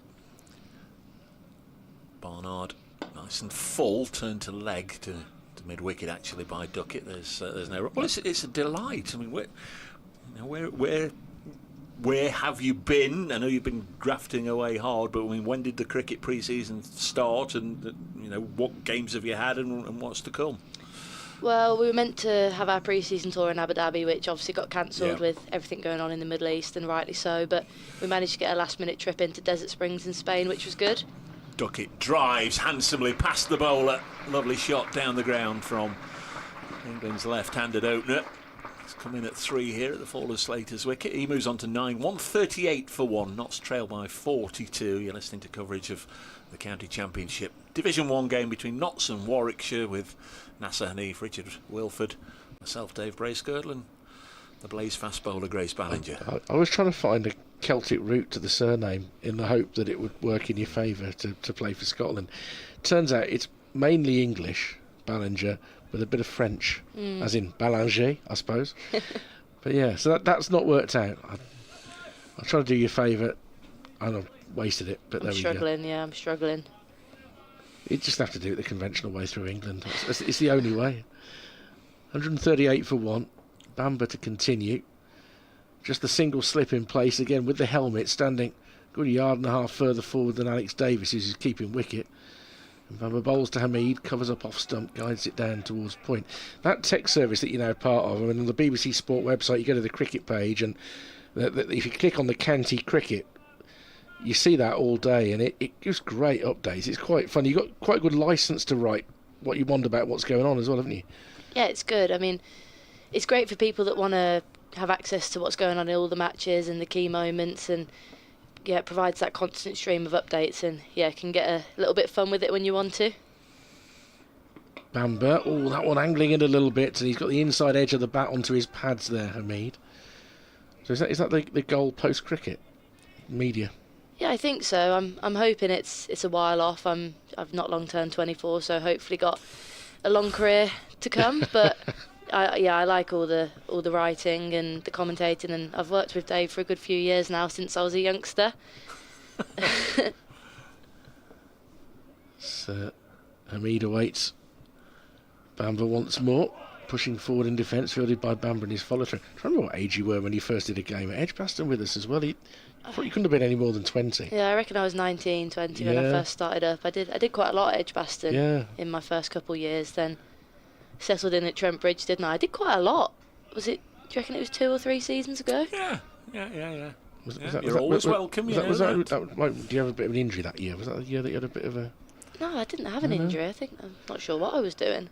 Bamber in, and he's jabbed that down just past his leg stump. They're going to come through for a single. There's a shy at the stumps by Davis. It's a great direct hit. He's thrown that pinpoint on 25 yards, but Hamid was comfortably home.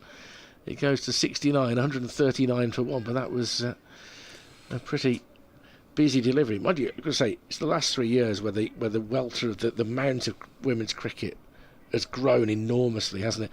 All we need now is this little 4-day or 3-day tournament. And I came up with a solution last year. Little groups of 3 teams, you all play 2 matches, and then there's sort of a knockout to get to a final. That's what we need. It'd be very interesting to see a bowler like you with the red ball for a start as well, with the swing that you get. Be very interesting. I'll let you reply after Ethan Bamber bowls again to Duckett, who's driving nicely into the covers but can't beat the field.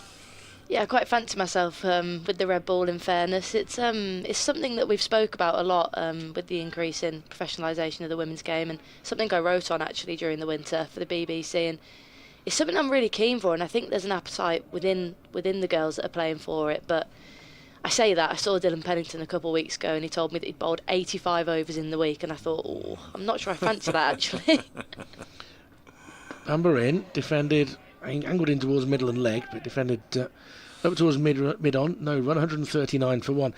It's not about a huge volume of those matches, but I think the women's test game has shown that it's a really good spectacle, and it would be nice to see 2 or 3 tests played each year here.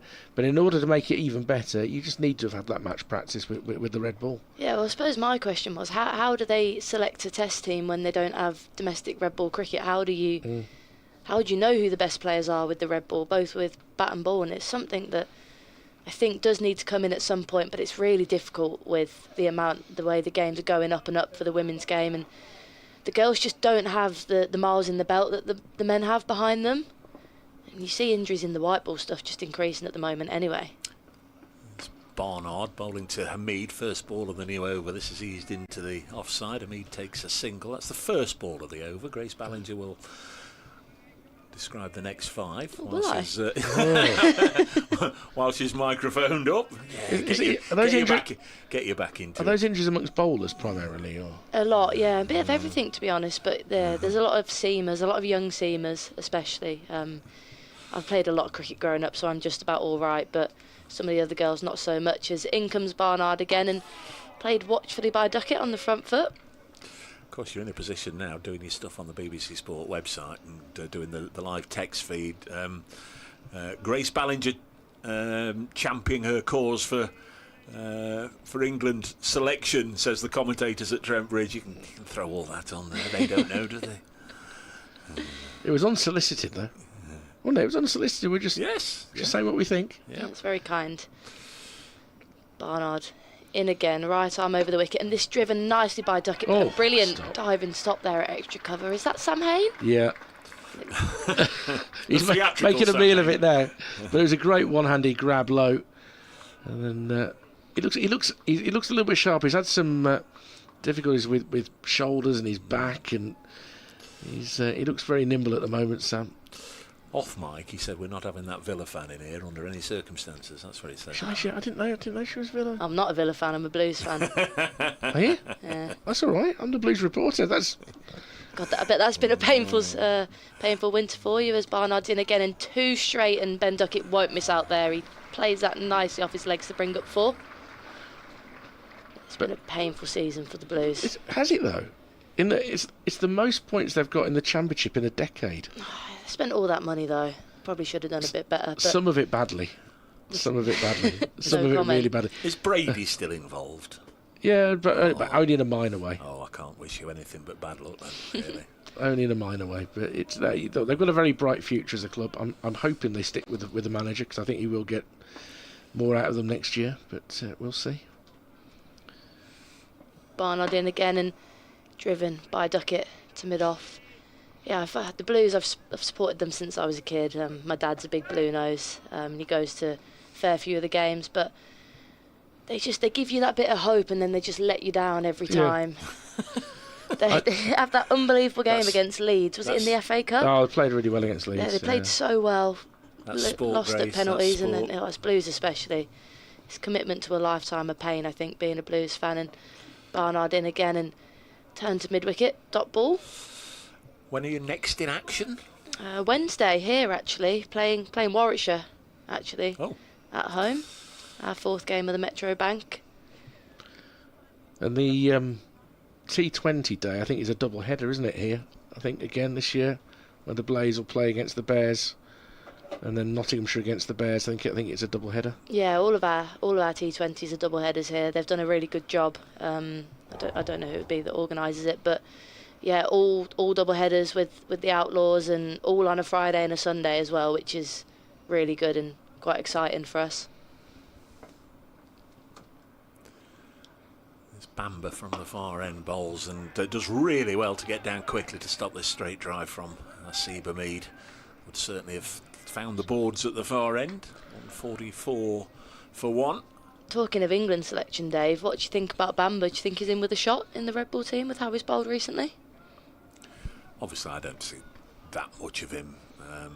He's bowled okay in this game, and as you know, I'm an Ethan Bamber fan. I think you've got contacts who know him pretty well as well. It's maybe the right time of his career to make the move from Middlesex. It's just dragged on the leg side. You'd know what an honour it is to play at Lords, because you've played for the 100 down there for the Spirit, haven't you? It must be a great thing, but just maybe he needed to move elsewhere, just to give his career just a little bit of a lift, and maybe he's moved further north for other reasons. I'm assuming you know his other half, therefore, but nonetheless, what I would say is, I don't think yet, but the fact that Graham Welsh now is back up at Edgbaston will take him to another level, I think, because he's a super kid. He's going round the wicket to Duckett. He'll enjoy this challenge, and Duckett defensively plays it back just to the onside of straight, fielded by Mosley. He is one of the oddest interviewees on the county circuit, by the way. He will use the word one instead of I. So, one was just hoping to get through to the close. When he made his 100 at Chelmsford last year, I mean, he was almost apologetic for making 100, but he's such a... He's a well-brought-up lad. He is. He's very likeable. He is, yeah. And a boy chorister he was as well. There is the boy chorister round the wicket, and Duckett defends. You might know, Grace. I have a funny feeling he didn't... In the second 11 final last year, didn't he get runs? Not thought they were going to win, and then Ethan Bamber came in and won it for the Bears. Would you know? No, I wouldn't know, unfortunately. I'll have to look it up. A funny feeling he did.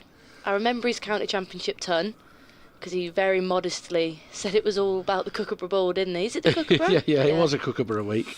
Duckett on 13. And for the 3rd ball in a row, just gets solidly behind this round the wicket delivery, plays it out onto the leg side. Mosley again doing the fielding. He's not one of these pace bowlers who bats down the order but claims he can bat, in that he's never made a 50 at school or in club cricket or anything like that. And he came in just before the close to protect the middle order at Chelmsford last year against Porter, Snater, Cook, and he was still batting after tea the following day. Got out through sheer exhaustion in the end. He got nothing left in the tank. Next delivery is almost chopped on, and Duckett had to react. He had to be there just in case it began to roll ever closer to the stumps. It actually stopped still about 9 inches away from the stumps, and it's the end of the over. 145 for 1, and not still trailed by 35. So when Grace popped in, we sort of mentioned Friday, the Blaze winning down at Chelmsford. So from afar we were reading the scores out, followed the game, Essex 200 and odd all out, and you're in a right old pickle. How did you end up like that, sort of whatever you were, 20 or 30 for 5 and 60 for 7? Yeah, don't ask me.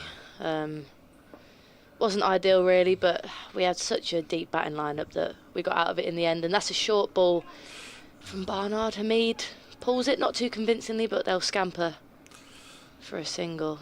Yeah, it wasn't a great display. First time you've played down there? No, I played there loads. Have you? I don't know why. That Holiday Inn in Brentwood, I've been there so many times. We just seem to play there all the time. It's the second time I've played there this season. You stay out of that sugar hut. Yeah, Friday night in Brentwood. Yes, been there, stayed there. Barnard's in again, and Fulton straight, and Duckett brought forward into defence. Yeah, I don't mind it actually. Don't mind it at Chelmsford. Normally do all right there, and they had a fair few in Saturday. Have you done? Well, you will have done most of the first-class grounds now. Are there still any you haven't been to? I think I've done 15. I think I've played at 15. I've never played at Hove. Nice. It might be 2 actually, because I played at Canterbury last year. Let's have a think.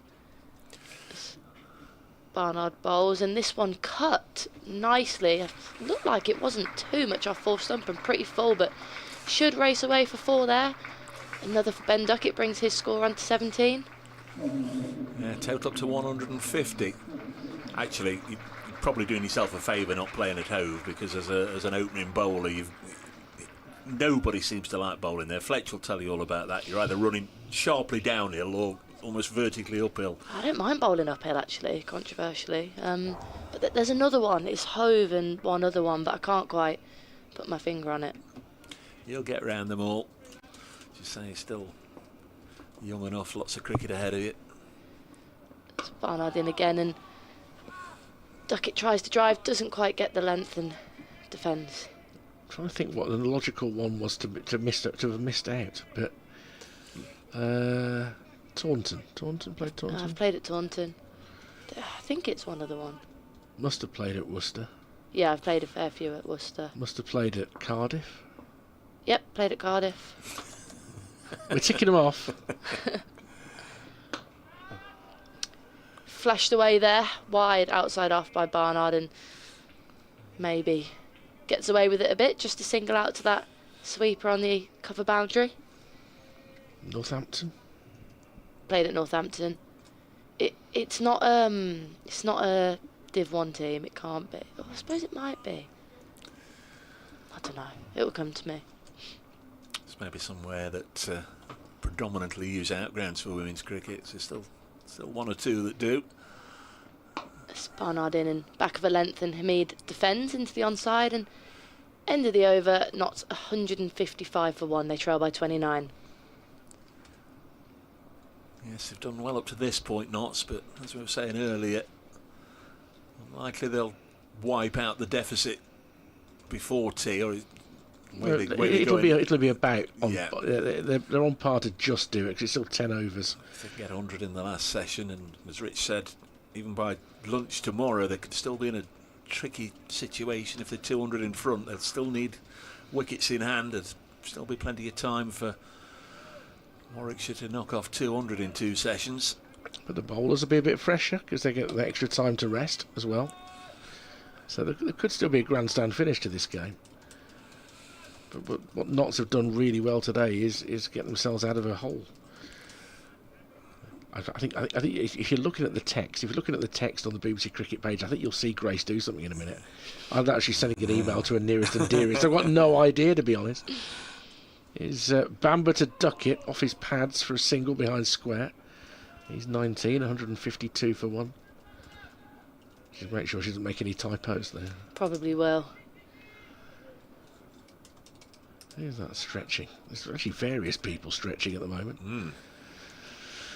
Wouldn't be surprised if we saw an over or two from Rob Yates before we get to the next interval. I don't think there's a lot in the surface that will give them any help, the spinners. Have you posted? Have you posted? Oh, I'll look, see if it's come through. Richard Wilford says. Probably not. Bamber outside off stump, left well alone. So 3 competitions last year, Grace. Runners up, runners up, runners up. How's that? Well, you beat semi-finalists, weren't you, in the T20 at the Oval? But how's that just going to be amended slightly? How are you going to get some silverware this year? Yeah, we're a strong side, and we see that as an unsuccessful season. We see that as failing, to be honest, especially not being able to defend our T20 title. But yeah, we got some things to put right. But Bamber in left alone outside off stump. We definitely look to bring at least one trophy back to Trent Bridge this year. I think either the Metro Bank or the T20 Blast we'd be really pleased with. Obviously, County Cup would be nice as well, but I think it feels slightly different to the Blast or the Metro Bank, in honesty. And more people are sort of now buying in and coming to see your games and watching your games on the stream and what have you. Come back to it in a moment. Bamber's 4th ball of the over, just advancing a bit there, Hamid, but kills it. Just drops 2 yards in front of him, no run. Yeah, definitely the scope of women's domestic cricket is just growing and growing, and it's great to see fans coming in and young boys and girls coming in their Blaze shirts. It's brilliant. And for those that haven't caught up with you yet this season, who's gone from last year's mob and who can we look out for this year? I don't think we lost anyone. We signed Emma Jones from Surrey. Middle order, really aggressive batter, and pace bowler, gets it through at a decent pace, and I think she'll really come into her own in T20 cricket. She can really hit a long ball.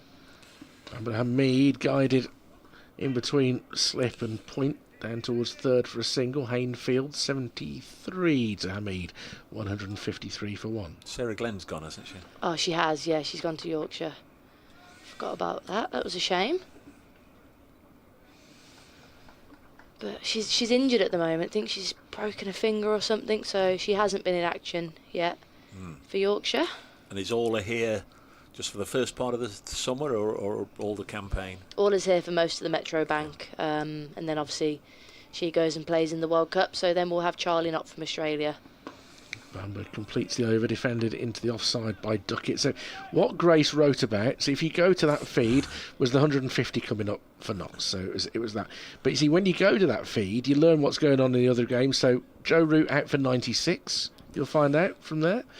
A miss-stumping in the game between Surrey and Essex.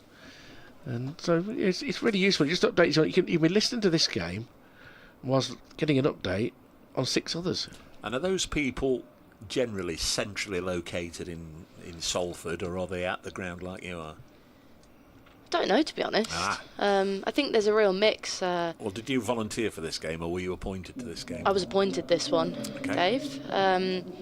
You can do it from home. I think if you're covering more than one game, sometimes it's easier to do it from home. But I only live down the road from Trent Bridge, so thought I'd pop in. It's a nice day. It's sometimes based in Birmingham because a lot of the sport writing happens from the mailbox in Birmingham. And are you all right for time? You all right with us till the tea interval, or have you got to shoot off? When's the tea interval? 4 o'clock? No. In 9 overs time. Yeah. So it'd be just after 4 o'clock. Then, yeah, as long as there's no wickets. If we lose a wicket, I'll probably have to get going. Okie dokie. But I'm happy here if you're happy to have me for now. We might as well, Shall I make way for Nasser in a minute, because he's sitting there. You might as well crack on and commentate while you're here. Oh, okay then. You take a break, Dave. That's fine. Right. Booth in then from the pavilion end, and he goes to go in, and I think, is that Hamid that's stepped away? Thought he might have lost his run up, but I hate that as a bowler. He's the right-hander. Yeah. Well, I wasn't sure if Booth had lost his footing. I know. Actually.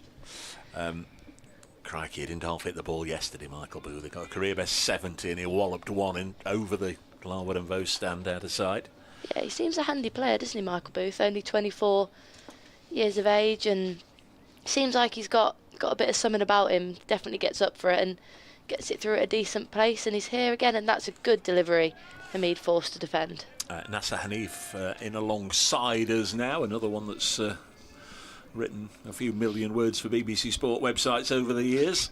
Yeah, just a few. Don't know if you two have crossed paths in the past, but you will do in the future if I would imagine. Lovely day, isn't it? Lovely weather. Yeah, it was nice yesterday as well. I think I burnt a bit, actually, as in comes Booth again. And that's short, and Hamid tries to pull again, can't quite get hold of it. He's struggled just to catch hold of that. He might feel as if he's missed out there, actually. It just wasn't quite high enough to threaten him. Yeah, Joe Clark did that yesterday, and it's straight to the fielder in the deep. What do you make of Richard's suggestion, then, that you should be playing red ball cricket? I think in principle it's definitely true, and it's something that a lot of us would like to do, but I think it might be a few years off. With it's only the second year that all of the women's squads are fully pro, and building up workloads and finding the time, things like that. There's definitely appetite for it, but I think it might be a while yet. As Booth's in again, and that's short again and cut nicely by Hamid, this time through the offside, and a single out to No, it's Jordan Thompson out there at third man, isn't it? It's always hard to tell when they have these woolly jumpers on. I'm not sure why they've got the jumpers on, considering it's pretty warm out. Yeah, it's a lovely day today, isn't it? Yeah. Last thing you'd want to do is wear a thick woolly jumper on a day like this. Just to inconvenience you lot, I reckon. You can't see the numbers on their backs. Yeah, I don't think we've met before, Grace. It's lovely to meet you. You too. Should be playing for England before long, Nas, don't you worry about that. Booth in, and Duckett has a wild swipe at this. It just escapes its outside edge and through to the keeper. The Yellow Belly says, afternoon, Dave. Not seemed to have made a better start to the innings, though still plenty of work to do. Great to hear Grace on comms again. Congratulations to her and the team for the win. It's put yesterday. It was Friday, wasn't it? No, it was yesterday. Was it yesterday? What day is it? It's Sunday today. Of course it was. Yeah. Yeah. Thank you for that, Yellow Belly, on behalf of Grace and everybody. It's Booth bowls and squares up Duckett a bit there. It's a good delivery there from Booth. I think I just said he's got something about him here, but I don't know if I feel like he's maybe chased the wickets a bit in this session. Maybe a bit unfair with the performance he's had. I think he was desperate for that fifer, which he didn't quite get, and I just think he's bowled a few too many deliveries. He's gone short. He's tried to fire in a few Yorks. I think he just needs to hammer that line and length like he did there. Just find that consistency. As in he comes, and driven nicely by Duckett to mid-off, who gets round nicely, prevents the run. End of the over. Not 154 for 1. They trail by 26. How's Cassidy? Yeah, she's good. She's getting there. She's struggling with an injury at the moment, working through it. I think I saw her back bowling last week, which is good. A real breakthrough season, really, for her last year. She was one of your consistent performances. Well, obviously many of you. I mean, Catherine was the outstanding player of the year, wasn't she? She scooped all the awards, but she always does. Many of you had fine individual campaigns. Yeah, it was good to see Cass have that year yesterday. Last year. She has that point of difference, doesn't she? She can get it through at a good pace, and she can get some big swing early doors as well. So, yeah, it's been a shame to not have her on the field, but she'll be fit, hopefully, before we know it, and backfiring them through. 154 for 1. 8 overs to go before tea. It's going to be Ethan Bamber, who's sent down 11 overs already, Nas. Yeah, here he is. Comes in to bowl past the umpire, and this time he's just pushed into the offside by Hamid. He's on 74. I think it's really interesting. I follow a lot of, obviously, the South Asian cricket and some of the stuff that's happening in Birmingham, where I used to work quite a lot, and stuff that's an old contact of mine, Salma B. I don't know if you've ever come across Salma. Works a lot within the sort of bringing up young girls and getting them into cricket over in Birmingham. And as we get this next delivery coming in, and this one again played by Hamid, just pushed out into the towards point. Yeah, they're organising a tournament very much on sort of like a grassroots sort of scale, and they're working at Lindworth Cricket Club in Birmingham. I was asking Richard earlier, and he'd never come across it since Sturchley. Yeah, other Sort of side of Birmingham. Yeah, I grew up in Sutton Coldfield. But there's a lot of stuff going on, isn't there? Certainly around young girls and getting them in. And I suppose that's a starting point, isn't it? The clubs outside before you get further up, as this next delivery is just pushed back to the bowler by Hamid, and they'll collect a few more runs. Yeah, I think absolutely, and I think we'll see more and more young girls picking up the cricket bat now. They've got those female role models, and they can turn up to their local county, whether it's Notts or Lancashire or Somerset, and they can see women playing professional cricket, and they can go, actually, I want to do that, which isn't something that previous generations, including my own, had growing up. So it's that saying, isn't it? If you can see it, you can be it, and I think that's what we'll start to see. Absolutely, as Duckett faces up to this next delivery, and this next one is just punched leg side, and they'll cross over for another single. Yeah, at lunch it was great to see so many people out on the field with the bats and the balls and the mums and the dads, and there was as many young girls out there playing as there was young lads as well, which absolutely great to see. The 100 has its critics, and I'm sure we'll continue to have them, but I think, and surely you'd agree, that for the women's game it's just been an absolute blessing, hasn't it? Here's Bamber again. Duckett faces, and then just pushed into the offside. No run there. And having a World Cup as well in this country this year, that'll help us as well, won't it? Yeah, the 100's been a game changer. I think, as we all know, there's plenty of people that oppose the 100, and probably a fair few of them listening to this stream, because a lot of the time they love the county championship and the county cricket, which is valid. But I think it's hard to argue for what it's done for the women's game, and with the home World Cup coming up, I think they'll look to kind of replicate the success that the Lionesses and the rugby team had too. Bamber closes the over with a delivery just out to point. End of the over. Notts are 156 for 1. We'll let Grace finish her latest missive for the BBC Sport website with so you're doing the mental arithmetic. 7 overs to go before the tea break, which will come when we've only got 32 overs left in the day. Should be taken in about 3 or 4 minutes time, but it's going to be about 20 minutes late. Will be Michael Booth to continue.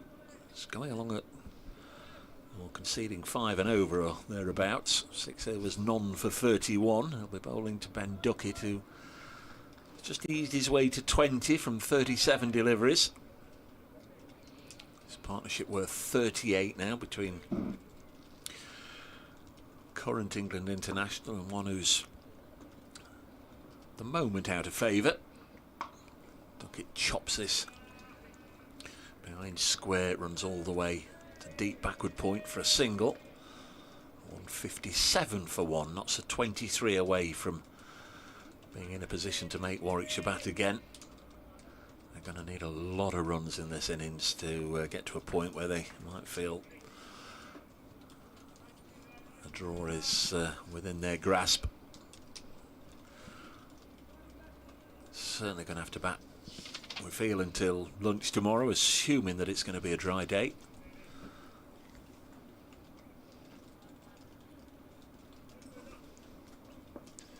Michael Booth just had a little chat with his bowler, then comes in short, pulled by Hamid. Hit venomously hard towards the deep mid-wicket boundary, but I think it's going to be chased down and stopped just inside the rope. It is, and they will come back for 3. Going to have to run hard, but Hamid was running back to the danger end and gets back for 3. Good work by Ethan Bamber again, although it's not Bamber. Bamber was there in support. Gets the skipper chasing after it. He's okay. 160 for 1. Alistair's been in touch. Can you ask Grace what's her prediction for the Women's T20 World Cup? Ooh. I mean, that's wide encompassing, isn't it? I don't know if that's a tip to win the competition. I think a prediction will be that it'll be very successful and be well attended, and there'll be some really good cricket. But next ball is dropped on the leg side, and there's no run. yeah, I'd love to see Scotland have a good tournament. Obviously, I've got 3 teammates and 3 very good friends of mine in that team from the Blaze, skipper Kirsty Gordon and the Bryce sisters, who have been ever reliable for us for years, and equally so for Scotland. Kirsty returning her loyalties to her home country. Obviously played for England for a while and decided to go back to Scotland, which I'm pleased for her. But it's hard to look past that Aussie side, to be honest. I just think they're just ahead of everyone else at the moment, in all honesty. Booth round the wicket, Duckett flirting with danger there. He played away from his body, it just jagged away off the seam and was taken low down by Alex Davis. Again, he's thrown off the gloves. I think with Australians, isn't it? It's just the whole setup they have for sport in general, isn't it? Whether it's the women's game or the men's game, they've just got so many facilities. And do your fixtures run concurrently with it? Something I should know but don't, or are you going to forcefully have to shut down for a while it's on? As Booth is in and bowls Duckett wristily works it out onto the offside. He was looking for 2, but he'll only get 161 for 1.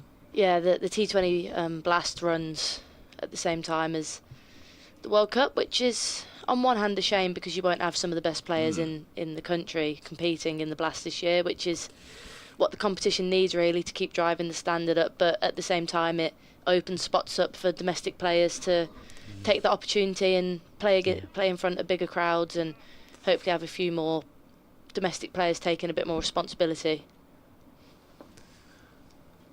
Booth in short and again pulled away by Hamid, and he's going to get a boundary there. It's nicely controlled. It's a well played shot, that. Pulling it behind square. Dug in short by Booth. He continues to leak runs, but certainly challenging the batters, getting them up round about his nose. Good shot. 165 for 1. A helmet's coming on. Don't know if we're going to get some twirly-whirly stuff at the far end. It may well be that after Rob Yates' success in the first innings. No, I don't think it's going to be Rob Yates. I don't know. Let's have a look. Yes, it is. Rob Yates is going to have a bowl from the far end. 165 for 1. It couldn't happen again, could it? Well, it could, but... I don't know if you saw yesterday, Grace. I know you were otherwise occupied, but just before tea yesterday, Yates came on for the token spinners over, and Duckett pushed 5 back and then decided he wasn't going to let him have a maiden, danced down and dragged it straight to Chris Wokes at mid-on. Yeah, I saw it in the highlights this morning. It's not what you want really, is it, from your international, but can happen, Dave. But hoping lightning doesn't strike twice. It'll be interesting to see how Duckett plays it. Have you done your doodah? Do you want to do this over? Yeah, I can cover this over. That's Go on, absolutely then, you do fine. this over. Bit of right arm off spin. Field relatively spread with a deep square quite far behind, a deep mid-wicket and a deep cover for Hamidu. Oh, he plays that one nice. It's a full wide delivery, that being said, but he punishes it through extra cover. And was that Hamid? Or no, it was Ben Duckett. Oh my gosh, that is terrible considering one's left-handed and one's right-handed. And that's the partnership of 50 for the second wicket. 51 runs from 78 balls, and Duckett's look comfortable here. Yeah, the deficit now only 11. Pretty risk-free as well.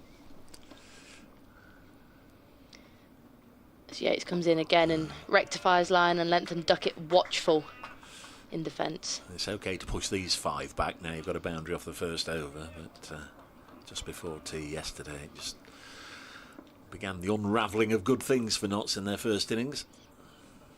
Yates in again, and much like the last, Duckett forward and happy to defend.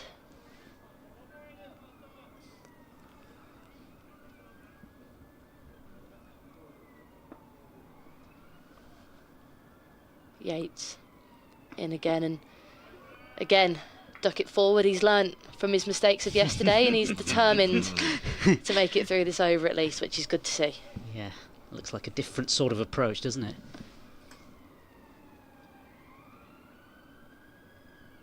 Yates bowled, and maybe not, as he gets on the back foot and cuts this one safely out to the cover sweeper. Jordan Thompson out there doing the work and brings Hamid back onto strike. T, one of our regulars. Lovely to hear such applause from the Trent Bridge crowd today. Dave, dig in Hassan Duckett. Thank you, T. Brings the skipper on to strike for the first time against Rob Yates. Similar field for the right-handed batsman as Yates in, and he gives that a bit of a hoik, and not very Hamid-esque, was it? In fact, it was a bit of a slog across the line, but a dot ball in the end. They can get you. Yeah. I think he saw it, didn't he? And he thought, I'll go for this. I like the look of this. But not really connecting the way he wanted. It's good for the over 8, unless you have to spend a while looking for the ball the other side of the advertising hoardings. 170 for 1. You'll all be looking forward to, like everybody else, seeing the pavilion when it's finished and the new women's facilities over there.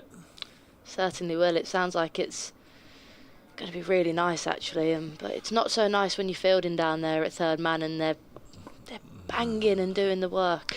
It's Booth is going to continue from the Ratcliffe Road end, and this time it's cut by Duckett, and they'll collect another single. Be nice to have your own permanent dressing room then, the locker, and leave everything in there and all the rest of it, and not having to keep moving out for the men and vice versa. It'll be brilliant. They showed us a rough blueprint for what the pavilion's going to look like, and it sounds like it's going to be really impressive. I think it's been quite forward thinking, and like you say, getting 4 changing rooms in there so you can accommodate both the men's and the women's teams, and like you say, having that space where you can just leave things, and makes it feel even more like home, I suppose. Booth, that's short, and that's again pulled by Hamid. No run. Peter Lee's been in touch. Dave, can I agree with Grace about the women's team and the correlation between the 100 and the remarkable improvement and support for the women's cricket teams? To be honest, I'm not one who follows the 100, but I do follow the Blaze. I'm looking forward to the double-header in the Blast. Hopefully I'll be recovered soon so I can get to Trent Bridge and enjoy some more good cricket. Regards, Peter. Thank you, Peter. Booth in again, short again, and this time over Hamid and through to the wicketkeeper. No run. Just so many people out there that do follow what you and the rest of them are up to. And as you say, the women's game in general. Nice to hear from Peter. Yeah, we certainly feel well supported here at Trent Bridge. Obviously moved across, I think it was three years now from Loughborough, and I feel like the members have really bought into it, and I guess for them it's just more cricket to watch, so why wouldn't they? But it's really nice. It's a great place to play cricket. Here's Booth again shortish delivery, and again attempted pull and just sort of bobbles out into the onside. No run. There's some really passionate supporters. Is it Josie's mum? Yeah, Anita's great. She hasn't been out in full force yet this season. Maybe she's saving it for the T20 comp, but yeah, we have got a few that follow us and give us their full-fledged support, shouting onto the pitch, which is nice. It's Booth to continue past the umpire. This again short delivery. He's bowling quite a lot of short deliveries in this over. Maybe trying to induce a false stroke, but again, just another single to add to the total. And if there's one or two more of the Blaze players listening in, especially while Grace is on at the moment, you know, just keep getting the message across. They're very welcome to pop up and come and say hello and chat about their game and the women's game anytime that we're on air, Grace. I know you and Kirsty spent some time with us in the commentary box, but if any of the others want to come and spend a bit of time, it's not that bad, is it? So left-handed Duckett faces, and this time pushed leg side, and again he'll collect another single to his total, takes him on to 29. Set your bowling coach. We've had enough of him. Can never have too much of Fletch, Dave, can you?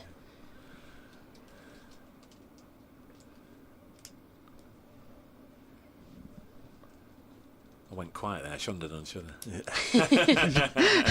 No, great man. Not caught up with him yet this season, but I'm sure it won't be long. Do you cover any of our games, Dave? Be here for the double headers, yeah. For the T20, not the Metro Bank. Try and get down when we can if it doesn't clash with the Notts game.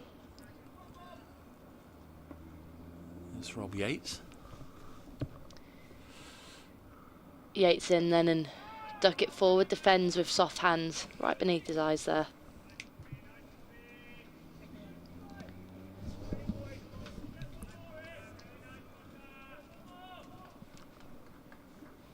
Trailing by just 7 runs now, Nottinghamshire is. Again, Duckett forward and defends. I think this maybe hasn't gone how Warwickshire would have intended in forcing the follow-on. I think there was less movement than they maybe would have hoped. It's bowled well, but there wasn't much movement with the new ball as again Duckett defends. No, they were just hoping to capitalise this morning, weren't they? They got those last 2 first innings wickets quickly and just hoped a little bit of cloud cover this morning. In fact, it's not been clear blue sky all day like it has the first 2 days, but they've just been hoping to nibble 1 or 2 out early. Again, Yates full. Again, Duckett forward. The only defending. wicket that's fallen has been a false stroke as well, hasn't it, really? Yes, he'll be quietly remonstrating with himself, Ben Slater. This one, Duckett tries to cut and it sneaks past to Al Davis, who's been struggling a bit, hasn't he, since he's been hit on his finger, Alex Davis. It's hard ball, you know, Grace. It's hard ball. And that's out of sorts with the rest of the over, but a great shot by Ben Duckett. He reverse sweeps nicely and that races away to the boundary for 4, and nice ripple of applause there. Knots are only 3 behind there. -3 for 1 with 3 overs to go before the tea break. Those of you watching the live stream will just see nice slow-mo there of Ben Duckett getting into a position to play his reverse sweep away for 4. Is that in the Ballinger repertoire? Ooh, No. maybe not quite the same as that. It's a long way down for me, Dave. More the straight drive, the cover drive. There's nothing wrong with an elegant cover drive. Compare myself maybe more to Haas. Good role model from Haas to Nass. Yeah, indeed. As here comes Booth, bowls first ball, and that's again bobbled up off his bat and just bobbled into a gully area. No run off that one. Just a couple of overs to go until the tea break, Grace. Thanks ever so much for popping up to see us. I know you're grafting away, and I'll let you get in the queue for the cakes and the jam and the cream and whatever. The scone's still here. Yeah. That's a great outcome. I've not been tempted, but I think NASA's been down every day. Yeah, Booth is in. He's past the umpire. This next ball again just pushed forward by Hamid into the offside, and he'll pick up another single. I've not seen the scones today, funnily enough, but anyway. Yeah, I'll be straight down there. No messing. So do you have to come in and train tomorrow and Tuesday, or is it just a couple of days off and go again Wednesday morning? We're training both days. I don't really like to bowl day for a game, so I'll probably get a decent spell in tomorrow, have a bit of a bat, and then probably won't bother batting on Tuesday, maybe have a bit of a field. Duckett faces up to Booth. He's pushed it leg side, and they'll run through for another single. Jog through, rather. Looking forward to being back at home, actually. We've had 2 away days on the bounce. We were up at Headingley, then down at Chelmsford, so it'll be nice to be back on home soil. I guess it's frustrating, the limited number of occasions you actually get the chance to bat, but if you're batting at the lower order, sometimes you think, I don't want to get in because I want the top order to make sure we've got enough runs. Booth to Hamid, and again it's sort of bobbled up a little bit about him, but he played it again to 85, and that's a partnership of... no, the scores are level. Oh, scores are level, I beg your pardon. Yeah, scores are level, I was looking at...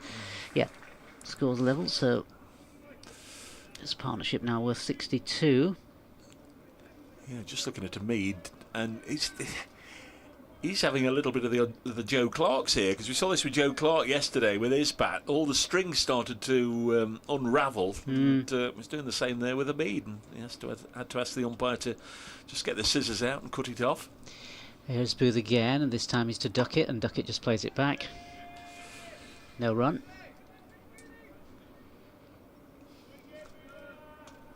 $180 for 1. So if you're in the area, Blaze at home on Wednesday in the Metrobank One Day Cup Women's Competition. It's gone again, this bat. We saw I beg your pardon, Joe Clark repeatedly yesterday pulling bits of string off before he had to change his bat. Duckett on 34, facing up to Booth, and that foolish delivery again played into the covers, and no run there. And if you can't get along, just pop it on the live stream. 180 for 1 with tea imminent here at Trent Bridge. The lunchtime score was 58 without loss, so this has been a very productive session for Nottinghamshire up to this point. But I was probably saying that this time yesterday, that Notts had had a really good afternoon session, 120 odd, 130 odd for 1, just going into those last few deliveries when Duckett got out, and that completely tilted the feeling of the session and ultimately the feeling of the day, because it went downhill sharply from then on for Nottinghamshire. It's going to be Rob Yates from the pavilion end to bowl to Hamid, who's on 85. His score of the season for the Notts skipper. Welcome return to something like his best after 3 low scores, well, 0, 2 and 0, 3 previous scores. Here is Rob Yates. Umpire Pollard standing rock solid still, and then turns just to have a look as if to say, well, where are you, Rob? And then he comes now and bowls, and Hamid defends, and there are 11 balls left in the session. The introduction of Yates has meant that things have been speeded up a little bit. I guess we'll be about 20 minutes or so late and going to tea. 1 over after this one. 180 for 1 as Hamid mistimes this up to mid-on. Again, he's not too happy, I don't think, with his bat. Bits of loose twine that he'll need to either sort out or get a replacement bat during the tea interval. Short. Pulled away onto the leg side, and it'll go for... No, it's been nicely fielded out there on the offside by Jordan Thompson. Just a single at the end of the day. So Notts have the lead. Notts lead by 1.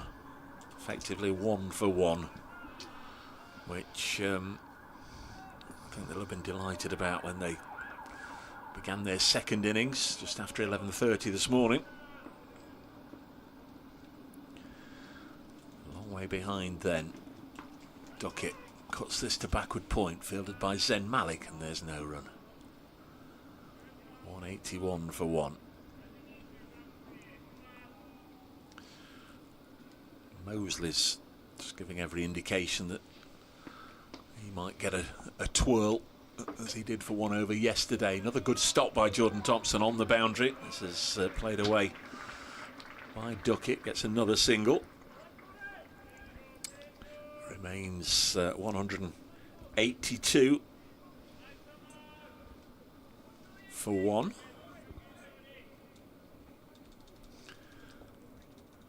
Yates over the wicket again to Hamid, drives into the offside, and he'll get a single.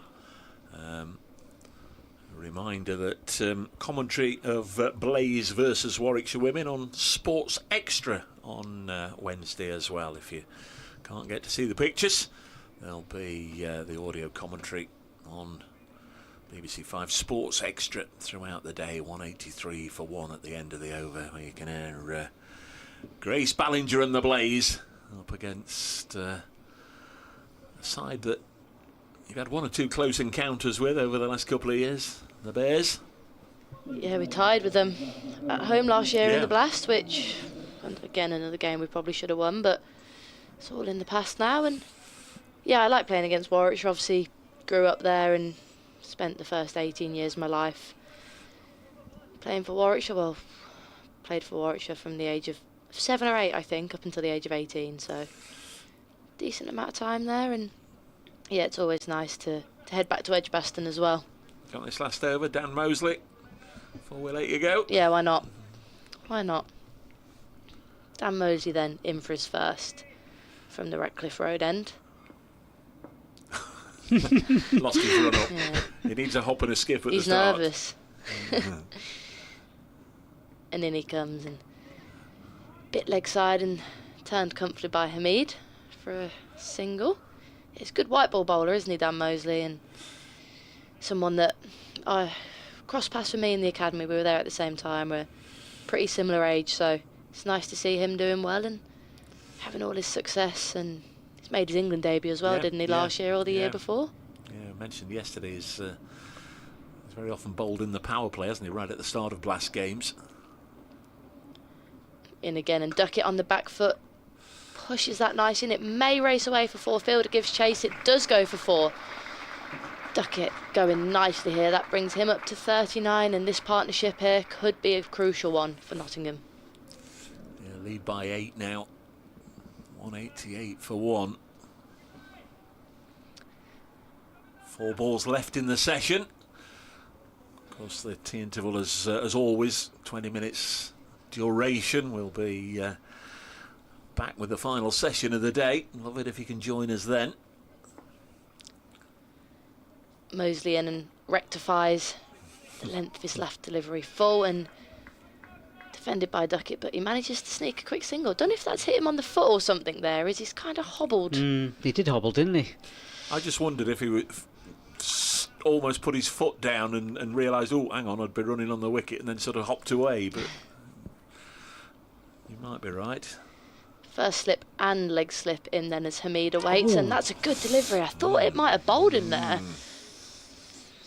Just missed. Hamid pushed onto the back foot, and I don't know if Mosley's maybe got a bit of turn there. We'll have to have a look at the replay, but looked a decent delivery nonetheless. Beat Hamid for not many times have beaten the bat today, and Hamid forward and defends that one nicely. It's always dangerous going onto the back foot sometimes. One ball left then before tea, and Hamid has been steady on 88 not out, and Duckett is now on 40. He's raced to that score really, and last ball turned into the onside for a single, and large ripple of applause from the home crowd here, and rightly so. It's been a great couple of hours of batting for the Notts top order. They're 190 for 1, and they now lead by 10.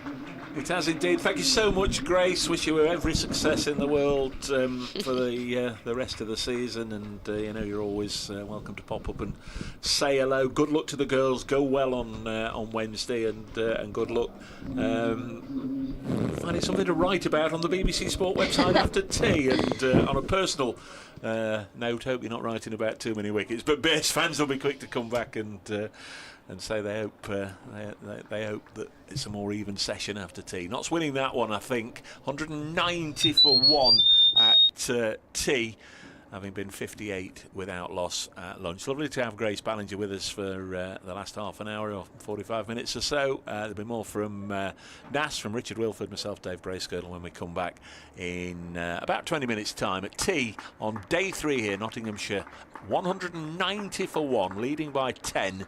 Nasiba Mead 89 not out. Ben Duckett is 40 not out. And we'll see how they go when we come back.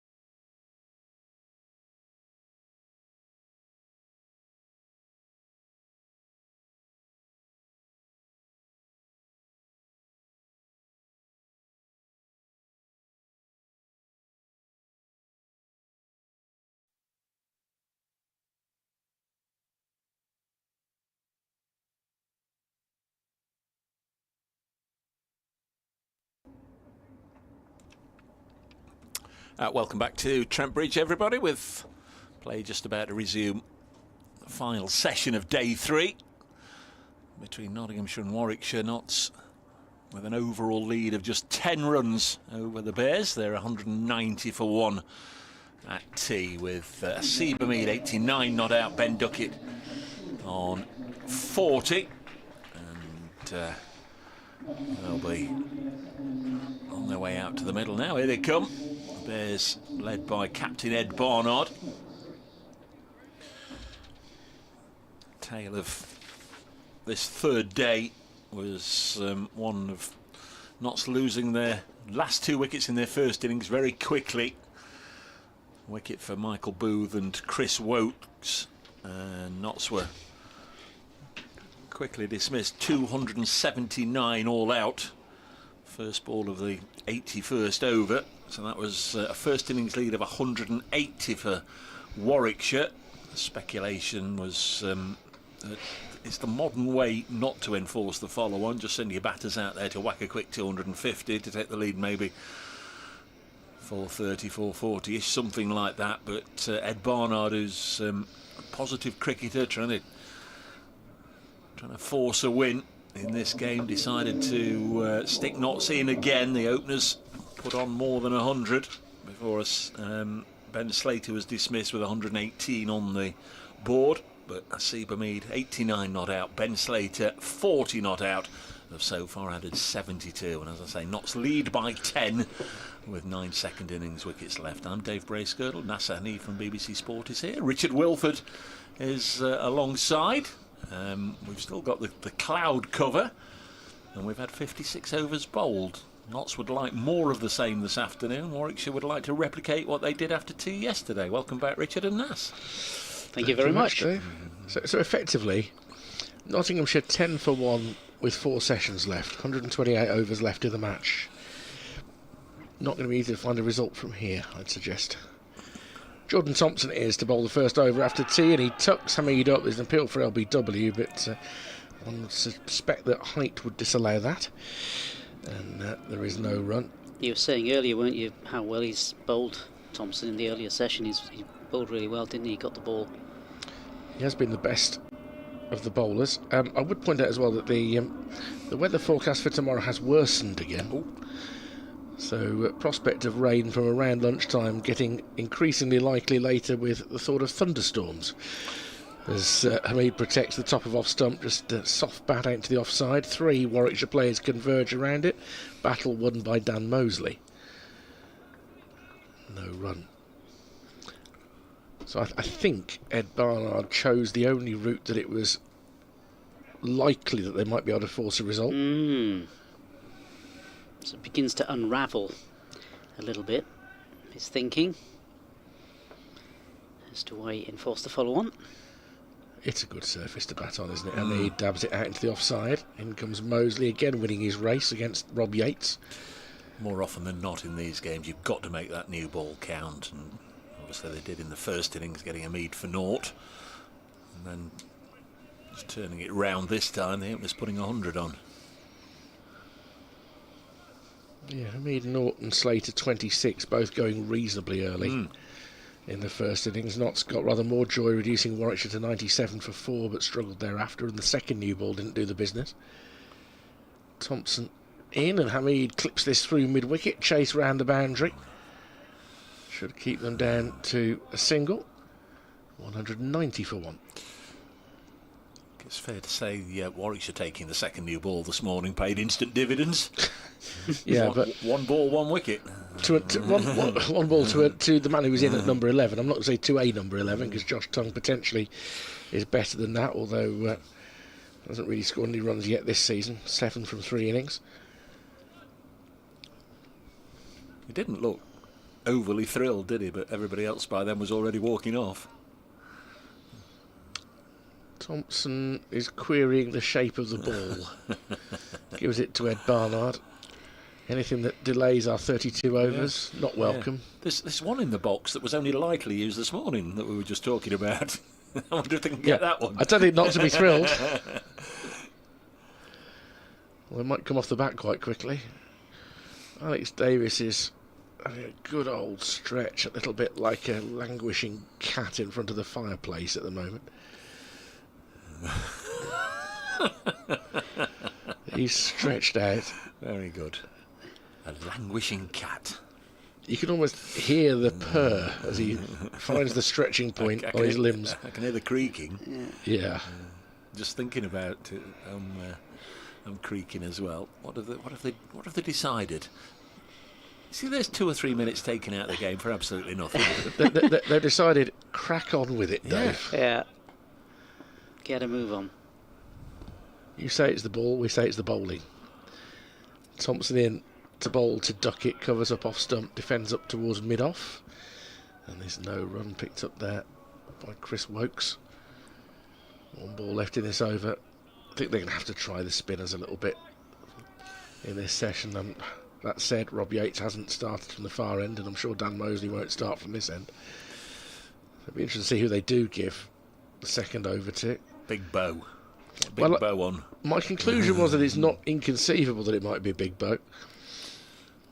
Thompson's final ball turned towards mid-wicket this time by Duckett. Sam Hayne, who is unusually without a hat. He had his sun hat on, tucked into the back of his shirt earlier. So the only thing it was covering was the place where we do know that the sun doesn't shine. So 191 for 1 at the end of the over. Notts lead by 11.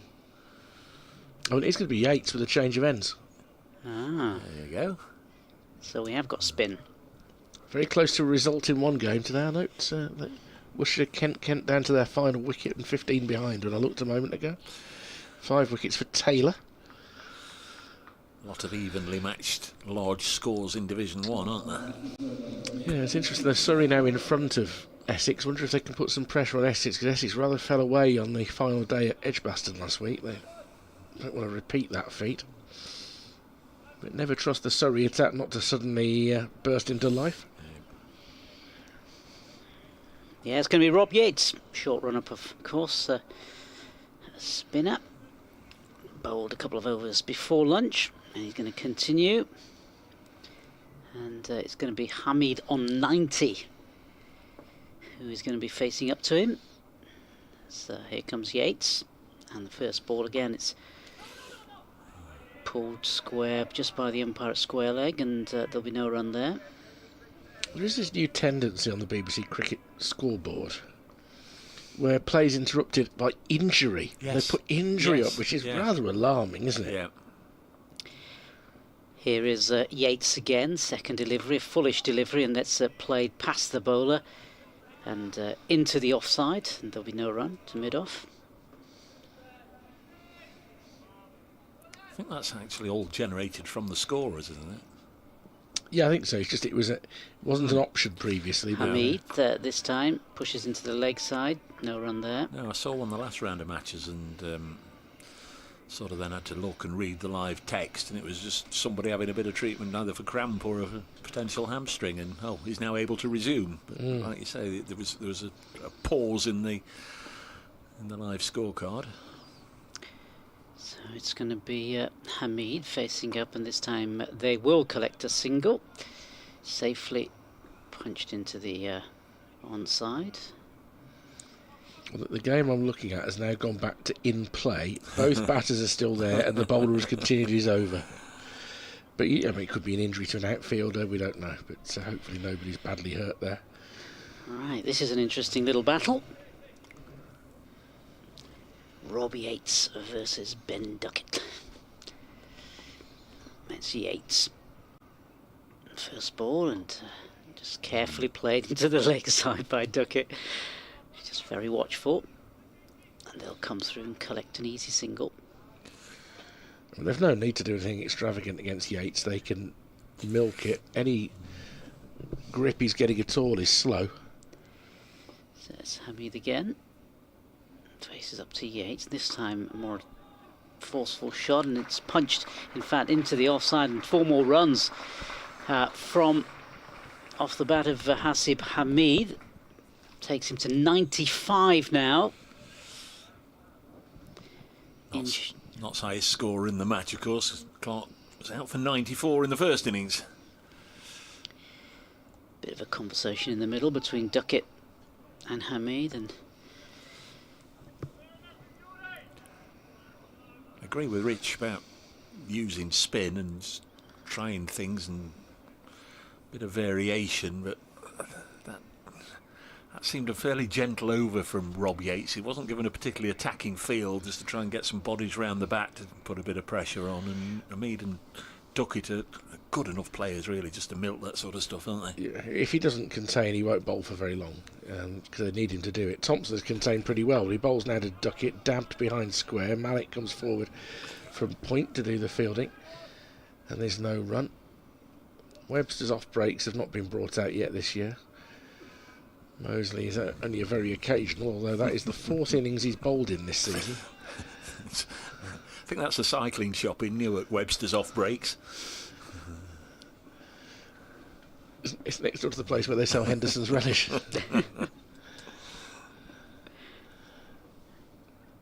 Just next to the luxuriating cat, or whatever, languishing cat. This is again dabbed down to Malik, and there's no run. Just get the feeling that we're going to get to the end of today with Nottinghamshire somewhere in the region of 110, 120 runs in front. Probably at most a couple of wickets down, and it's, we're not in an era where the captains are going to get together 4 weeks into the season and say, well, okay, what would you fancy? What would we accept? Can we set something up? I mean, that's just not a conversation that's going to be worth having this week. Thompson approaches. Duckett spears it towards mid-wicket. It comes off the body of Hayne, who then looks at his studs because he feels he might have slipped a little bit. I think if you're Warwickshire, and if it was a draw, you'd say, okay, first little block of 4 games, won 1, drawn 2, lost 1. We've outplayed for large parts the reigning county champions at Trent Bridge. We're nicely set. We're into our season. We'll take the points. Disappointed not to win, but we'll take the points. If you'd not, from the position they were in, been made to follow on, I think they'd happily take the draw as well from here. Stay undefeated this season. Duckett awaits, pushes it in front of square this time. It's still Malik's job to come in and do the fielding. And again, there's no run. You can't underestimate that bit about you coming to play away from home to the county champions, who were very good on their own ground. Warwickshire fell away tamely here in the week that the championship was won by Notts, and they've shown some guts with the bat to recover from an ordinary start, and they bowled pretty well in the Notts first innings. But this is not the most responsive of surfaces. Thompson is in, pushed into the offside. There should be a couple there you'd fancy as Ethan Bamber sprints along the boundary, and they do come back for 2. It's a nice neat push, not overdoing it there. Duckett, he goes to 43, 199 for 1. And by the way, I'm not criticising the groundsman or anything. In that this time of year, you often find that you get wickets. If they offer anything, it'll be on the first day. That's why Notts would bowl when they win the toss.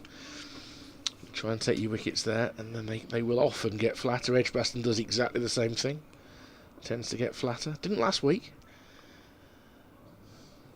Thompson in, wraps him on the pad, and the umpire. The umpire threw us all for a moment there because he's put his hand up to his mouth or his nose, and I think Jordan Thompson thought he was going to get a decision for a moment there, and he is smiling as he limps back to the past the bowler, Jordan Thompson. That was so bizarre. He looked as though he was going to do something. I mean, what a moment to pick your nose, umpire. Let's have a look. He's round the wicket to the left-hander. It's got to do a bit. It's going to go down there. he just... Yeah. That's... I'm going to say umpiring 101 is you don't do that, because Ben Duckett's heart must have been in his mouth. Poor old Ben Duckett. For a moment, he thought he was going to have to trudge off, but thankfully he's still out there.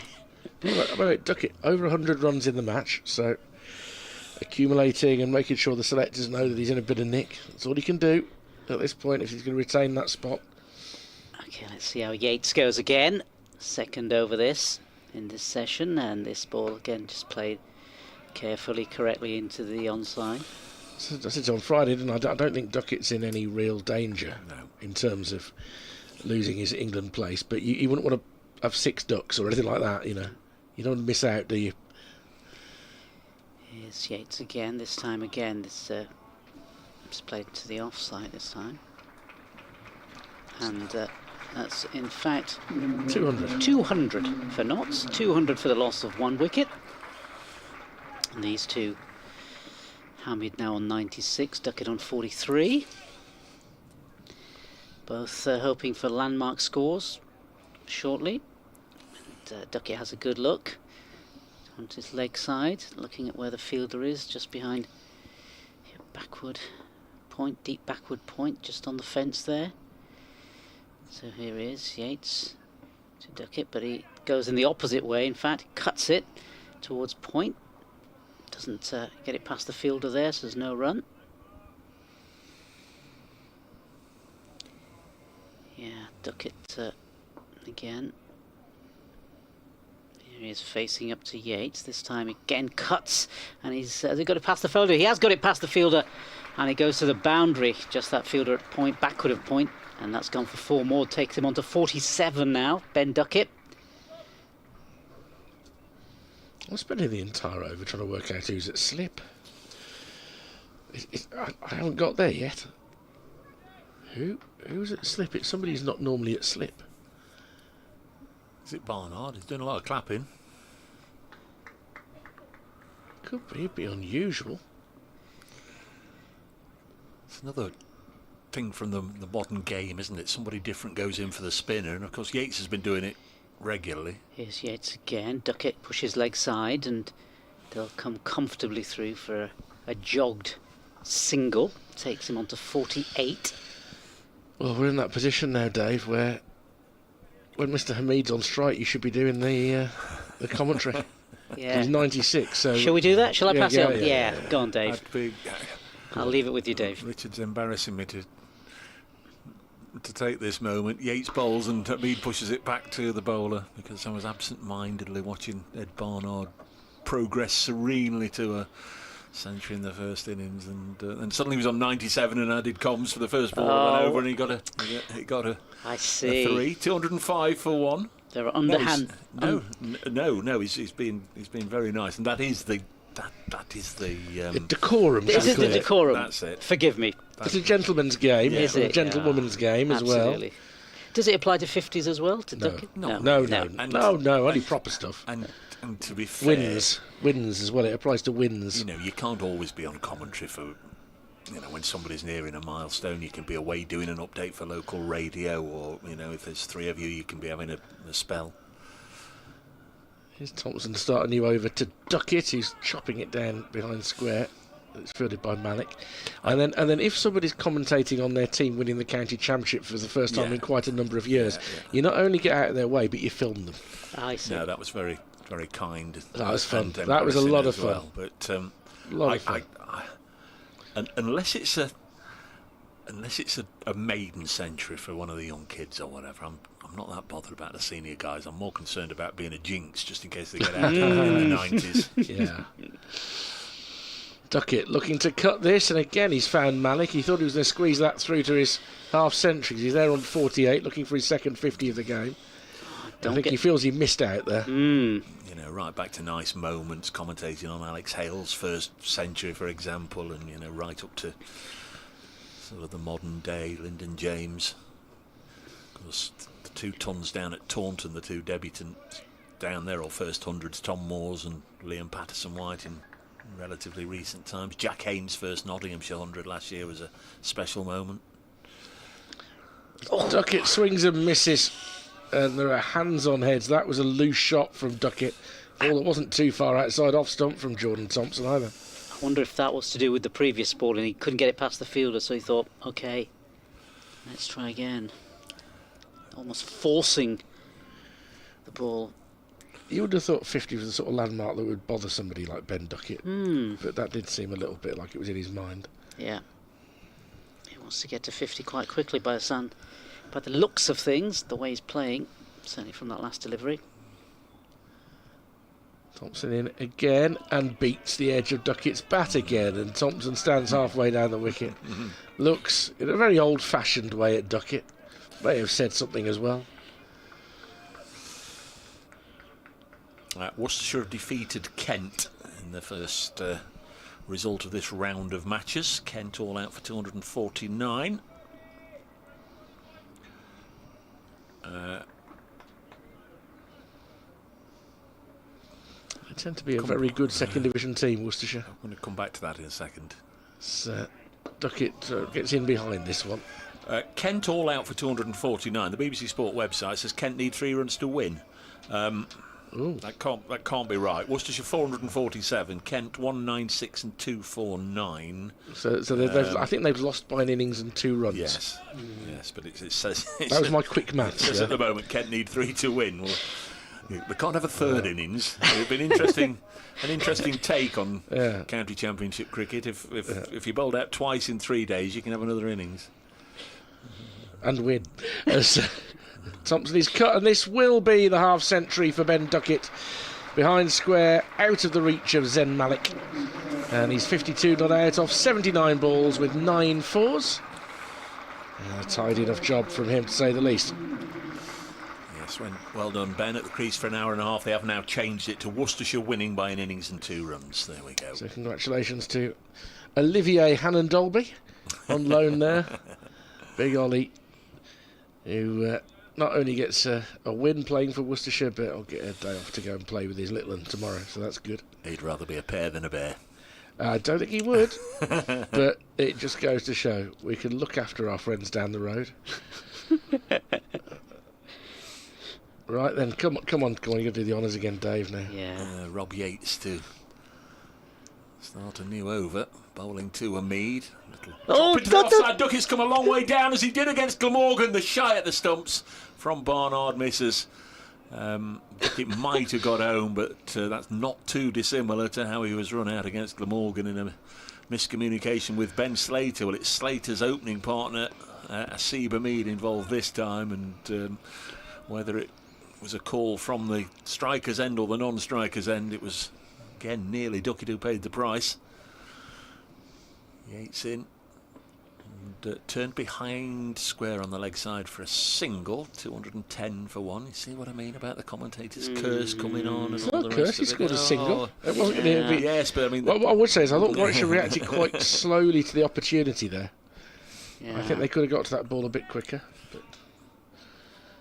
by the time they threw it, I think he would have been in. Yeah, Duckett looks as though he likes to chance his arm against Yates. He fancies himself against Yates. Partnership now worth 92. Duckett back on strike on 52.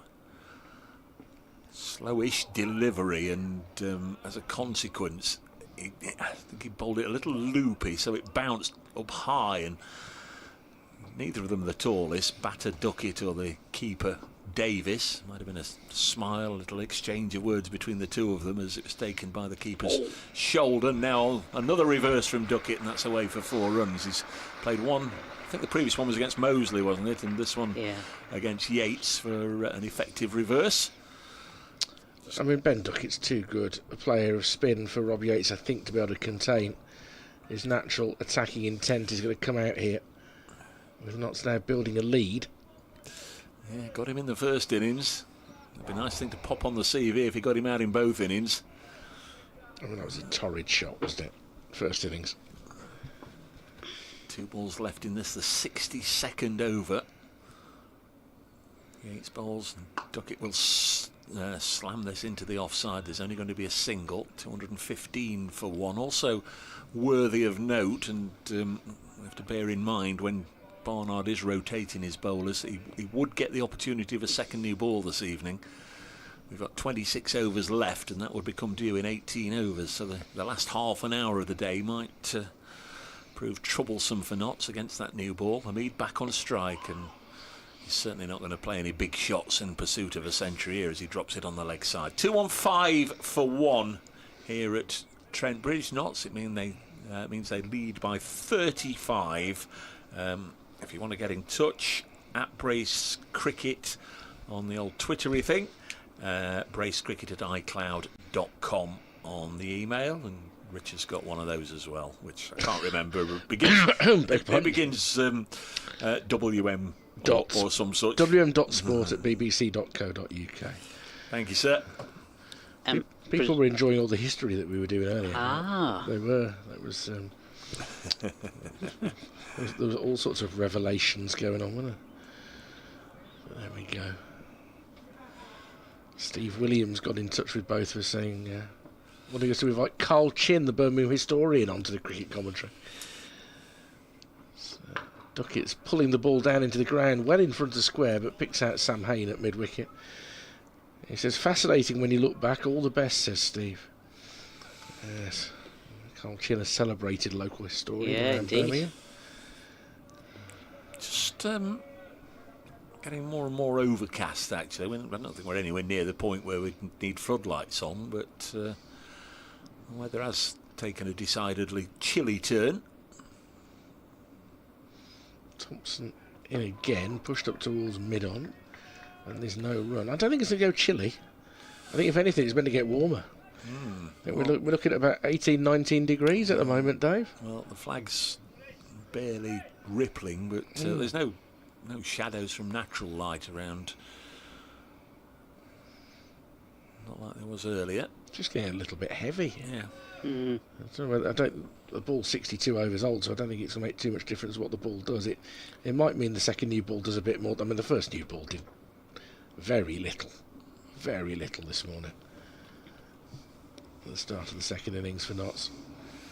Might do a little bit more in these conditions. That'll be a very tired attack by then, as this is cut behind square, fielded by Zed Malik, who's seen a lot of the ball in that position in front of the Fox Road stand.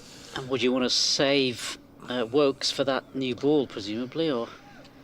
Yeah, I think it'd be the survival of the fittest. So it's only be like 3 overs from either end with the new ball, so we'll see.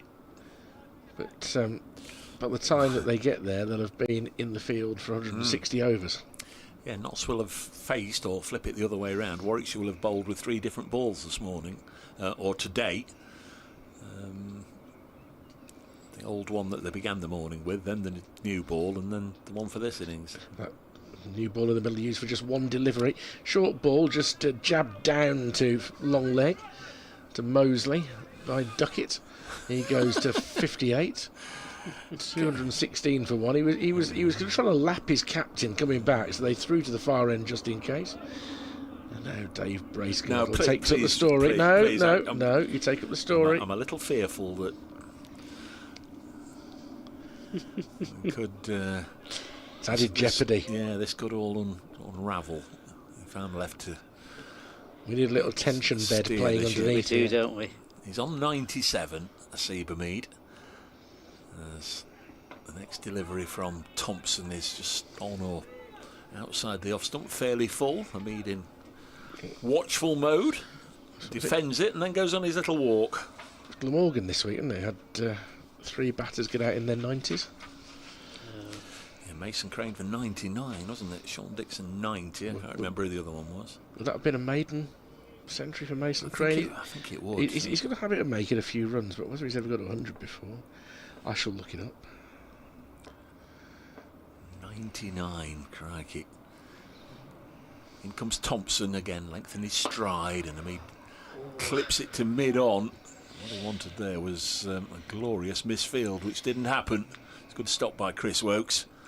And that's the end of that over. 63 overs are done in this innings. Notts 216 for 1 this morning to end the Notts first innings. Brett Hutton was caught by Rob Yates at slip low down from the bowling of Michael Booth for 3. That was 273 for 9. And then Josh Tong, first ball of the 81st over. Warwickshire taking the second new ball. That first delivery from Wokes outside the off stump. Tong with a little nick on it through to Alex Davis out for 1. Lyndon James 38 not out. So Notts 180 behind on first innings, and Ed Barnard said you can have another go.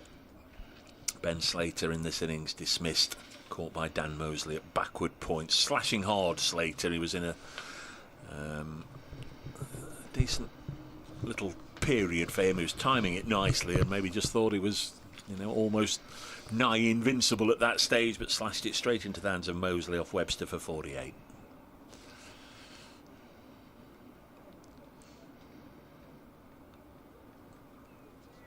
Not sure you ever get to a point where you are nigh invincible, but you know what I mean. He was seeing it well. Here's Nas.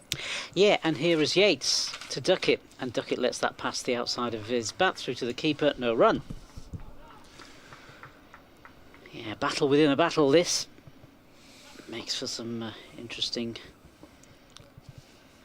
Viewing and watching for the spectators. Yates, and again he's dispatched that leg side and he's gone for 6 off the bat of Ben Duckett. Tremendous shot that. Takes him to 64. Yeah, he's not going to hold back. And that's the second wicket partnership of 100 between these two. Hasib Hamid, they're contributing 38 and 64 from the bat of Ben Duckett. In isolation, that would have looked a pretty ugly shot, but it was mightily effective, wasn't it? Hugely effective as Yates comes in again. This time, again, an attempt at the same shot, but this time completely missing the top of the bat and going through to first slip. Yeah, a bit wider that delivery. Enticing Duckett into some sort of false stroke. Didn't happen. There's plenty of Division X, Y and Z umpires on a Saturday afternoon who'd have given that out. Here we go, Yates again, and this time Duckett lets it go past. I mean, to be fair, they didn't appeal, so that would have made it more difficult. He swished at it and it was caught at slip. Out you go. So Yates, and here he is. This next delivery, reverse sweeper, and that's gone for 4 as well. So useful runs, well, more than useful runs, and coming off the Yates over. And maybe we're not going to see much more of Yates if he continues to leak runs. Well, he's not going to be able to control Duckett, but there is always the danger that Duckett will play a shot to get himself out, as he kind of nearly did after hitting the 6. But in terms of keeping the scoreboard tight, it's going to be quite hard for Yates here. He's not a bad off-spinner. He's a bit better than part-time, but nonetheless, it's a tricky set of circumstances for him. Bit of a high-risk strategy, because you might go for runs, but then you might induce the England man into a false stroke. Anyway, let's see what happens as Duckett faces up again to Yates. This time he carefully lets it pass and ooze from the wicketkeeper behind Alex Davis, who thought that might just have crept past the off stump.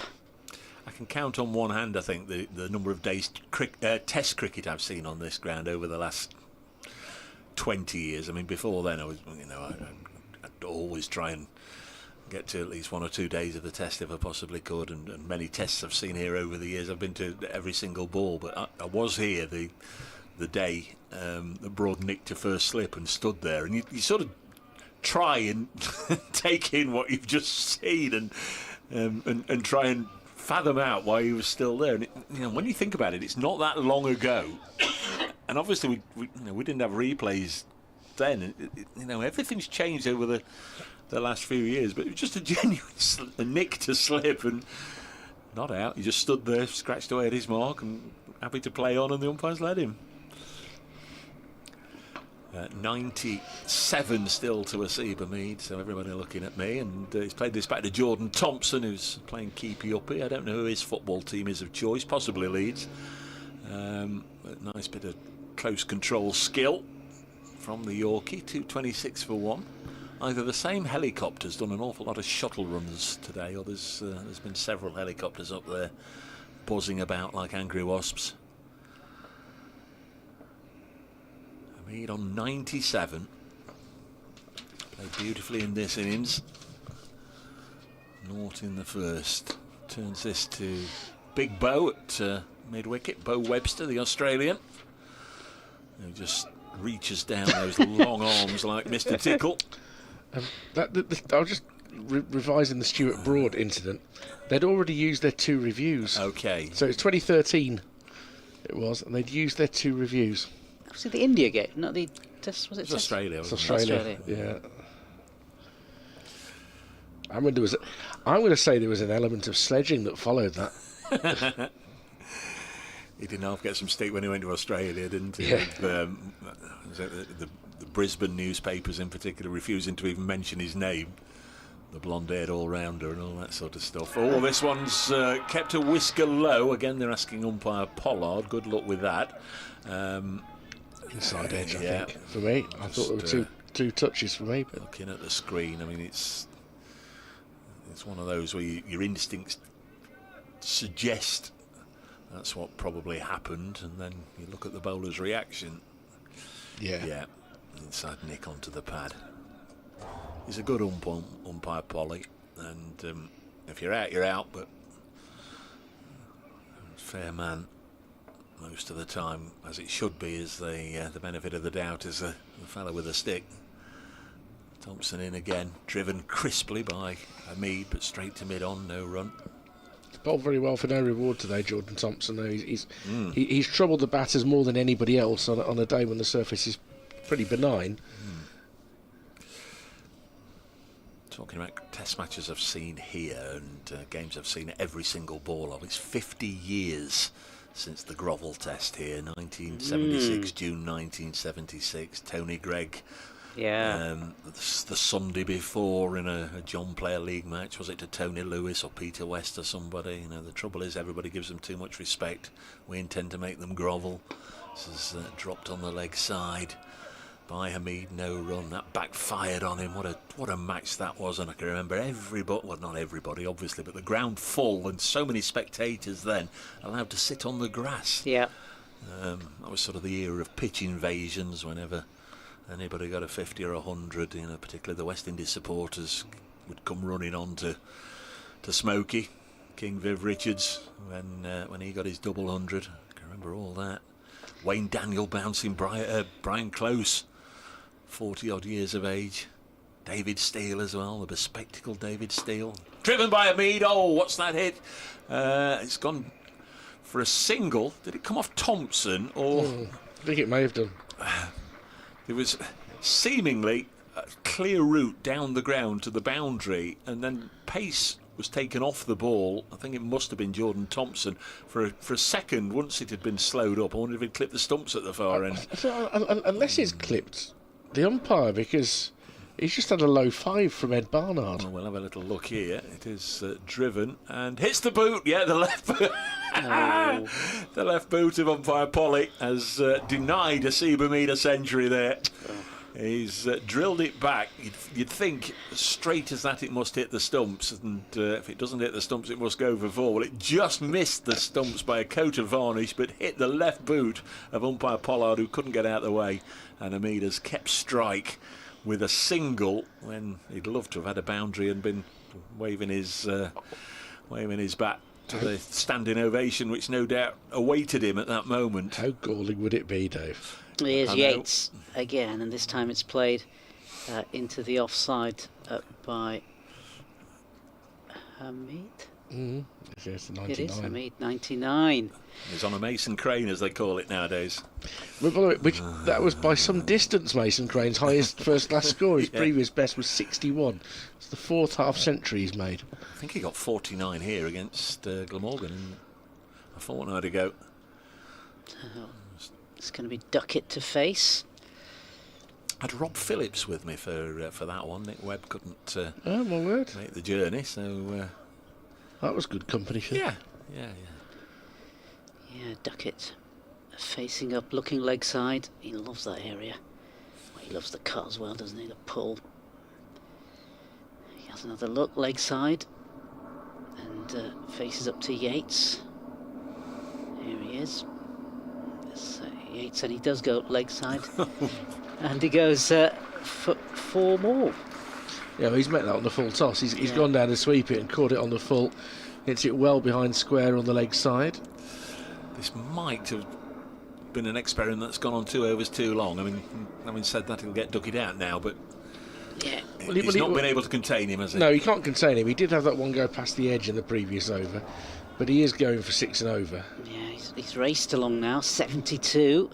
He's again looking at that leg side field. He fancies a bit of this. Yates again, but this time he's gone the opposite way, cuts it actually, and they'll collect a single, and I'm going to hand over to Dave. I think we've got a couple of balls left in this over. Hamid on 99. The Notts captain's faced 213 deliveries. Not one of his swiftest tons, not one of his slowest either. He's just kept the board moving all day. And now faces Warwickshire's Rob Yates, requiring 1 for another milestone. The Nottinghamshire captain stands with bat raised. Rob Yates bowls. It's driven up to Bo Webster at mid-on, and there was an immediate cry of no or wait from one up, t'other out there. Duckett is So quick between the wickets, you just got to be careful that he doesn't set off and suddenly we have another situation where somebody's got to scamper back to try and make their ground. Yates bowls and Mead into the offside, and there it is. Lovely pushed single by Asiba Mead on the offside to go to 3 figures just when his side needed a punch of the air and then a look up to the skies from the Nottinghamshire captain. His teammates out on the balcony, and he sort of gestures towards them as if to say, that's for you. Well, it is for them and for those as well, the Nottinghamshire supporters who are congratulating him. He's enjoyed that one. It's his 20th first-class 100. And it's come from, well, there's 12 fours in it. It's come from 215 balls. His 14th ton for Notts, and his 4th against Warwickshire, and his 5th here at Trent Bridge. 234 for 1 for the home side. Now they've got Duckett larruping it into the offside, partially stopped by Mosley for a single, and that's the end of the over. No, it's not. Yes, it is. You argue with yourself now. Well, yeah, he's put his cap on, but nobody else moved. The umpire stayed behind the stumps. Thought either somebody had miscounted or he was going to bowl the next ball with his cap on, but eventually everybody maybe got the noise from umpire Middlebrook. Well batted Haas, 235 for 1. Notts' lead is 55 for 1. We've still got, what, about 20 overs left in the day? Maybe 21? Not on the scoreboard just for the moment. 24s are 80 and 50 on 130, 120. Potentially. What, are you going at 4 and over? I'm going at, You're going at 4 and over. I'm being adventurous. Yeah, the run rate's been brisk since the interval. Yeah. 22 overs left in the day. Yeah. Thompson coming in to bowl to Duckett, defends it back to the bowler in his follow-through. If Ben Duckett's still there at the close of play, then the lead could be around the... Oh gosh, now 60 and 50. My brain's just gone a little bit tired. About 160. It could be. Could be. Could be 160, but we will see. Yeah. Dan Mosley's doing some warming up, so I think he's going to get another little dart at this end. 14 overs till the new ball. Thompson has put a real shift in, none for 30. They gambled on the follow-on, feeling taking the 10 wickets is the hard part of the equation. They were probably right, as Duckett defends back down the wicket. It's funny, they haven't taken wickets, and you say, well, maybe they've made a mistake with their decision. I think the opposite. I think it's actually borne out why they did it. Yeah. It doesn't look like a surface that's going to crumble overnight into tomorrow. No, it doesn't, does it? So, but as we were saying earlier, you were alluding to the weather, which of course nobody's got any control over, and maybe that's a factor that maybe swung it for Warwickshire, maybe. Nobody's got any control over the weather. You don't spend a lot of time on X, do you? As Thompson comes in round the wicket to bowl to Duckett, pulled round the corner in between the 2 deep fielders for 4 into the hover cover. He's up to 78, 239 for 1, going through the gears now, Ben Duckett. And Dave did say the only way that Notts could win this game if Ben Duckett got 200 off 130. Well, he's starting to eye it up now. It's a double top, could it? It might be a time to...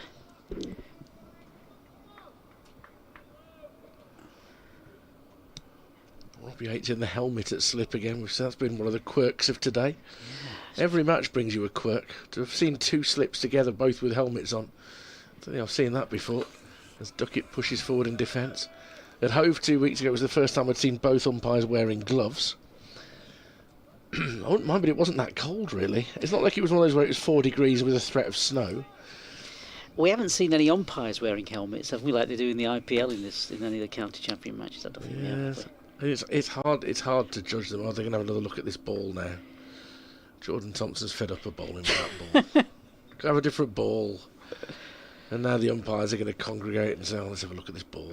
It's a slow walk as well, isn't it, between the 2 umpires here as they meet in the middle. Alex Davis is back to cat in front of telly mode. Yeah. Rob Yates is just lying down in a sort of, I've had enough today. Yeah. Oh no, I'm going to have a stretch.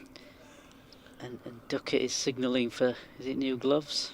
For a new bat or something to the changing room? I doubt he want to change his bat. No. Oh, was he asking him a drink? Unless he wants a bit of fluid? Well, no, the way he was sort of signalling, and we are getting a change of ball, by the way. He was signalling. I wonder whether the bat might need a bit of tape on it or something.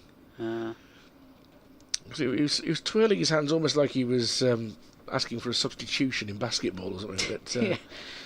Dan Mosley now brings out the case with the golden treasure in, which contains a bunch of Duke balls. There are gloves and a drink coming out for there we go. Ben Duckett. We'll see whether that's what he wanted. A Warwickshire substitute fielder comes out with some drinks and is joined by another. Only now they've chosen another ball, the umpire is going to have to go back. And they're going to have to go back. And there's drinks for the wicket keeper here as well, isn't there? Oh, they're going to be allowed to get the drinks on far enough for Okay. that. That's good. That's good. Drinks They would at everywhere. first. Alistair, well done. Skip, form is temporary, class is permanent. I think we had that one a little earlier. T, great stuff from Haas. Absolutely chuffed for him, he says. They're just quoting you back at yourself, you Yep. see. That's the influence that you have.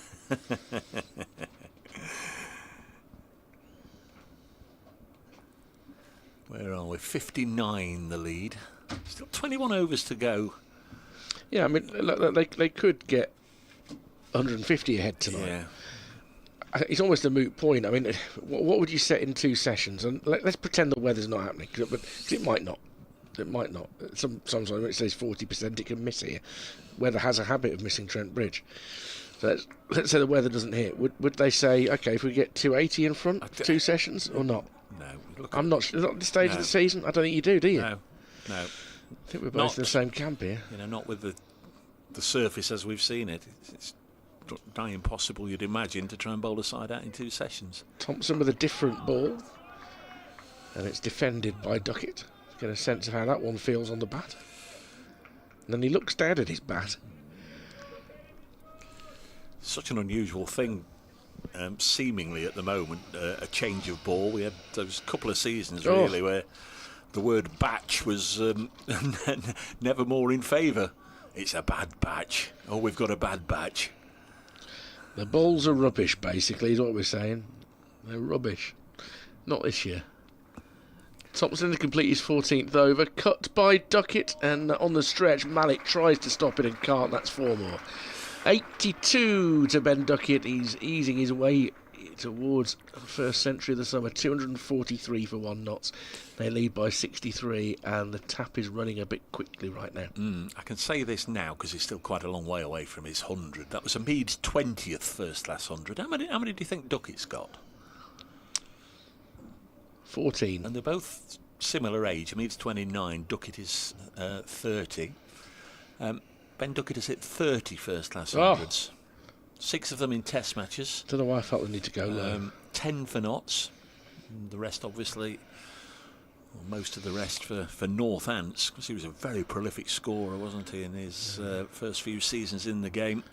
Actually, I do know why I went low. I went low because Just the way you said it, I thought, it's got to be something surprising. So I thought the surprise must be low, not high.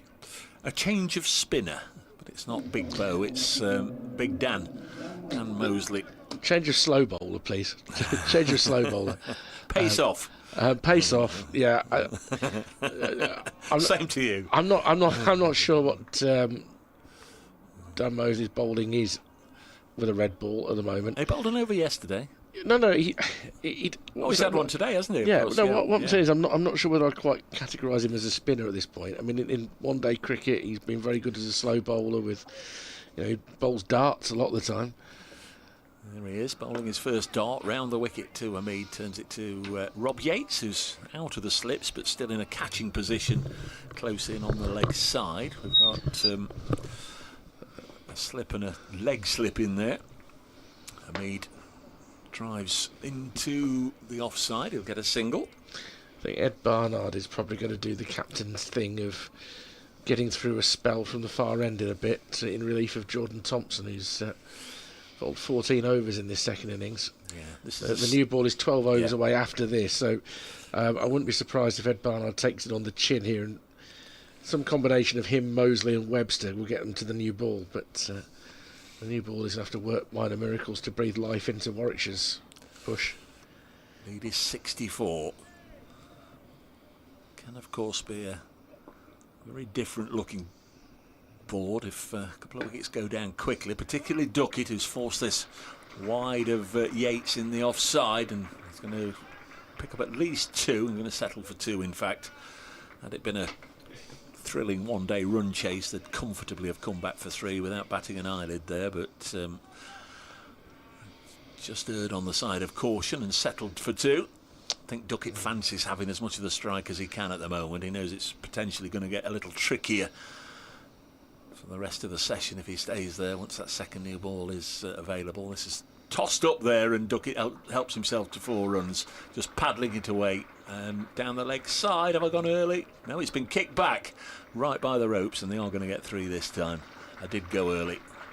I don't think he's keen to get the strike because it might get tricky later. I think he's keen to get the strike because you look here at somebody who hasn't bowled many overs, frankly, deliveries in first-class cricket in Dan Mosley, and if Rob Yates can't turn the tap off, it will be quite hard for Dan Mosley to turn the tap on. Pigeon watch. Here they come again. The pigeons on the used strips on the Bridgeford Road side of the square. The white one's not with them today. Here's Mosley bowling, and Mead turns it to leg. There's no run. Where's that pesky white one who's a bit of a bully? It's a very nice looking bird compared to the other pigeons, which have a certain reputation that they live up to. That's a lovely delivery, and they're asking, and they're not going to get it. Rob Yates, I beg your pardon, Dan Mosley ran off in celebration there. Went straight through, didn't it? Nice to see whatever pictures we've got of that one, but nobody else seems remotely animated except Mosley, who was off as if he'd scored the winner in the cup final and run the London Marathon this morning. Here we go then. What we can see on our monitor in here is that it was a lovely ball, and it struck Alex Davis in the chest, and Davis didn't make any effort to stop the ball because he was appealing. He clearly I think he realised it just brushed the pad. I think he thought it was going to hit the top of off stump, Davis. It wasn't far away, and so Mosley is claiming that it was the pad that stopped it. It would have been dubious as to whether it was pitching in line, and of course he was coming round the wicket to a right-hander, so it may well have pitched outside leg stump. Nas, did you hear Richard about a minute and a half ago say Ed Barnard will bring himself on? Well, he predicted it completely right. Here we go. Here he is, Ed Barnard. The captain tries to field his follow through but misses out. Yeah, no, he'll take one for the team here and bowl 6 overs unless he gets clattered, or even if he does get clattered. He's bowled very well this season with not a lot of reward, to be honest with you. Yeah. He was very tidy in his spell in the first innings as well. Comes in to bowl to Duckett, who just defends. Not much pace on it there from Barnard. Again, slip is outrageously close, quite wide. So it's a curious old position. I think there's a 12th man on at the moment. I'm just trying to work out who's missing. I think Zen Malik may have gone off after a couple of dives where he may have been left feeling a little bit sore. This is getting defended up towards mid-on. So Vance Jani is on. Oh. Another player from the South Asian Cricket Academy. He's fielding at short third man, if you like. Number 24. Number 24. Josh Tong's number. Yeah, made well, it's Vance Jani's number, and scored 260 odd for the seconds this week. Didn't Vance? Barnard bowls clipped towards mid wicket. Into field is Hayne. Made 82 on his List A debut last year in the One Day Cup, and made his championship debut down at Chelmsford, which is a tough place to do so, but played his part in a drawn game there. That was one where it was final day, you had no chance of there being a result either way, and it rained at 2 o'clock. I mean, that was beautiful. Beautiful rain. Barnard, back of a length, guided down fine. They'll take the first one quickly. Duckett wants to come back on the arm of Mosley, and he's judged that correctly. 2 more for Duckett. He's to 89, and that's the 250 up for Nottinghamshire. 251 for 1. Yeah, just doesn't make sense, does it? 279 all out, 251 for 1. You see it so many times in cricket matches up and down the country, a side that underperforms one day and will then right some wrongs. I mean, the sense yesterday would have been they didn't bat very well, wouldn't it? That would have been the feeling in the Nottinghamshire camp yesterday.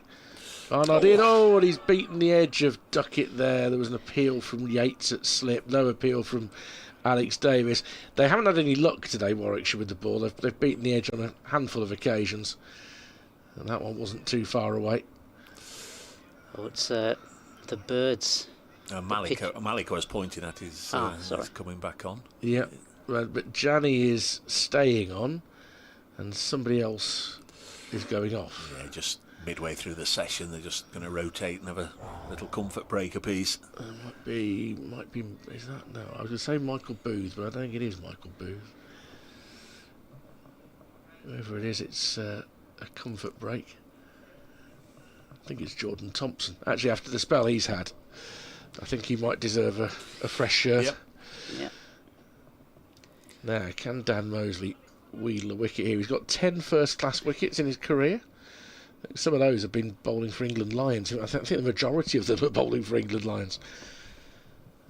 Mosley comes into bowl to Hamid, who looks to pull him off the back foot, and that's beautifully played. In front of square, well in front of square. Booth hasn't got an angle to cut it off. 4 more. Can't be dropping short. Would Sam Hain have a first-class wicket? I know I could look it up. Oh, just off the top of it. Oh, no. I've seen Sam Hain bowl twice. And the second time he was bailed out by Rory Burns declaring. Because he would have been taken out the attack if he tried another delivery. He cannot pitch the ball on the strip. We're talking about coming off 3 paces, bowling beamers above head height. You can't control the ball at all. Wow. Mosley in. Push forward. That takes some doing. I've seen him bowl at Lords, and he had that problem there. Only managed 1 over, and they brought him on for a home game against Surrey, and no. Down the wicket comes Hamid. He's launching it. Has he got enough of it? Fielder is coming back and puts it down. It was a chance. He got there, didn't he? Chris Wokes has got there. They're going to come back for 2. Hamid almost gave it away. He was disappointed. I mean, he was right under it. I mean, it's difficult because he was running back, wasn't he? But he got there. He did all the hard work, but yeah. Attacking Mosley nearly got Hamid into trouble there, and he leaves the next ball alone. He's just looking at his fingertip as well, Chris Wokes, so he's got something on it. So Hamid was on 105. The score was 255 for 1 when that went down. Mosley in again. That got up a bit more than Hamid was expecting. Does want to control it. Gets a single round the corner. 108, 257 for 1. 258 for 1. So no first-class wickets for Sam Hain. I have seen both of these batters take wickets for Nottinghamshire in county championship games. What about that? Ben Duckett, in a day where Middlesex openers, I think, put 300 on, batted all throughout the day, not late in the day, just for something to do in a drawn last day, took the second new ball and Duckett removed. Sam Robson caught behind for 160. And Notts walloped Sussex 3 or 4 years ago by an innings and a million, and Hamid brought himself on 9 down and got a wicket first ball. Rose into Duckett, steered through square leg for a single, 259 for 1. The first of those wickets, the Duckett one, is that one that wouldn't have been possible under Wilford's law? What's Wilford's law? End of the over, 259. If a match has no possibility of a positive result, it should end at tea on the final day. I don't want any of this rubbish. Like tomorrow, if the game is dead, if Notts have batted through till early afternoon, whatever, I don't want any of this nonsense after tea. It's not cricket. If you've paid 18-20 quid to come along tomorrow and your lift is going to pick you up outside the ground at 6:30, you would be... Well, that'd be ridiculous. You would be indignant. 6:30. You would be indignant if somebody said the game's done at 4 o'clock. There is literally no defence that you can offer for cricket that's played after 4 o'clock in that situation. It's Barnard to come in and bowl. It's 10th over. Some counties don't even charge on the 4th day. That's true, actually. To be fair, a lot of counties don't charge for cricket after tea. Now you do here, but it's very sensible pricing. But it's not even cricket. What goes on there? I saw Tim Ambrose get a wicket at Lords. Fantastic! It was the only wicket of his first-class career. But what a pointless piece of cricket it was. Here's Barnard. He's into Duckett, and Duckett again plays it leg side, and they'll come back. Well, they'll actually just get the single. You know, cricketers, the PCA will say we get playing too much cricket, need to be careful, need to dose it too much cricket. Oh, let's play from 4 till 5 in a drawn game, and nothing can happen. Let's keep our bodies out there, shall we? It's just, I don't even begin to understand it. You'd be happy to call a football match off if Birmingham City were losing 3-0 at half time. It's absolutely no comparison whatsoever. Yeah, it is. No, it isn't. 4-0. No, 5-0. Absolutely Here we no go. comparison. Duckett, 91, just pushes it back to Barnard. No single off that one. We're talking. Game's done and dusted. Send them home. Doesn't matter how much they've paid. Dave, it's not even comparable. You're comparing cheese with chocolate there. It's day 4 of a very tough competition, and if they haven't even got into the final innings of the match, 340, shake hands. Thank you very much. Well played, lads. Here's Barnard again to Duckett. And sort of steps out. In fact, it's Hamid, beg your pardon. Comes out, just steps out of his crease a little bit, just pushes it into the offside. And for those who like the statistical quirk of people taking their first-class wicket, that can happen between 3:30 and 3:40, by the way, if you know that you're going to be shaking hands at 3:40. Yeah, the actual details of that particular wicket remain sketchy apart from what happened. I don't know what time of day it was. Notts 260 for 1 as Barnard lets this one go past the outside of his bat as Hamid. You've heard the case for the prosecution. You've heard the case for the defence. What do you think, folks? Brace Cricket at iCloud.com or WM something or other. What is going on here? Is this a further issue with Hasim Hamid and his batting position? Well, there's something being taken, notes being taken of some course. Yeah, they're making a note. One of the umpires, and it's a finger. Has he had an official warning? Yeah, the finger's being pointed, certainly. Yeah, it's been reported to, well, we'll hear about that 3 years next June, no doubt. Or however long it takes to get that sorted out. Comprehensive notes being made by the umpire. It's been the oddest side story, hasn't it, today? Yeah. Here comes Barnard again to complete the over, and this time it's just pushed into the offside, actually, by point. Off the bat of Hamid. It's the end of the over. Notts 260 for 1. Hasib Hamid 108. Duckett 91. I've been campaigning 10 years, Dave. Nobody's going to change my mind on this about that hour or that. It's an hour or 50 minutes, depending on what stage the game is. If we're only in the third innings of the match, the game could finish at 4:50, can't it? But anything can happen in an hour. No, it can't, and it can't because they're not even playing properly. They're not even playing properly at that point. It's not real cricket there, and it's not serving anybody. I don't know if Ed Barnard's just. I don't know. Well, he's having a word with umpire Pollard, and whether he's sort of saying, "Come on, there's no need to report him for that," or whether he's been told off for something. Or it might even be, what on earth does it mean? What's happened there? What difference it makes? Yeah, it may have been. If he does it again, is he out? I mean, what? I mean, seriously, it's weird. Mosley floats on up very full, and Duckett just puts his bat on top of it, and it rolls out in the offside. If memory serves, this isn't the first reincarnation of Pollard versus Hamid versus running on the wicket. I think we've read this chapter before. Duckett again forward. So is Pollard and Hamid a bit like Darrell Hare and Muralitharan? Well, I'm not sure, but I don't. Notebooks were out there and things written, and I've got your name, young man. Again forward in defence is Duckett to Mosley. So when we run out of questions in the end of match interviews, there'll be something else just to try and find out. Duckett on 91. Full delivery, can guide it out towards square leg fielder for a single. It's difficult if you play the way you play every day of your life, and then you're being asked, you're told you can't do that. You can't do that. The white pigeons arrived. The white pigeons just arrived. It's a bit of a bully, that one. Mosley is halted in his run-up.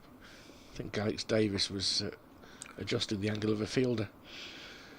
And then, Hamid has come down the wicket and swished at a ball down the leg side, and Davis has missed it. He's going to go for 4.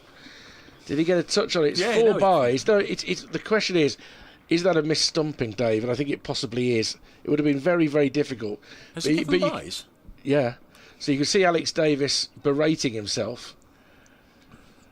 See Hamid as well. I just thought it was swept away nice and fine. No, he's missed it. He's out of his crease. No, he's not. No. It's low down. He's not out of his crease. His back foot hasn't moved. This is forced off the back foot out towards the point boundary for a single. Tickle the bottom of his bat as it went by. I thought it did as well, but anyway, we're 150 yards away plus. And Notts take their lead to 86. Yeah. Now we've got the walkie-talkies out for something to be. Well, but they're probably explaining to the scorers, maybe, because the scorers presumably need to know this sort of thing. Or to the match referee, maybe. Yeah. Just make a note. What are you doing, fellas? Well, we've got him banged to rights. Who was the umpire back in the day? Was it Nigel Plews, who was a former policeman? Yes. Yeah, from this parish. Yeah. He'd have had a notebook with him. Yeah. He was a good umpire, Nigel Plews. We've had 2. It's Barnard. Bowls first ball of a brand new over. Pushed back by. At the time, Nigel Plews was kind of the first regular umpire, first-class umpire of his generation who hadn't played first-class cricket, wasn't he? Yeah. It was. I mean, there are a few now, but it was an extreme rarity. So it's Hamid on 109 to face up to Barnard. Here he is, and this next one again just pushed out towards point. No run there. Yeah, Steve Garrett was also a Nottinghamshire policeman. Oh, because he's the chap you introduced me to a couple of years ago when I was here, I think. He used to pop into the box, didn't he? Yep. Lovely guy. Yep. So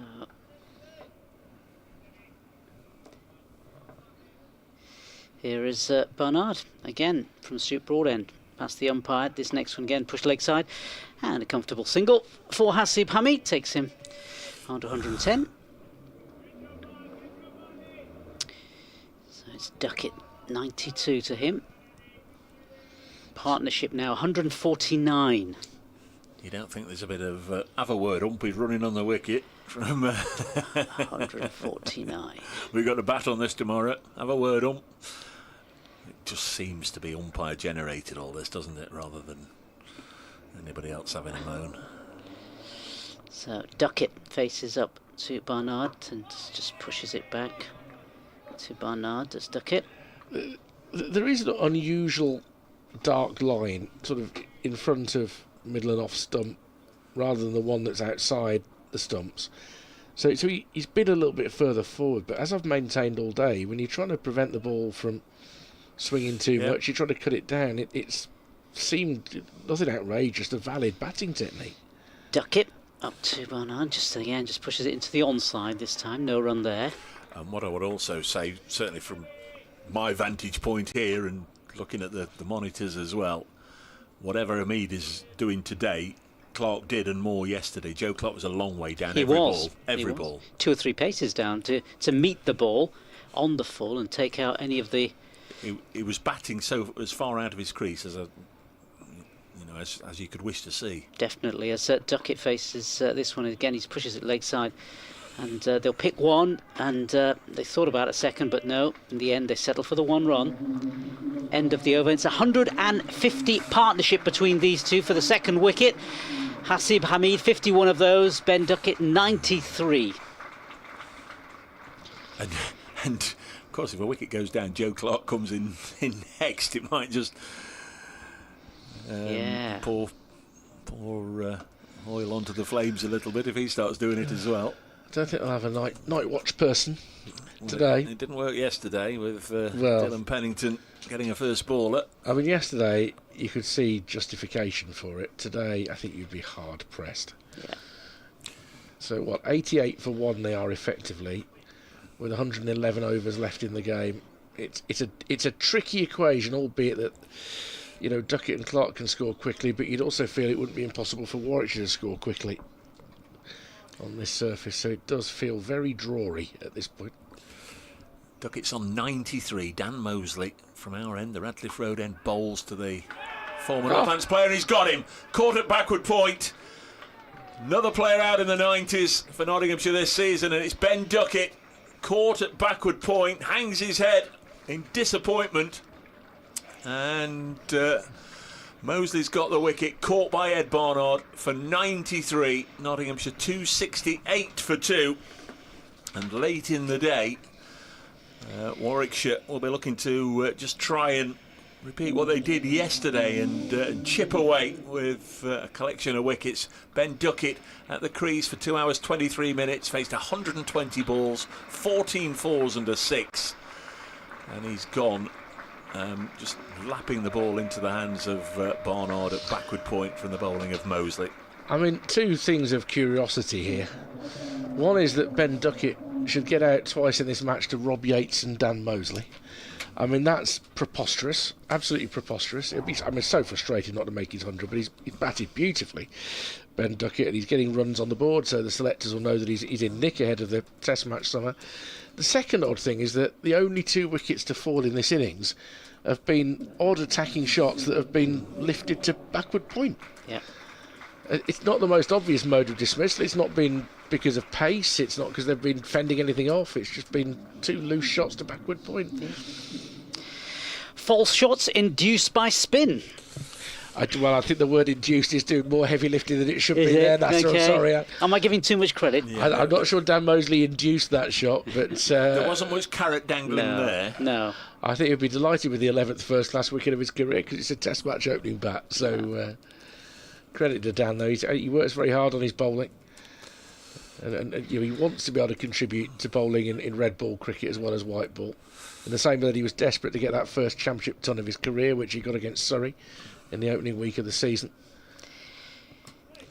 Yeah. So there you are. You dumped it on me, didn't you? Yeah. Just try and see Duckett through to his century. And What's another curious thing is you say at which point, which one of us said take over commentary here, Dave? You thought you were going to do it in 2 big shots here. Off I go. Hey? It's Joe Clark. So this is going to be interesting as well when he faces the quicks. He obviously won't bat a yard out of his crease against Mosley. It'll be very interesting if he is there for a while. He's just taking guard. Wonder if he's got a new bat, because yesterday all the twine, all the string unravelled on his bat, and he had a few goes at cutting it off, and then ended up asking for the 12th man to bring a spare, and Sam Seaton brought about 19 bats out for him to choose from. Full toss, first ball hit to Wokes at mid-off, and there's no run. Wokes, who of course just a few minutes ago put Hamid down. Difficult chance, running away from the action, really, running towards the Radcliffe Road stand. Ball coming over his shoulder, couldn't hang on. Mosley to Clark, drops it on the leg side, fielded by Yates. Knott's lead is 88. It's not a slow delivery from Dan Mosley. It's pretty, he's not floated up or anything, but he might have got a little bit of action on that one. Mm. About 25 minutes to 6, still 14 overs to be bowled after this one. At the moment we're getting through the overs relatively quickly with Mosley on, although there's a bit of a hold up here, but when that second knee ball presumably is taken, it'll just slow things up again. Drilled nicely by Clark up to mid-on, and there's no run. Clark out for 94 in the first innings. Duckett's just gone for 93. Mead has the 100. This is turned to mid-wicket, fielded by Yates. 268 for 2. 1 ball left in the 74th over. Yates didn't get a lot of joy with the ball, but Mosley in his 5th wicket has sent back Ben Duckett. This is Joe Clark getting off the mark, turning it away onto the leg side for a single. 269 for 2. So let's see if it's going to be former pair versus former pair. It is. Ed Barnard peels off the sweater, and we'll have a little look through the course of the over. Provided Alex Davies doesn't stand up, we'll have a little look where Clark decides to take root.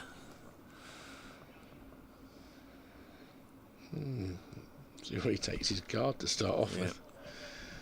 Whatever he's going to do, he's going to do it at some length. He's not even back in his crease yet. Barnard's ready to start the over, and Clark hasn't taken guard. And has a little bit of a limber. It's a little bit like time wasting what's going on there, isn't it? It's like he's 2-1 up and he doesn't want to take a throw. Yeah.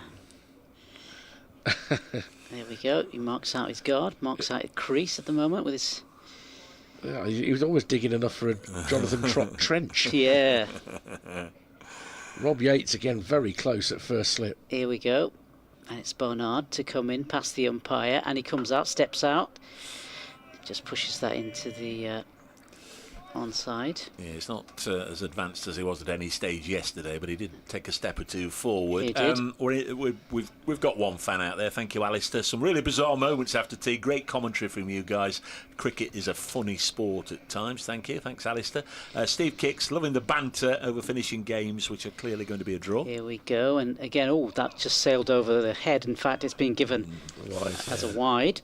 That's not banter. It's a very earnest opinion of mine that I've been going for 10 years. I get it if someone's close to a fifer, etc. But I'm on the side of ending things early. Thank you, Steve. Yeah. But play on for somebody's statistics. Yeah, that's kind of the point really that I'm making. Here we go, Barnard, and again a little step out by Joe Clark, but he just pushes that back, and there's no run. Michael Booth doing a bit of limbering up. Sort of Chris Wokes having a whirl of the arm. Maybe as much as anything they're telling their skipper, look, if we get to the new ball, I fancy a go. I don't mind having a go. All of them will want to have new ball in hand, I'm sure, as Barnard. This one just pushed back to the skipper, to Barnard, who picks up off his own bowling. I'm not sure they all will. I think some of them are thinking, I'm crackered, thank you very much. I'll sit here on the fence. Tony T, most Birmingham City fans would probably always welcome the opportunity to go home at half-time. Thank you, Tony. And T says, I think 5 o'clock handshake's perfectly reasonable if playing for a result is possible too. Your mate just wants to go home early. No, just don't want to see. I don't want to see non-cricket. Clark it is that is facing Barnard here, and this time just pushes it back, and the ball goes past Barnard. And you get a 340. You've got it at T. The team batting third is 300 runs ahead. You know that there's only 30 overs of cricket left, and they're going to bat on. It's like detention. I tell you what, at Durham last year, the only game Notts lost last year at T, everybody wished they'd shaken hands. Barnard, and again, just at one step out this time by Clark. Notts were 5 down, drifting to a draw. You know, the old thing, how long? And Durham went bang, bang, bang, bang, bang, leaving themselves to get 80, which they knocked off. It's a little bit different. It just hadn't looked like happening all afternoon. They hadn't looked like taking a wicket. Still needed 5 at tea, but straight after tea, bang, bang, bang, bang, bang. So it's Barnard to come in and complete his over. And again, Joe Clark steps out and passes the outside of the bat and through to the keeper. End of the over. Notts 270 for 2. Hasib Hamid 110. Clark has just got the 1 to his name. But, you know, I am talking about the extreme examples which do happen. Yeah. You know, when it's several hundred, that's the gap, and you know that it's going to be the part-time bowlers. I mean, the match at Lords when I first started coming up with it was the one where in the Middlesex second innings, the second new ball for Warwickshire was taken by Trott and Bell. That tells you all you need to know. It's a quirk, but you know. Dan Mosley, having made the breakthrough, will give way to Michael Booth. We'll see whether we get a little bit of leg theory. What are we, about 6 overs from the new ball now? Bit of reverse? 5 overs from the new ball. I don't. No. I mean, maybe, but I mean, Michael's not a swing bowler, isn't it? Okay. No, he's very much pace on, isn't he? He's either short ball or Yorker. Admirable cricketer, Michael Booth, as we've seen this week. Just a little bit lesser pace than Peter Siddle. Not now. Not now. What is he, 40, Peter, now? Here's Booth. Look at the pace. Comes in the bowl to Hamid, who guides it off the back foot out towards the deep point. He got there very quickly. Out to Zen Malik. 111 to Hamid, 271 for 2. So the lead 91. If they went 4 and over from here, it'd be 140 odd overnight. It is. Yeah, it's a tough equation to set up a game tomorrow. Yeah.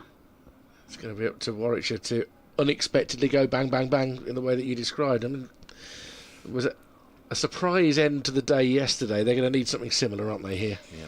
And the man who could have done that is back in the hutch, isn't he? Ben Duckett. Well, no, we're talking bang, bang, bang and wickets here, not the other. As Booth is in to bowl to Clark, who pushes it out in the offside. And there's no run. Clark has come out with the determination to get himself in here. Yeah. Nothing for show early on. Great record against Warwickshire. I mean, not just great, outstanding record against Warwickshire. Who was bang, bang, bang? Was that B.A. Robertson? Something like that? Do you know, it might have been. NASA's looking round as if he's younger, but I bet he's older than me.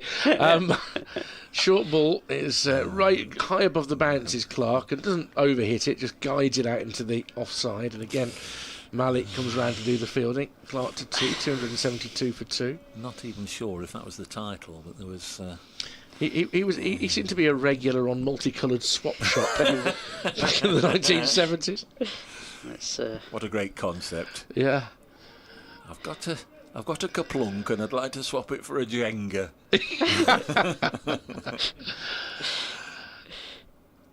Okay, Booth pushed into the offside by Hamid. Well, you never knew where Checkers was going to be out and about with the bus as well. And they'd come onto the air and say, all right, if you live anywhere near something, that's where Keith Chegwood is, you could do your swaps in person. And they give all the buses that went to that place. Yeah. I remember it once that he was at Moseley's rugby ground. yeah, Bang Bang, performed by B.A. Robertson. Yeah, I mean, that's Released June 1979. There you go. Booth in again and back down the wicket by Hamid, again on his toes. Good over this from Booth so far, actually. Sharp. I've got a broken yo-yo. I'd like to swap it for 2 FA Cup final tickets, please. I think they used to have a board of the top swaps. Yeah. And almost always one of them would be Scale Electric. I'd like to swap Scale Electric for an Etch-a-Sketch. I was hopeless on an Etch-a-Sketch. Booth full. Forward comes Hamid, squeezes it out towards the cover. There's no run, just a couple of singles off that over. 12 overs left on the day, so we're looking at a finish of around 6:30. And between now and then, there'll be potentially 8 overs with the new ball. And it's deserved an elongated break, but in order to get transport back to the frozen north, we're going to say toodaloo to Nas. He's done his shift since tea. Great fun again, Nas, being with us the last couple of days. Well, and, thank you very much, Dave. Enjoyed that everything that Trent Bridge has got to offer, and we'll see you again soon. Yeah, lovely. Thank you very much, Dave. Good to see you, NASA. And it's good to catch up. Indeed. 30 years on. I mean, we've seen each other occasionally in that time, but yeah. It's 4 buses back to where he lives from. New over being started by Ed Barnard, defended out to the offside by Clark up towards mid-off. It is. You have to have the right change on each one as well. Ah, dear. 272 for 2. Nottinghamshire, a vast majority of people who've come today have stuck around. Sitting in the sunshine, making the most of the championship cricket. Loving what they're seeing. Barnard in, just back of a length. Good leave by Clark. Through to Alex Davis. Shall I cast around the other grounds whilst we have a moment? Please cast. Shall I cast? In Division 1, Glamorgan 440 all out, Leicestershire 474 for 5, Tattersall 74 not out, Cox 21 not out, Eskenazi made 50. Weatherald has still not reappeared, but he hasn't had a substitute name for him either. As Barnard bowls to Clark, cuts it behind square. There'll be a little bit of a chase in the deep for Booth, but he keeps them down to a single. 273 for 2. There haven't been any substitutes in Division 1, but there have been 5 in Division 2 this week. At the Oval, 472 all out, a first innings lead of 63 over Essex. Clark 43, Laws 36 down the order. 3 wickets for Simon Harmer. Essex 4 without loss, trail by 59. Sussex 5 without loss in their second innings, trail Yorkshire by 4. In comes Barnard. Hamid leans on it towards mid-wicket. That's 502, plays 511 in that game. Now that would definitely meet my requirements tomorrow around 340. Crocombe 3 for 107. Lot of wickets for Crocombe so far this season. Respect for the paying public. If they're paying money to come in and watch that tomorrow, then put on a show for them, fellas. Yeah, until 340. Barnard none for 35 in his 13th over. Oh, that one gets up a little bit and goes past the shoulder of Hamid's bat. He did well to get out of the way of that, Hamid. I think if that was a batter who'd only just come in, that would have been even more tricky. Does well to avoid contact. Derbyshire 96 for 2 following on against Gloucestershire. They still trail by 121. Lancashire 251 for 8, lead Durham by 326. That's a bit of a rescue out. Jones 72. Cotland 95 not out. Oof. Against his former county. Forward in defence comes Hamid. I must look at the details of that. 149 balls. He's hit a 6 and 10 fours. He's doing that with a bit of meaning. 3 wickets each for Rain and Potts. Yeah, I felt a lot for Paul Coghlan when he had his 2 years here that were completely decimated by injury. Only played about 3 or 4 games across the competitions through to injury. Went back to Durham. That's a very good career. He made 31 in the first innings there against Durham as well. 1 for 46, so he's enjoying that. Worcestershire beat Kent by an innings and 2 runs in the other game. Going to be Michael Booth to bowl the 78th over of this innings. Joe Clark on 3 on strike. Works this to Webster at mid-on, no run. Alistair, how many games do you think Ben will play, Dave? 1 more? Presume it means Ben Duckett. Leicestershire away, the next one. Then Surrey at home, and then Hampshire away. I think Notts would love to have as many of their big guns as they can for Surrey. The next home match, I don't know. This is clipped again to Webster. This one's slightly uppish. See, with a batter, there's always a risk of injury, but that's freaky, isn't it? If it's going to be a finger or something like that. If I were England, I'd be talking to him about what he wants to do, and if he bats the way he has in this match, you want him to carry on doing that and reach the test somewhere in form, don't you? I just get the feeling that it was such a titanic battle against Surrey last year as Booth bowls a bouncer over the head of the ducking Clark. I think that you can't afford to take anybody lightly. I mean, Leicestershire have had a terrific start of the season and racked up nearly 700 down at Surrey, so you can't say we're going to go to Grace Road next week and just because they only came up from Division 2 last year, roll them over with an under par side. But you're asking the question. I think if Duckett and Tong have to have a rest, or maybe have a rest for Leicestershire, and they'd like to have them available for Surrey. This is pushed into the offside.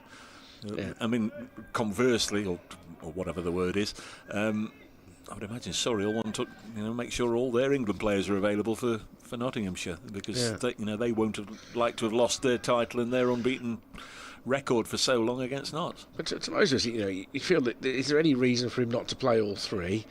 If England say, well, just 2 out of 3, play the next 2. Build up a head of steam. So he's batted very nicely in this game. Next ball is over the arched back of Joe Clark. The Josh Tongue issue is considerably more prickly, isn't it? Yeah. You're talking about a bowler whose fitness record is not ideal, but has got through some heavy overs in this game and looked really good. So there, you think, well, Surrey's the game you absolutely want him for. And to be fair, he's been 18 months, 2 years now. He's been injury-free, and you talk to him, my body's never felt healthier, and etc. Next ball is pushed into the offside. Nice bit of timing by Clark through extra cover for 4 runs. Lovely stroke from Joe Clark. 277 for 4. I don't know the official situation. They will go on talking, I'm sure, in the days that follow this game before the end of the week, and they go to Leicester. The other one is, of course, Fergus O'Neill, who I spoke to last night. He's disappointed not to be playing in this one, so you'd imagine he won't be too far away from being ready to return. He's only contracted for 8 games. He couldn't play the first one because Victoria got through to the Sheffield Shield final. He played against Glamorgan, but got the injury and couldn't play on the last day, so he's sitting this one out. You know, well, I spoke to him yesterday. He's desperately keen to get back as soon as he can. Yeah, he'll want to contribute. Very fine cricketer. Here's Ed Barnard coming in once more to bowl to Hamid. That cuts back. There's an appeal for LBW. He was late joining it, but I think he thought the ball might be coming back to him. First impression you got was that would have done a bit too much. It did jag a bit. When again, if you're looking at it from Brendan McCullum's perspective with Josh Tongue, who would you most like to see him test himself against? If you're going to let him play one game in the next 3 weeks, then surely the idea of him putting him on the stage against Surrey, as Barnard ins again, it takes an edge wide of slip, and Hamid will collect 4 more. And Barnard just turns his back on him and trudges back to his mark. 115 for Hamid, 281 for 2. The lead is now over 100. 101 in front, Nottinghamshire with 2 wickets down. It'll make some sense when you want to see Tongue go up against Surrey after that extraordinary match at the Oval late last season. You know, they're going to be once again top heavy with internationals. Sibley, Burns, Pope, Smith, Folkes, Lawrence, the top 6. Pushing forward in defence is Hamid. It's funny actually because you list them and they're all at the moment slightly X. I mean, Pope only just X. Sibley, I doubt, gets back into Test Smith, cricket. the wicket keeper, has been batting at 3 and getting lots of runs, hasn't he? Smith, yeah, it's be interesting to see what England do with Smith. He's got massive potential, hasn't he? Scores his runs very attractively. As Barnard is in, and that's angling in towards off stump, defended by Hamid.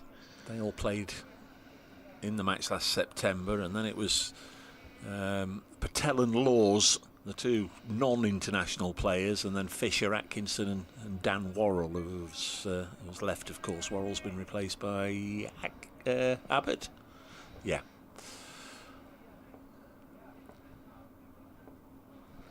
So it's roughly the same side, although Reece Topley's now available as well.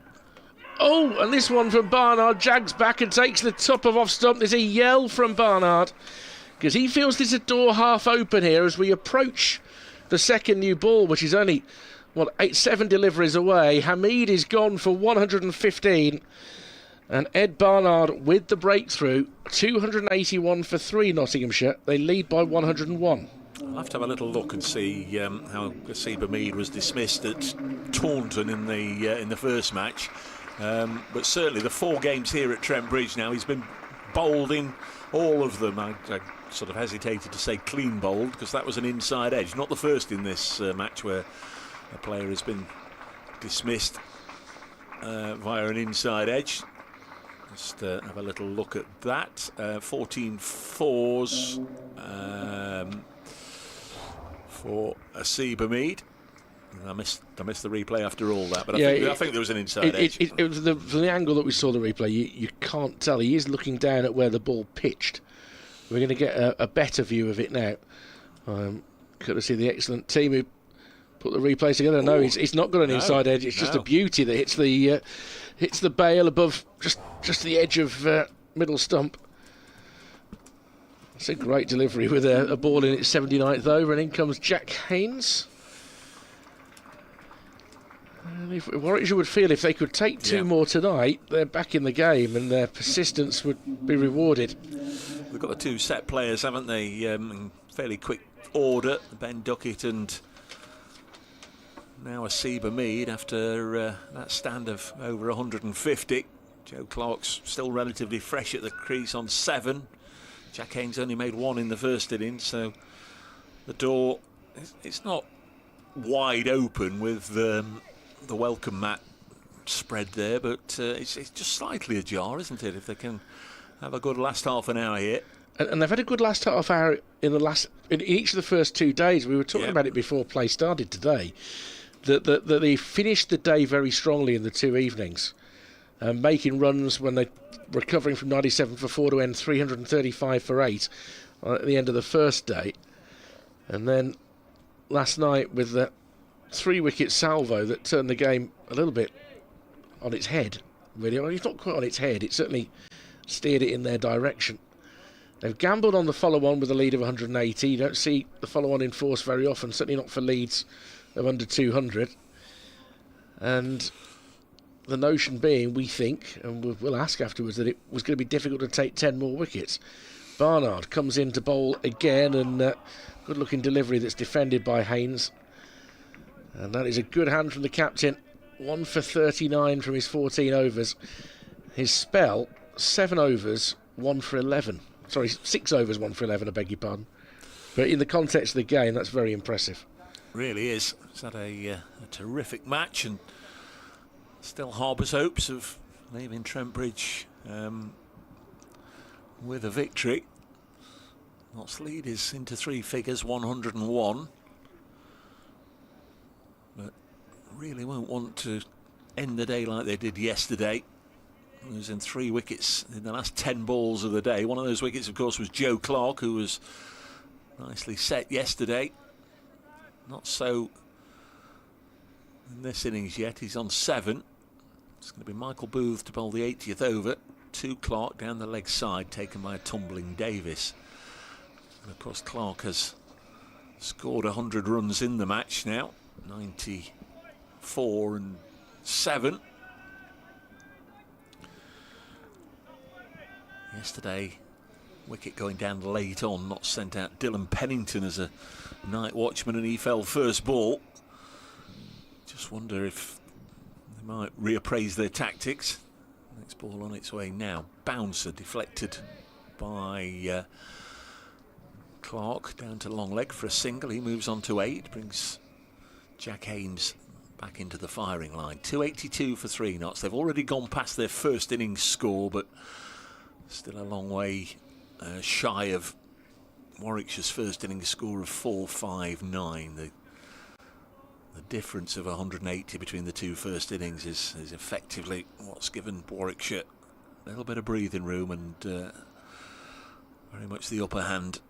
Certainly after 2 days, and another wicket or 2 now, and they'll be very confident of coming back tomorrow morning and completing the job. Oh, there's a false start. Booth coming in, and don't know what, when, where or why, but Jack Haynes just stood up abruptly as if something disturbed him, either behind the arm, which I don't know if somebody had walked where they shouldn't be, or whether there's a bit of chat, I don't know. But fast bowlers hate that, don't they? They come herring in, they're accelerating, building up speed, getting into the delivery stride, and then have to put the brakes on. It's Booth again, wide of the pegs and through to Davis. When we were doing a lap of the ground this morning before play, the brace girdle wisdom was that Notts would need to win all 3 sessions today, get back into this game, and with at least for a good chance of drawing it. Certainly won the first 2 sessions. The next 8.5 overs will determine who wins the 3rd session. And another wicket, and Warwickshire might feel it's their session. 2 wickets, they certainly will. Booth in, and this is eased into the offside. I dispute if Notts won the first session this morning, actually, because clearly the plan wasn't to be batting again within half an hour. Lost those 2 early wickets, and although they were 50 for none at lunch or whatever it was, you can certainly lay a strong claim that at that stage Warwickshire weren't disappointed at how those 2 hours had gone at all. I think they'd have been disappointed not to take a wicket in 22 overs or whatever it was with the new ball. There's Booth in down the leg side, and that's got away from Davis this time. Off the knee, leg buys. I think it was 10-11 who got knocked over, and then Hamid and Slater laid the foundation for what has been a good second innings so far. I take your point, but if at breakfast you were sat next to Ed Barnard and said a lot of things can happen in the first 2 hours this morning, would you take this scenario? I think he'd probably have said, "Yep, all right, then we'll take that and see where the afternoon takes us." Anyway, Notts clearly didn't win the first session by much. If I say they shaded it, yeah. Second session 132 for 1. Yeah. This session, that's probably their best session of the match. Yeah. This session 96 for 2. I think first morning they did okay, didn't they? 96 for 3. That was about where you want. You see, when you're weighing things up like that, 96 for 2. But the fact that it's a Mead for 100 and Duckett for 90, as Booth bowls and is asking, and he's got him. LBW, and Haynes has gone now for 0. Jack Haynes having a poor match, out for 1 and 0, and Nottinghamshire lose a couple of very big wickets in quick succession, and now it's 3 almost in a row with Haynes out for 0.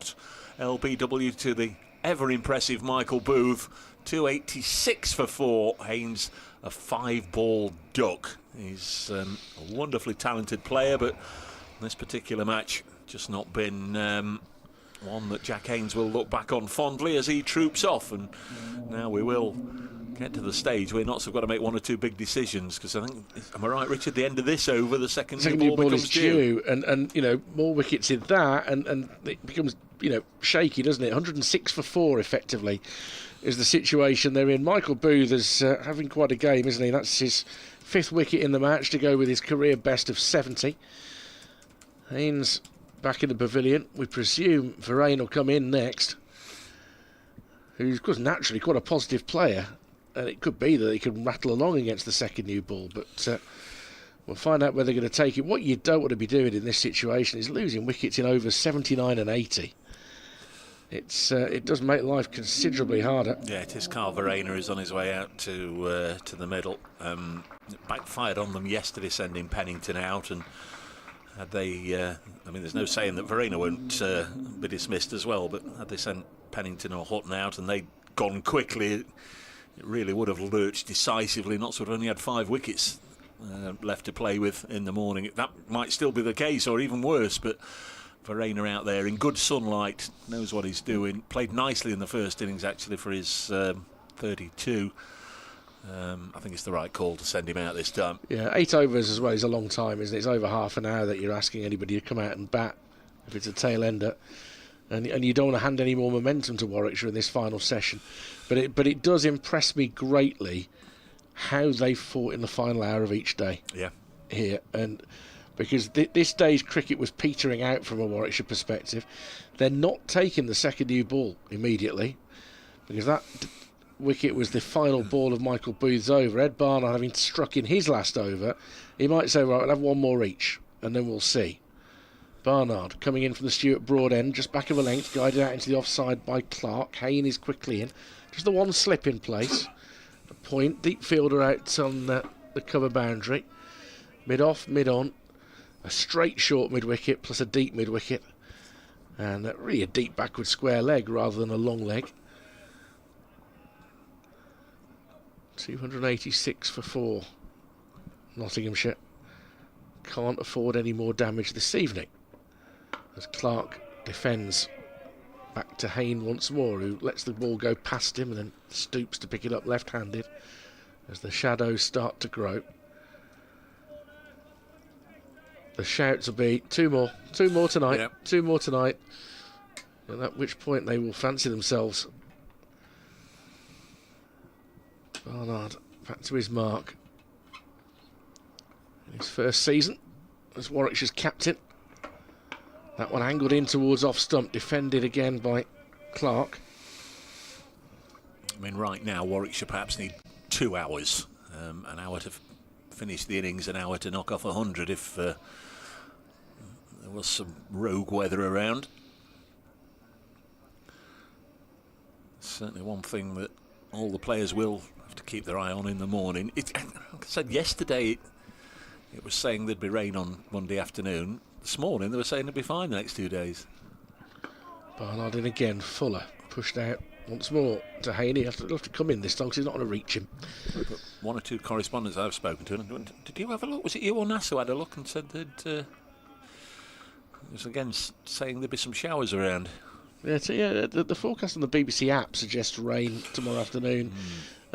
Less than 50% from 1, but it gets higher percentage as the afternoon progresses, with the threat of thunderstorms in what would be the final session.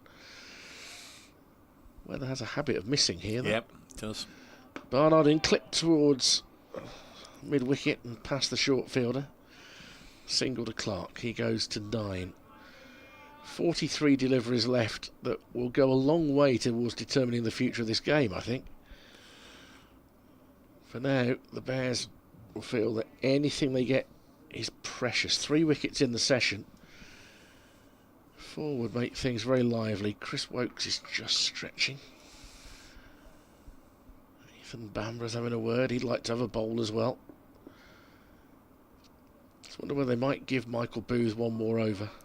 Because he's taking his wickets in batches, in pairs really, a little bit this game. Barnard approaches once more, and Verena was late down on that and keeps it out. Almost got under the bat. Head in hands for Ed Barnard. That was close. Nottinghamshire 287 for 4. They lead by 107 after following on. There are 7 overs left this evening. Nick Morell, one of our regulars who knows his onions and has seen what's going on, says for him the ball change made a huge difference. Not sure when it happened or how many overs before then, or well, Jordan Thompson was bowling at the time, and Ed Barnard has bowled 7 overs from that end since Thompson came off as a minimum. Just think all the momentum was lost initially with the Duckett dismissal, and then Hamid. He got a good one, didn't he, to be fair? Needed a good ball to bowl Hamid. Yeah. Terrific delivery. This is pushed out onto the offside by Joe Clark, who's on 9. You can see that the trend this year, people will know that you can get through the gate of Hamid, but it has to be a really good ball to get through. But if there may be a slight flaw there, I'm sure he's conscious of it. But, 4 times in 4 innings at Trent Bridge. To how he stumps it, that's not what you want as an opener, but of course he played brilliantly for his 100 prior to that. So it's Booth, nice and full, and Clark happy to rotate the strike, pushing it out onto the offside. Brings Verena down to face the music. And that's where the game within the game comes into play, in that Michael Booth is probably fairly content for Clark to get a single there as well, because he probably would like to bowl as many of these next 4 balls at Verena. Not that he's not a terrific batter, he is, but he is the man that's freshest to the crease. Clark has now had 31 deliveries for his 10. Scoring has slowed up in this final hour of play. Just a single slip in place. Chris Woakes is still whirling like a dervish. So I think the new ball is going to come after at the end of this over. Second slip being brought in now, Sam Hain. He goes to first. Rob Yates just nudges across. And to second, Booth in to Kyle Verena. Turns this to mid-wicket for his first run. Off the mark, 289 for 4. Yeah, well played by Verena. That was a testing ball to get first up, almost Yorker length, angling in towards off stump. Now the umpires are coming together again. Are they going to take the new ball mid-over here? It might be that they are. Which will make us very grateful for the ballage statistic on the board, the ball age. That's it. Yeah, it'll come up in a moment. But of course that will be wonky. The scorers don't like that, do they, when it's taken mid-over? So, no, but that's why it's great to have ballage written up there. On the Batman board there is a little spot for how old the ball is. As Booth bowls, and Clark just continuing on his unflappable way with another single, this time square the wicket on the offside. I don't mind that though, taking it halfway through and over. Why not? Why not? I think, well, okay. So, you know what, Michael, do you fancy having the new ball for the next 3 deliveries? I mean, Chris Woakes will presumably bowl 3 overs from the Stuart Broad end. It's just a question of whether Booth gets another one or whether he turns to Bamber. Or even slightly more left field with the new ball, the extra height of Webster. Here comes Booth, and Verena just tucks him away on the offside with the second new ball. Is this the 4th time? This is the 4th different don't know, there's been 1 or 2 ball changes as well, hasn't there? Heaven knows how many different balls actually Nottinghamshire faced today. So it was the old ball this morning. 3, 4, 5. This will be the 5th, including the ball change. Okay. I'm fancying a bouncer here. 291 for 4. Clark on strike. Booth did us all and pitched it up. Clark drives it up to Barnard at mid-off. I think we're going to get a bit of Chris Wokes from the pavilion end with 6 overs to go. The ballage, the ball age, is 3 balls old.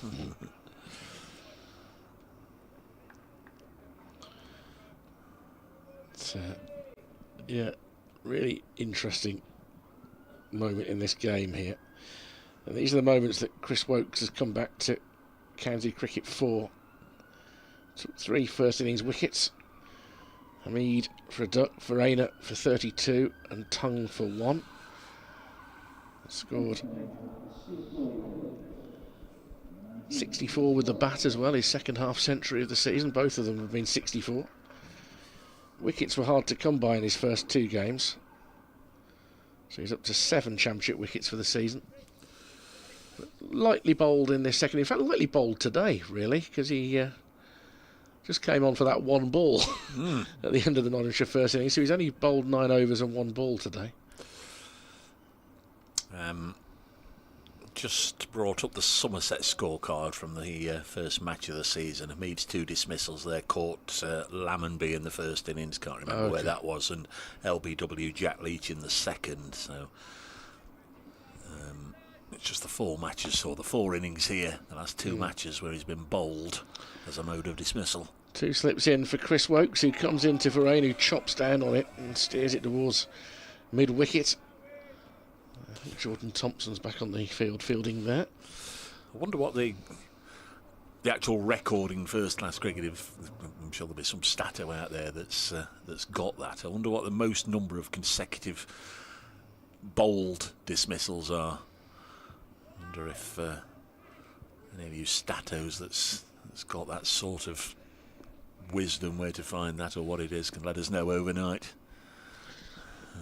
Wokes in, pushing outside off stump is Verane, but he gets enough on it. Booth runs through the pigeons, hurls a throw in towards Alex Davis. They get back for 2. Davis misses it, but Malik was backing up properly. Verena to 4, 293 for 4. That was a little bit of a reach from Verena. Didn't really need to play at that ball. You'd imagine in the history of the game, the long and rich history, the game played all over the world, there'll be somebody that's been bowled 7, 8, 9, 10, 12 times in a row. Wokes in, that one sits up and is flicked towards short mid-wicket. No run. I'm interested to see who takes next over. I'd keep Booth going. I'd be tempted to keep Booth going. I'm not sure I can see him bowling all 3 unless he takes another wicket. Not sure he'll bowl all 3 remaining overs from this end, Redcliffe Road end.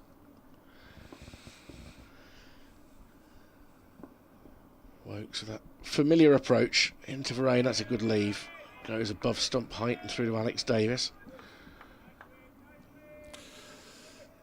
6:15 local time. If you're listening around the world somewhere. It's bedtime for our listener in Thailand, isn't it? Yeah. You'd imagine another 20 minutes, 5 overs after this one.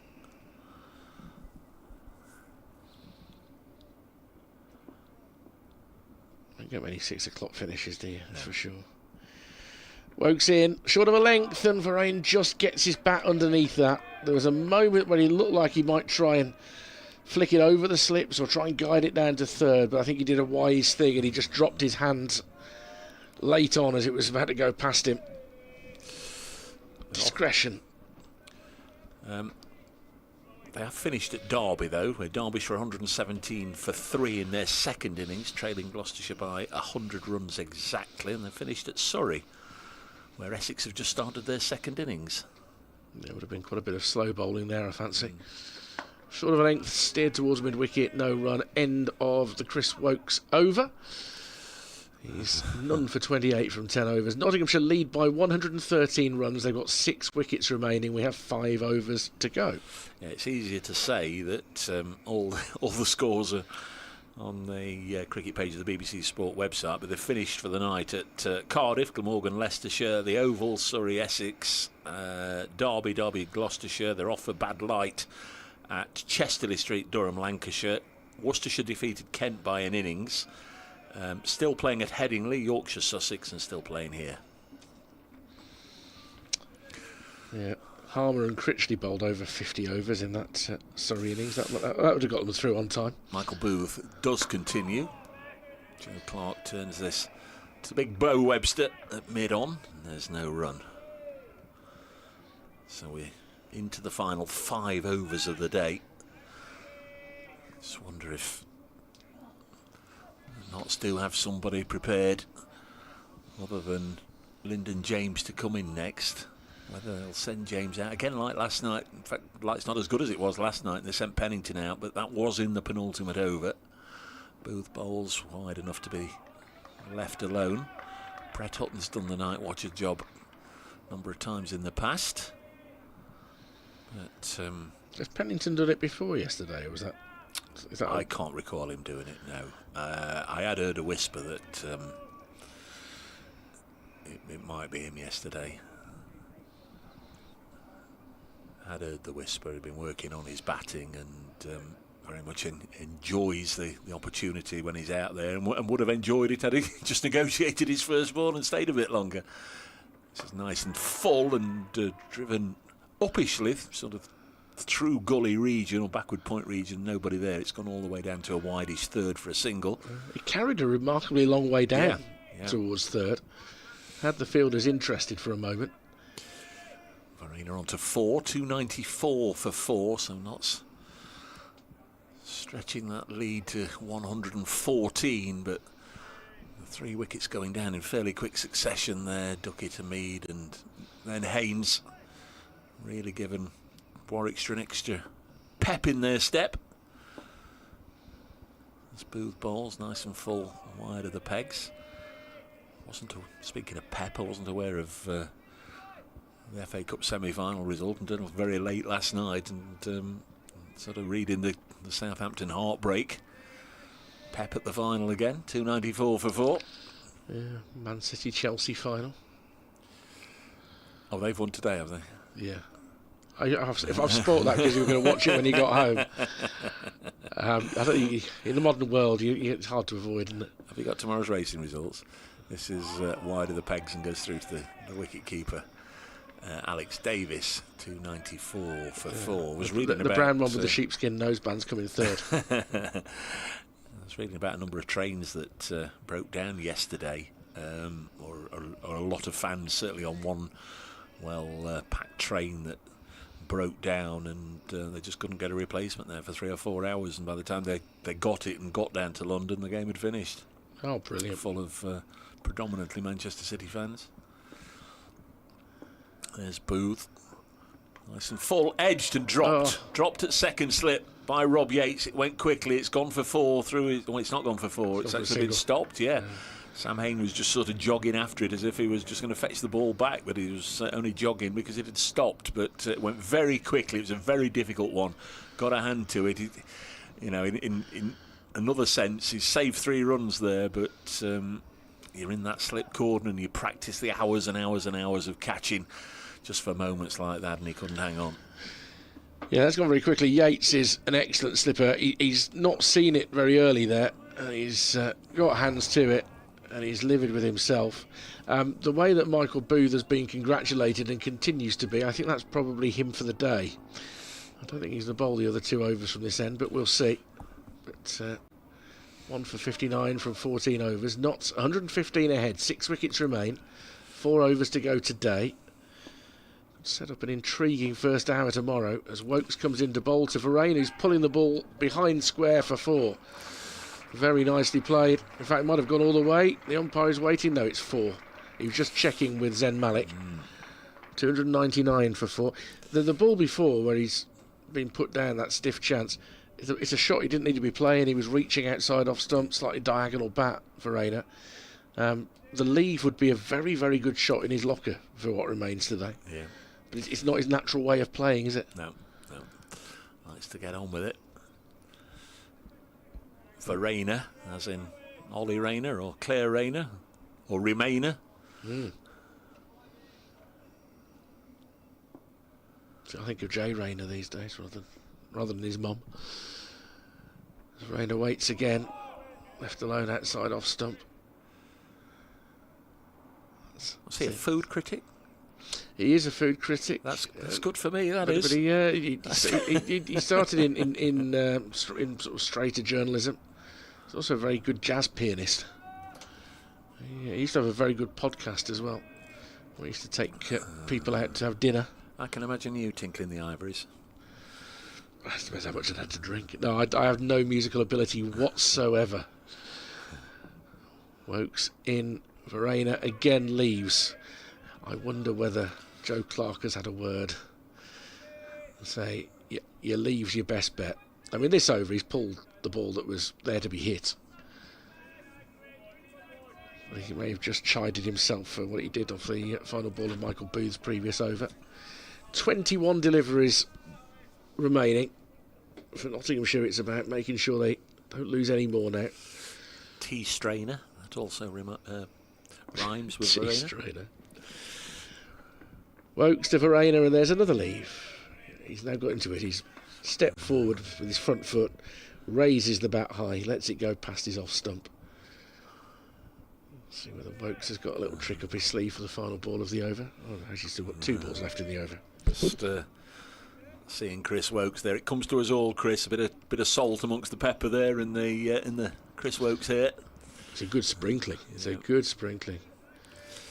That and a rather more mature beard, but the smile in his eyes hasn't changed when you do an interview with him. It's always been great to deal with as Chris Wokes. Balls to Verena once more. He chips this through mid-wicket for 4. It was aerial for quite a while, but it was in a very safe area. And he goes to 13. The Nottinghamshire 300 is up 303 for 4. Most important stats, though, is that the lead is 123. The number of wickets that remain are 6. 19 balls left today. Can I just thank our fabulous camera crew that have been out there all day. And we usually say in all weathers. It's not been too different today, has it? It's been fairly similar all day. Mahir, Lee, Lewis, Henry out on the cameras all around Trent Bridge, bringing you the pictures today. Wokes in, and again stepping forward into a leave is Verena. So Verena 13, Clark 12. 3 overs to go. Michael Booth will continue. He will indeed, yes. It was just the number of high fives, pats on the back. Maybe just consoling him for the drop, you know. It might have Hard been. luck, mate, keep going. It lingered in a way that felt like end of spell, but they're going to keep the bowler in rhythm out there. It's been a bit of fairly long spell he's bowled, actually. Yeah. Thanks to Big Boss Kirsty, who's in the house today with Vice Producer Aaron and Assistant Vice Producer Imi on replays. They're producing Vice. Is that what goes out after 10 tonight? What?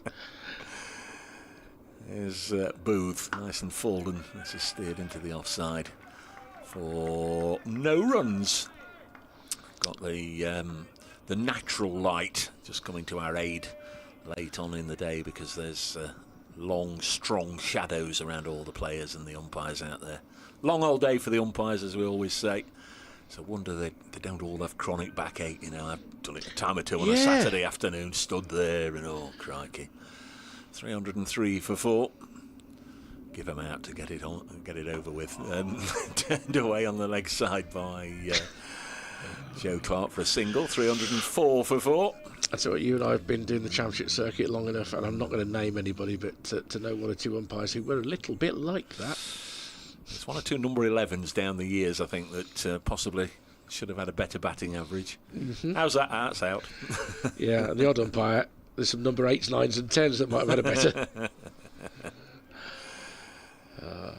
Booth. When we're safely about 100 yards from a microphone, I'll tell you who specifically I have in mind. Booth in his 15th over, bowls now to Verena, playing from the crease, pushing it into the offside. There's no run. Booth, no maidens, but he's got one in the end column now. 1 for 60, having dismissed Jack Haynes, LBW for naught, having bowled Jack Haynes for 1 in the first innings. So he'll welcome the opportunity to bowl at Haynes later on in the season at Edgbaston.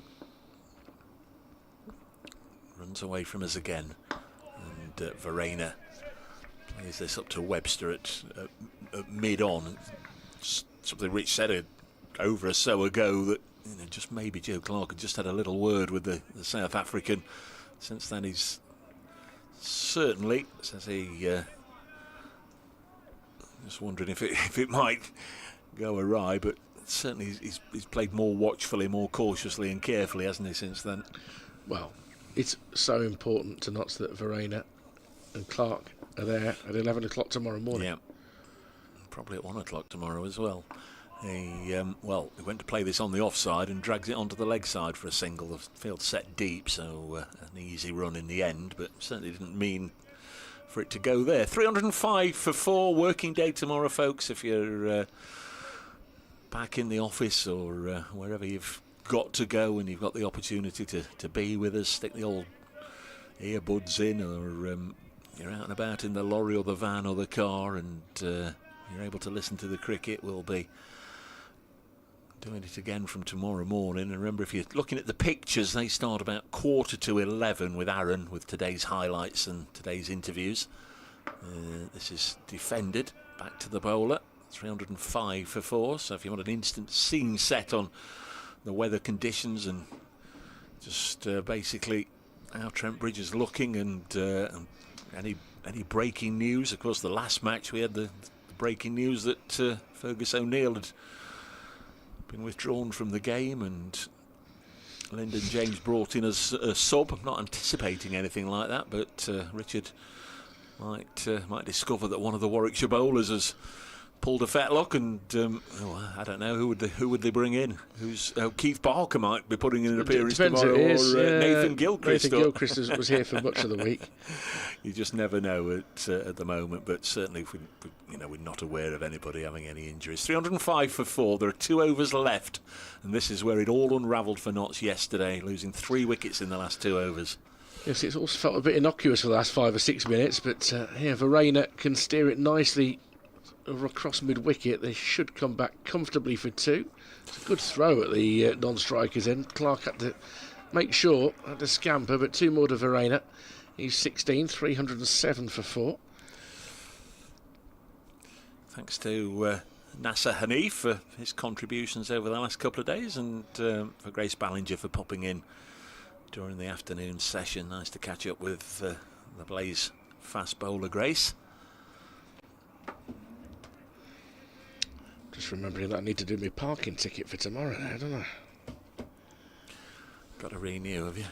Well, you can't book for a Monday until... Okay. You know, so that just occurred to me. As this is driven very nicely by Verena out to Booth and deep cover. Single, 308 for 4. Lots of roadworks between here and the Kingdom of Newark nowadays. It'll be time to get there and turn around and come back again by the time we get through the roadworks. Terrible on last week, and I'm anticipating the same tomorrow morning. The Monday morning rush hour into Nottingham is always a prolonged journey, but with the road works as well on the A52. Took well over an hour last week. Works approaches. Clark sturdily in behind that, pushes it back down the wicket. 9 deliveries and now left. Interesting to see who Warwickshire put up to have a chat with today. Talk through the decision to enforce the follow-on. I think we've probably worked it out pretty well for ourselves as to why they went down that route. Barnard has just run from mid-off all the way out to Michael Booth to have a word with him. Works in, that's a good leave from Clark. The result of that discussion hasn't forced Booth to pop his sweater or cap on. They're just over the boundary rope the other side of him, so you can only presume he's going to continue bowling. It was maybe just something that Barnard thought about in terms of a field change for the last over. Maybe do you want a short leg in there or something else? We'll find out in due course, no doubt. Wokes. 2 more deliveries to see if he can make a breakthrough. Comes in and that's outside off stump, and Clark shoulders arms. No run again there. Clark's been very much within himself, hasn't he, Dave? Yeah. 3 full days of cricket played throughout in lovely weather. We haven't lost any overs. Just wonder tomorrow what the afternoon will bring, and if there'll be an interruption in play. Wokes the last time today, forces Clark to play this time, but dabbed neatly out into the offside. 308 for 4. Wokes looks frustrated. 12 overs, none for 39 in this second innings. He hasn't managed to make a breakthrough. Booth marching in with the gait of somebody who's on a mission. Going to bowl the final over of the day. There's no sign of anybody being thrust under the helmet at Boot Hill at short leg there. So it's pretty much as you were, 2 slips. Yeah, it's a slightly curious feel given it's the last over of the day, in that Verena is not going to go on an onslaught here, and yet they've got fielders maybe tempting him into a pull. Or 308 for 4. There is Michael Booth, Zimbabwean to South Africa, nice and full, and the Notts wicketkeeper does turn it off his legs out to Dan Mosley, who is in 8 or 10 yards from the rope on that side, and when he turns to walk back towards the rope can probably see again 18-20 people at most over in the fridge.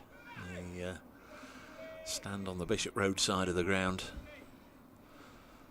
There's a number of people who've stayed, but most have gone by now. As second ball of the over sees Clark on 13 push it back to the bowler. Well, the ones who are sitting in the fridge, they're just set by now. Yeah, they are set. They don't wobble now. Clark 13 from 44. He's been overtaken by Verena, who, as usual, has looked to play positively. He's 18 from 24, and he's also 18 out of this stand of 23 for the 5th wicket. And you fancy this and the next one have got to be stands of fairly large proportions for Nottinghamshire, just to make sure they don't run into any serious difficulties. Setting a trap to bounce Clark here. Webster has gone to leg gully. It's a long leg, there's deep square in front of square. There's Booth in, and Clark will run it away from an open face, deliberately steering it down to 3rd. So the lead is 130, just playing with figures just for the sake of something to do with 3 balls left in the day. Imagine Notts would want another 170. For them to get 170, that would leave Warwickshire requiring 300, and you'd envisage that time will run out on the day, even if there aren't any interruptions. If Notts get 170, that's going to take it until after lunch, and there wouldn't be time for the Bears to get 300. Yeah, if they bat up and beyond what Warwickshire's first innings score was, that would probably take sufficient time out of the game to render it all a bit stodgy, I think. Booth to bowl the 4th ball of this final over of the day, and Verena with lots of noise from behind him as he made contact with the ball. Plays it up to Big Bo at mid-on, Bo Webster. 310 for 4. Thanks for everybody's company today. Everybody that's been there for small or large portions of the day, had us on in the background, watched the pictures, got involved, and had a little chuckle at one or two of the daft things Richard said. Or steady on. I sent in. some missives for us to read out. Next ball is pushed up to me. Well, specifically to John in Thailand, who's got in touch to say he hasn't gone to sleep yet. It's not quite time. There's one ball remaining, John. Sleep tight. Join you tomorrow. Night night, John. Night night, everybody. Was that Sutty? Harry Corbett and Sutty, wasn't it? I didn't know whether you go. I don't know whether you were going Sutty or whether you were going for the Waltons, but well, yeah, night night, John Boy, exactly. Very good. 310 for 4. If you listen to this all day, you'll be as mad as us, folks. Here's Booth to bowl the final ball, kept a whisker low, but Verena was prepared for it, and I think we've just about talked ourselves through to the end of the day. Nottinghamshire 310 for 4. Another very engrossing day of cricket. It's an absolute pleasure to watch County Championship cricket at any time. An absolute joy to do it on behalf of all our listeners and viewers. Again, many thanks to everybody that helps to bring you the pictures and the live stream operators. Terrific stuff, and again, thanks to everybody that's been in and shared the box, particularly the man who'll be back with me tomorrow morning to see if we can do it on day 4. Any last thoughts, Richard, before we put the day to bed? I mean, we will find out quite quickly tomorrow whether we've got a game on, if you see what I mean, in terms of whether there is a way either team can force victory. Nottinghamshire digging really deep today, and Warwickshire very impressive again, how they keep going to the final hour of each day's cricket. That's been a theme this week. One of the great men of county cricket who sadly had to miss running in the London Marathon today. That's Richard Wilford and myself, Dave Bracegirdle. None of those things apply. Wishing you a very good night from Trent Bridge. We'll do it all again tomorrow morning. Ta-da, folks.